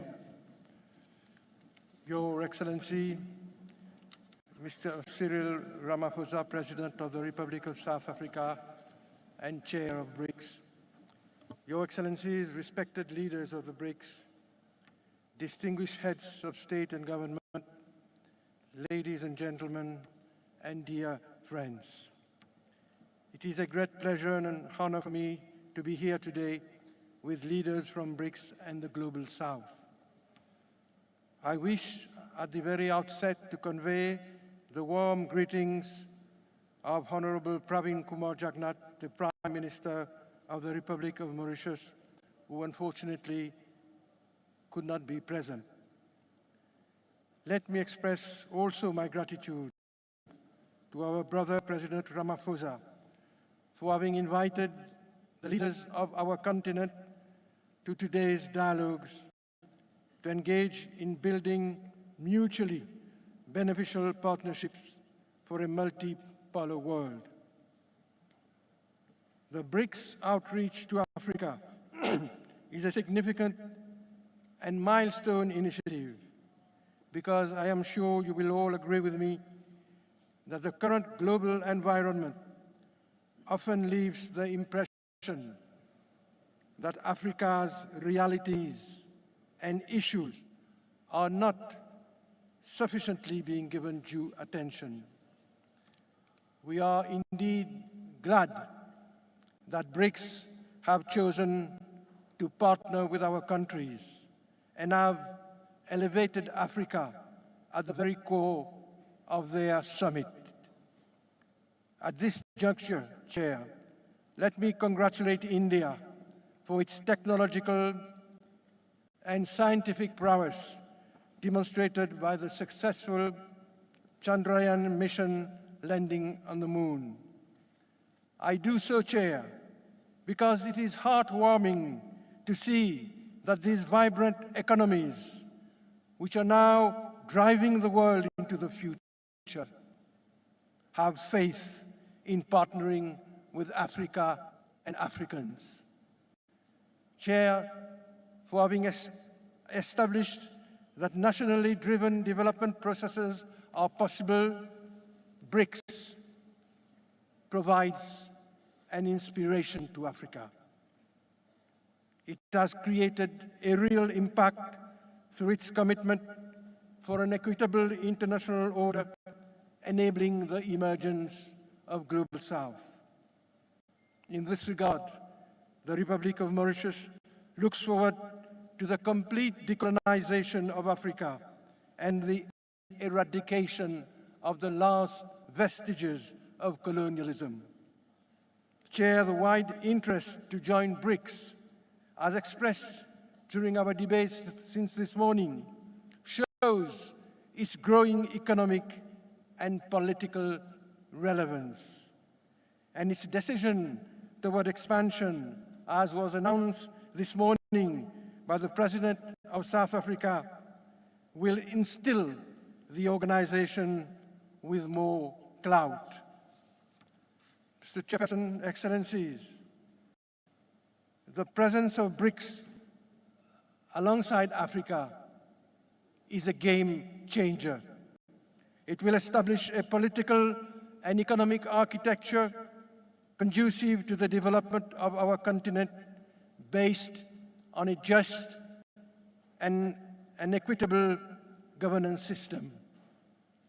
Developing countries and BRICS will focus on issues such as sustainable development, innovation and digital technology, development finance, climate change, peace and security, and the imperative of a multilateral, rules-based world order.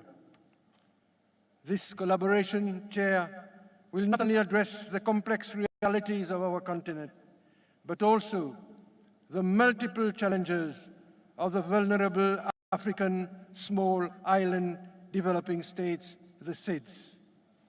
The Secretary General of the United Nations this morning indicated that SIDS are today facing an existential threat, and this is no exaggeration.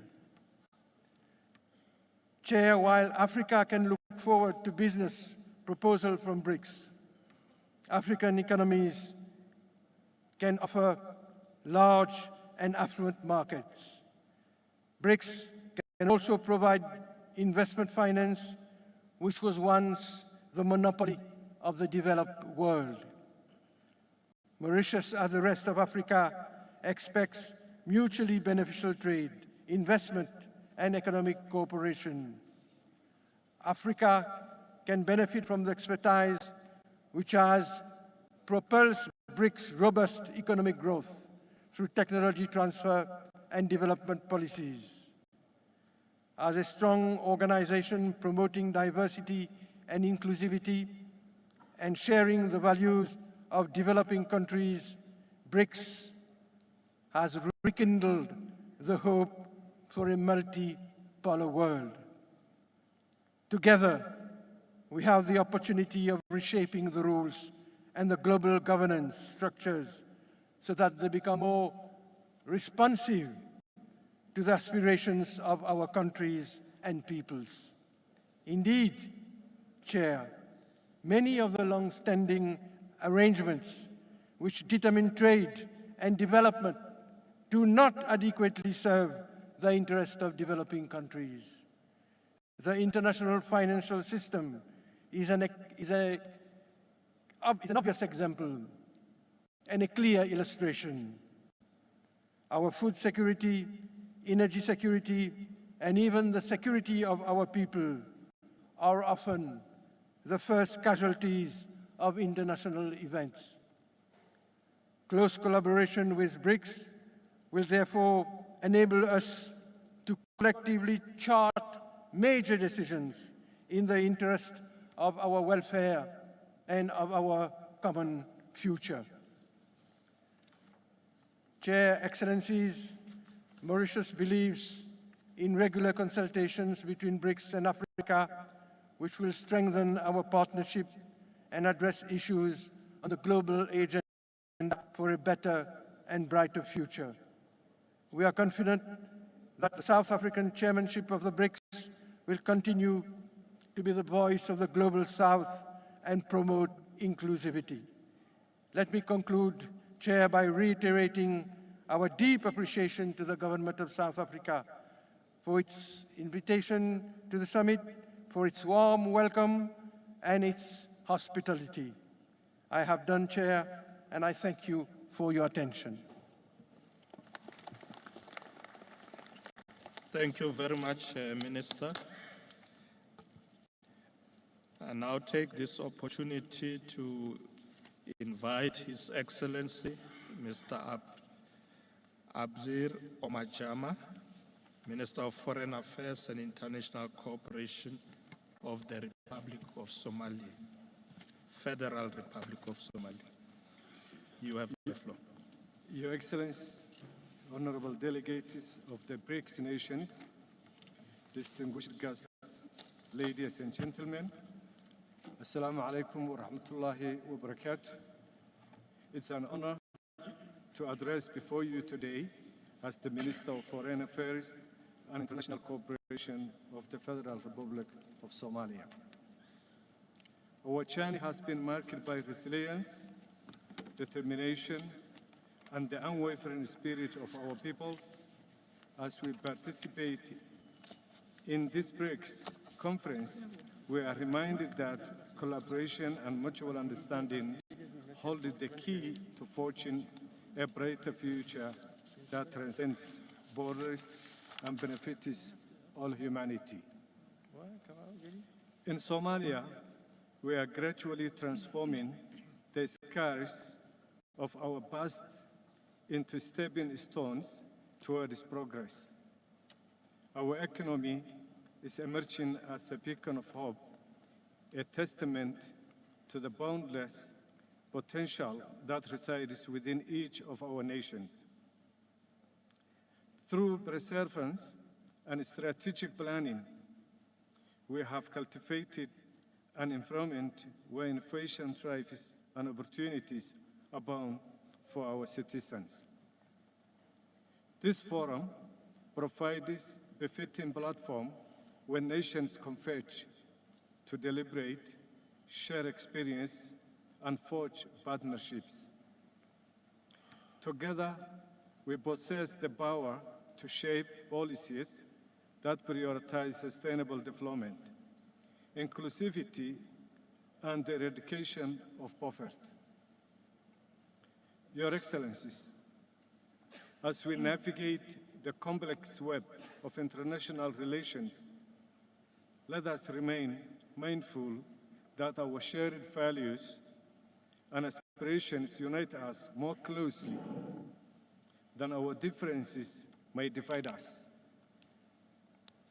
Our diversity is our strength, and by pooling our expertise, resources, and wisdom, we can tackle the most pressing challenges of our time.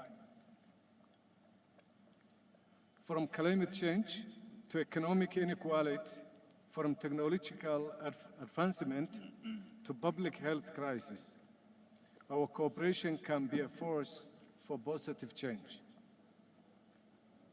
By building bridges between our nations, we create pathways for cultural exchange, trade, and the exchange of knowledge. It's through these exchanges that we learn to appreciate the richness of our differences and to build a world where every voice matters. Your Excellencies, the road ahead is not without obstacles, but we stand united in our commitment to overcoming them.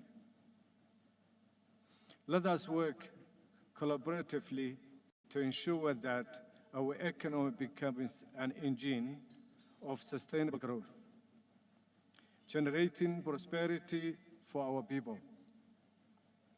Let us strive to create an environment where innovation is nurtured, where the fruits of development are equitably shared, and where no one is left behind. Having said that, I conclude by reminding all of us that as we engage in dialogue and cooperation, let us be guided by principles of fairness, justice, and compassion. We urge the nations represented here to seize the opportunity to shape a world that reflects the hopes and dreams of every citizen, regardless of their nationality and background. I thank you all. Thank you. Thank you very much, Your Excellency. Your Excellencies, we are now left with 6 statements. Let me just indicate who they are so we make sure we don't miss anybody. So it will be the Republic of Algeria, Republic of Angola, Republic of Gambia, the State of Kuwait, Republic of Mauritania, and lastly, the Republic of Rwanda. Those are the remaining statements for this afternoon or early evening. So what we're going to do is I'm going to ask Minister of Agriculture and Land Reform, Minister Togo Titis, to facilitate the remaining statements. And after that, I will return to close the session. Thank you very much.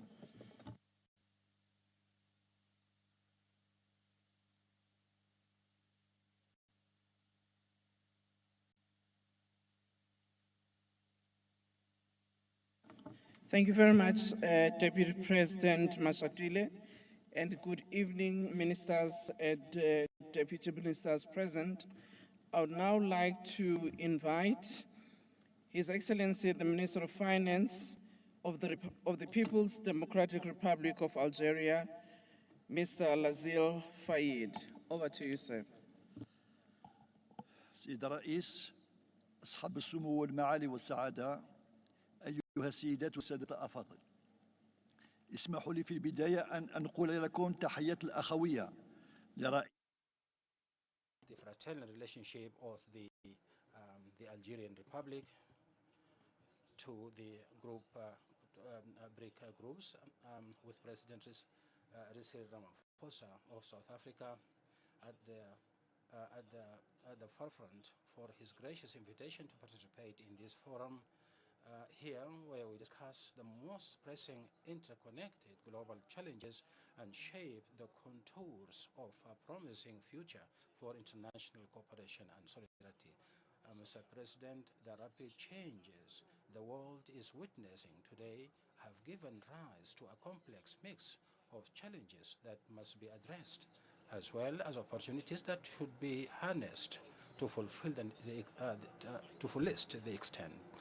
In terms of challenges, the once celebrated globalization has retreated, and the structures of multilateral partnerships have been tainted by resurging self-interest, skepticism of others, and a shrinking focus on self.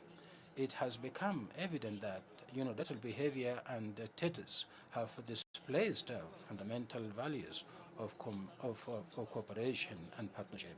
In the face of these attractions, the topic chosen by the President of South Africa for this meeting engages us all to express the urgent need to restructure the international system from the perspective of sustainability and inclusivity by relying on the principles of justice, fairness, and coherent multipolarity in conjunction with the BRICS group, which stands today as engine for positive change in the world. The approach of partnership offered by member states provides a meaningful alternative to the turbulent and divided world. It represents an opportunity to build a just and multinational system founded on mutual respect. History testifies that Algeria has been at the forefront of the countries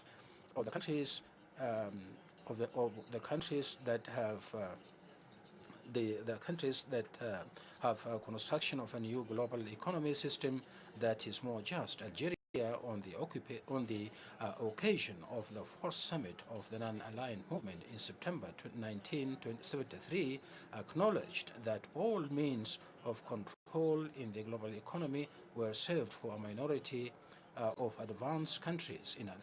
In doing so, Algeria calls for an international system based on principles of justice. Mr. President, Algeria, based on the alignment of its viewpoint with the countries of this group in terms of strategic vision and fundamental principles, has put forward its candidacy to join. This stems from its understanding that the choice of alliance and bloc formation is a sovereign, strategic, and developmental choice. It is a choice that contributes as a cornerstone to the framework of cooperation and partnerships with other components of the international community. As my country has learned of the decision announced today by the leaders of BRICS group, inviting 6 new countries to membership as a first phase, and their intention to open the door for other countries in the near future, our conviction remains steadfast that Algeria, with its glorious history, rich assets in various fields, and its geostrategic location, offers clear advantages in seeking membership. Its diversified and progressive growing economy, driven by its creative and youthful energy, along with abundant natural resources, create opportunities for fruitful cooperation with the group. In addition to these qualifications, Algeria's commitment to peaceful conflict resolution, its belief in the primacy of dialogue in crisis resolution, respect for international law, and support for just causes reflect its adherence to principles that are central to the values of the group. Commitment to achieve peace, stability, and sustainable global scale. Mr. President, in conclusion, I would like to reiterate our state readiness to work with the BRICS group to establish a strong and enduring partnership based on an integrated approach that enhances South-South cooperation and solidifies fraternal ties among member states. Mutual respect should be fundamental principle governing our interactions. Thank you very much for your kind listening.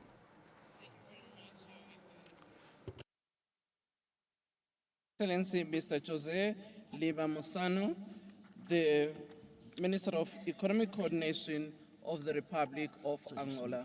Over to you, sir. Thank you. Sua Excelência, Sr. Cyril Ramaphosa, Presidente da República da África do Sul, Excelências Chefe de Estado dos BRICS, Excelências Chefe de Estado e de Governo, ministros e representantes de organizações internacionais, altos funcionários e membros do corpo diplomático,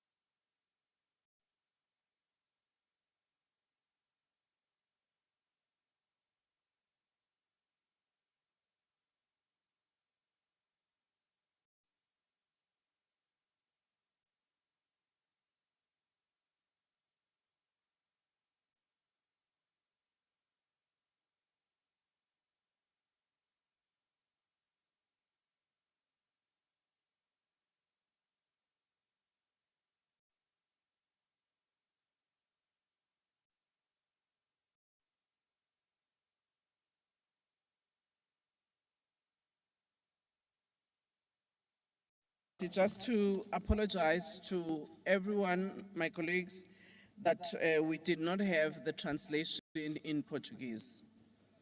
Thank you very much. We now move to His Excellency Mr. Boubacar Osmania Diouf, the Minister of Trade, Industry, Regional Integration and Employment of the Republic of the Gambia. Over to you, sir. Your Excellencies, Heads of State of BRICS countries, Your Excellencies, Heads of State from African countries, Your Excellency, the United Nations Secretary General, honorable ministers here present, members of the Diplomatic and Consular Corps, ladies and gentlemen. It is indeed an honor and privilege to join the BRICS family as representative of His Excellency Adama Barrow, President of the Republic of the Gambia, who could not attend the summit due to other domestic commitments. Please allow me, on behalf of His Excellency, the President, to thank President Ramaphosa of South Africa for inviting the Gambia to attend the BRICS-Africa Outreach and BRICS Plus dialogue. In addition, I want to take this opportunity to further thank the President of South Africa and the people of South Africa for the hospitality and excellent facilities accorded me and my delegation since my arrival in this beautiful city of Johannesburg. Chairperson, BRICS nations have become a strong engine of South-South cooperation.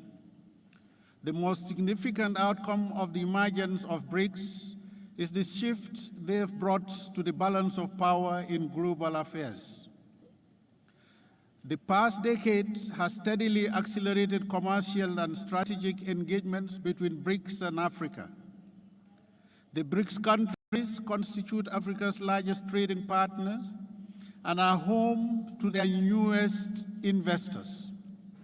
BRICS has nourished Africa's economic emergence and elevated the continent's contemporary global positioning.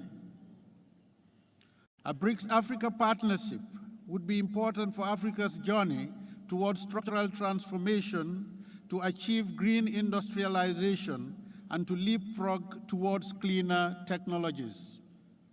For sustainable and inclusive development, we must pursue a transformational agenda that is aimed at reconciling economic growth with ecological limits and social equity. Chairperson, ladies and gentlemen, the 15th summit of the BRICS is happening at a time when the world is facing multiple crises ranging from post-COVID-19 pandemic impacts, climate change, to geopolitical crisis with untold suffering for our people, threatening global peace and stability. We must therefore be resolute in confronting this crisis with all our strength and resources at our disposal.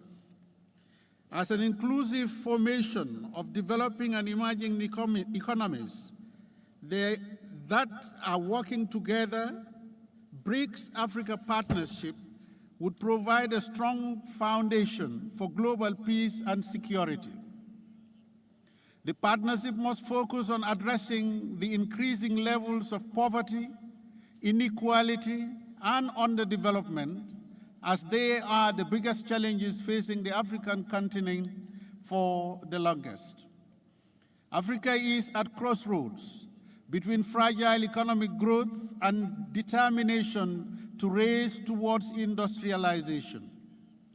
The continent's structural transformation towards more value-added activities and modern jobs is often deflected by a dominant primary extraction sector, and this presents more major challenges. Many of the ingredients needed for structural transformation will also be useful in fighting climate change and charting a course that is aligned with the continent's aspiration for inclusive green growth.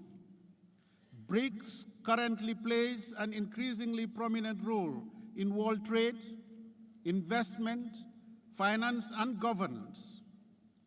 Globally, You represent more than 40% of the population, 25% of GDP, and 50% of economic growth.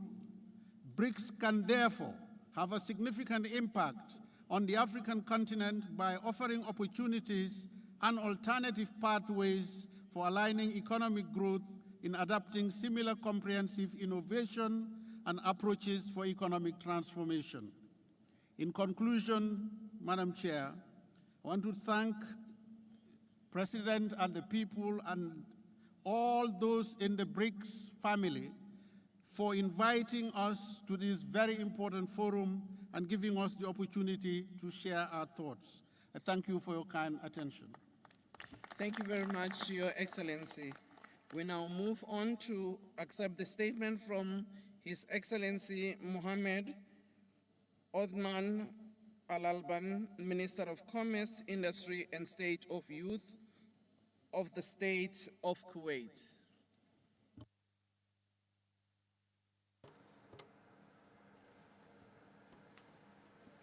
Over to you, sir.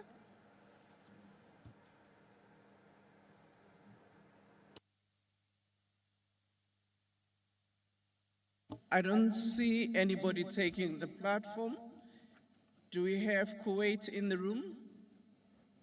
If not, we will come back, but for now we will move to His Excellency Mr. Mohammed Saleh Abdesalam Ahmed, Minister of Economy and Sustainable Development of the Islamic Republic of Mauritania.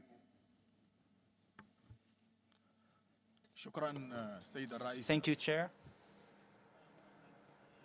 Greetings.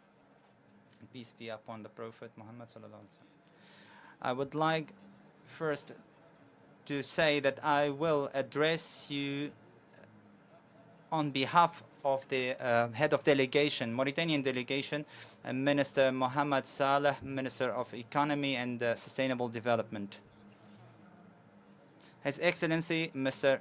Cyril Ramaphosa, President of the Republic of South Africa, Your Excellencies, ladies and gentlemen,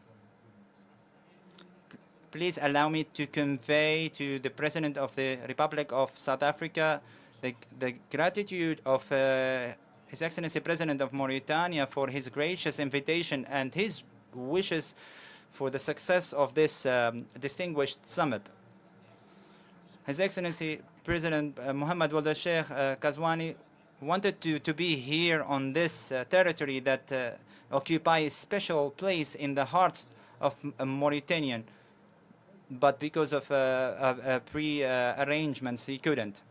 Your Excellencies, ladies and gentlemen, the convening of this summit amidst the crisis in the world, security crisis, economic crisis, is a demonstration for the strong will of these states to work with all, and especially the leaders of the African continent, for the sustainable development. And in this context,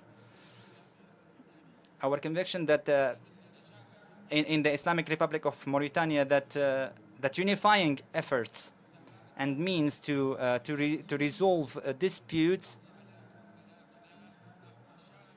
is linked to building an inclusive development that take in consideration the unemployment and the marginalization of women, and also the climate change.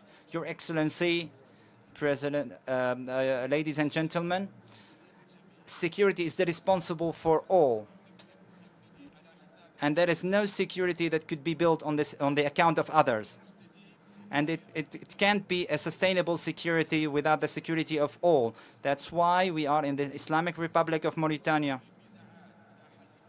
We call in all conflicts to a peaceful solution that is based on the international law and takes in consideration the interests of all parties, and constitute as a lasting stability and security for to constitute a foundation for the sustainable development. The agenda of sustainable development that was launched by the United Nations in 2015 constitute a reference for us to to rely on it to address all these developmental challenges. And in this context, BRICS that represent 25% of the global GDP, and based on its diverse experience and the technological experience, it can play a role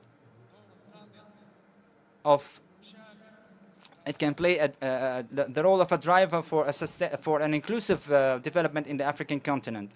Ladies and gentlemen, our country enjoy excellent relations with each of the BRICS nations individually, and looking forward to forge a strong partnership with BRICS countries and to benefit from the investment opportunities in our country. And here I would like to mention a few: the renewable energy, minerals, and our country will enter the club of countries who export gas and petrol. And in this context, we also call the new development bank to utilize these investment opportunities and to help funding the economic infrastructure and projects of services to address the developmental and environmental challenges. Your Excellencies, ladies and gentlemen, the government of Mauritania has led an inclusive policy that aim to guarantee the security and fighting poverty and enhance the social cohesion for a green sustainable development that take in consideration the challenges of the climate change. These reforms, institutional reforms, made a framework that encourage business and supporting the private initiatives, and we are confident that these reforms will give fruitful results, and we count very much on collaboration with friendly countries, and in particular BRICS.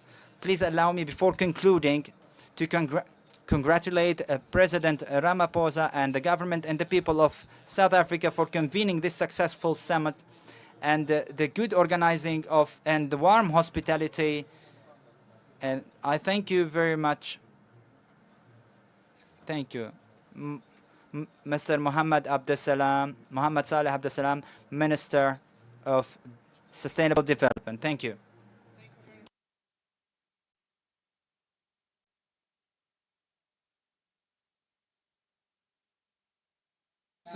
Minister of State in the Ministry of Foreign Affairs and International Cooperation of the Republic of Rwanda. Over to you, sir. Your Excellency, the President of the Republic of South Africa, Mr. Ramaphosa, His Excellencies, Heads of State and Government, Excellencies, Heads of Delegation, ladies and gentlemen, all protocols observed. On behalf of His Excellency Paul Kagame, the President of the Republic of Rwanda, I want to extend our heartfelt congratulations to the people of South Africa for its gracious welcome and for hosting this esteemed gathering. The spirit of hospitality resonates deeply with the spirit of cooperation that unites us as nations working together a bright future. Excellencies, our deliberations today are firmly anchored in the principles of partnership, propelling us towards mutually accelerated growth, sustainable development, and inclusive multilateralism. These principles stand as bedrock of our collective advancement. In these times of intricate global interconnectivity, it's paramount important that we put our efforts to craft comprehensive solutions that effectively tackle our multifaceted challenges we face today. The pressing need for climate ambition serves as an unequivocal reminder that prompt action is imperative to combat climate change. The recovery from COVID-19 pandemic must not be pursued in isolation from a steadfast commitment to to environmental sustainability. This juncture presents an opportunity to build our economies with resolute focus on green initiatives. Our investments should center on renewable energy, sustainable infrastructure, and fortification of the resilient communities.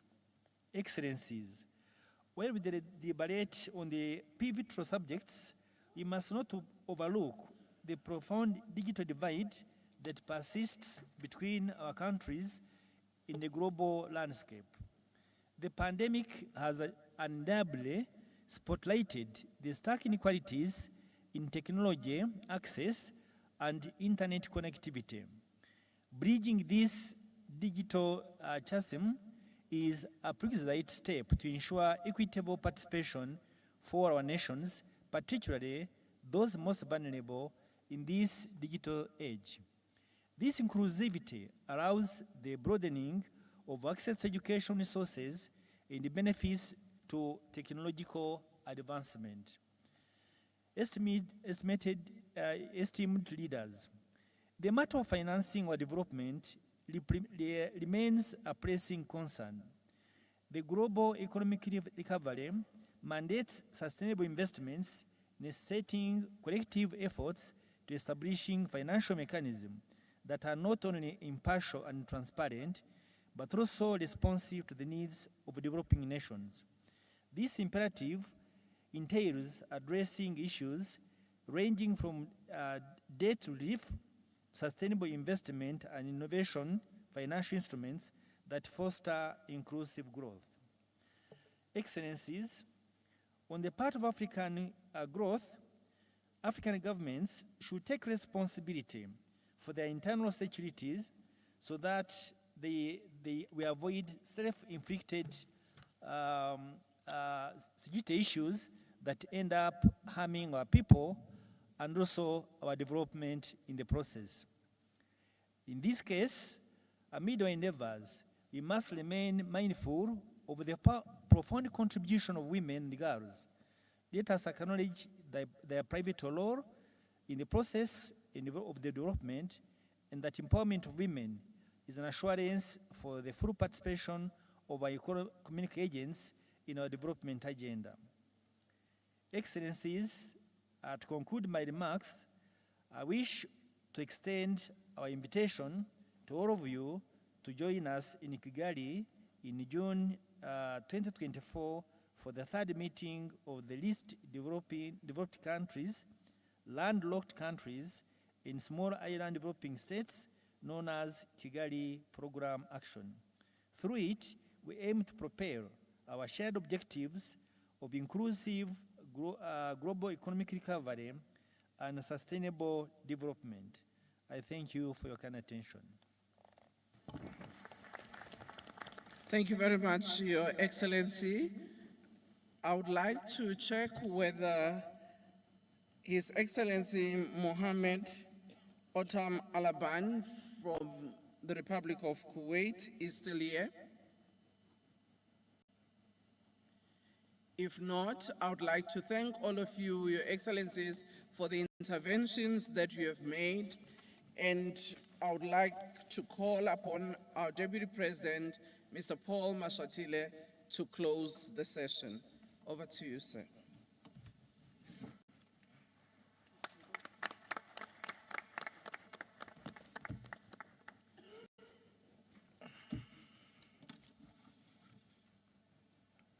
Thank you very much, Minister.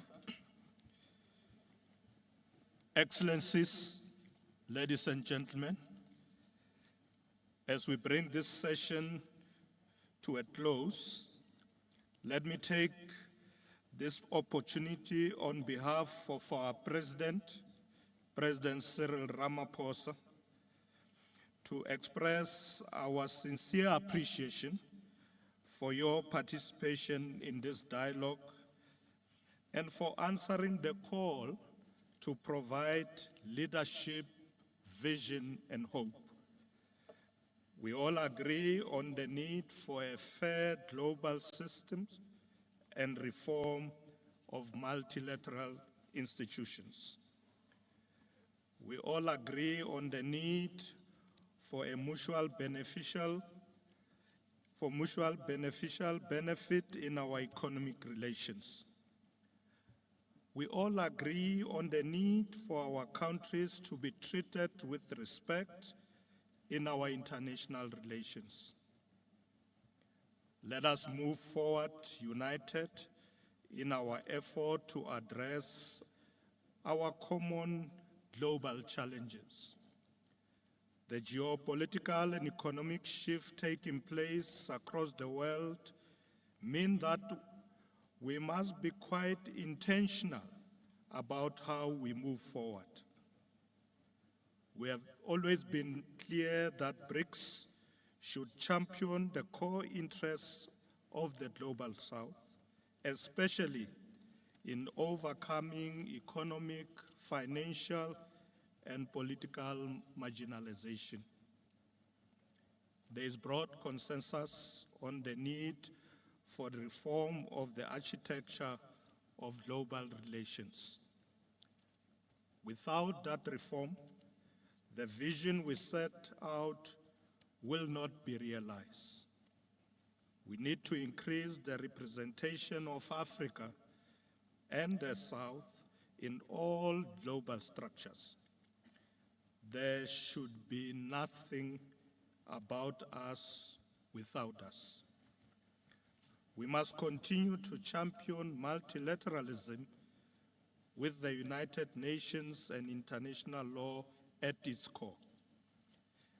Actions that seek to limit our policy space, to make us conform to one worldview, to limit our foreign policy independence, or to entrench vested interests are an obstacle to multilateralism. Discriminatory trade barriers, policies, and border adjustment measures must be eliminated. These include punitive measures designed to reduce the competitiveness of countries of the Global South. There must be equal opportunities for Africa and the countries of the Global South to access finance, supply chains, trade and investment opportunities. Africa and the Global South must be fully represented in all management bodies, governing councils, institutions, and structures. There should no longer be job reservations on the basis of one's nationality. The world has changed. Global governments must also change. Let us act now and act together to ensure progress and prosperity for all nations and all peoples. I thank you, Excellencies, and wish you a very good evening. Thank you very much.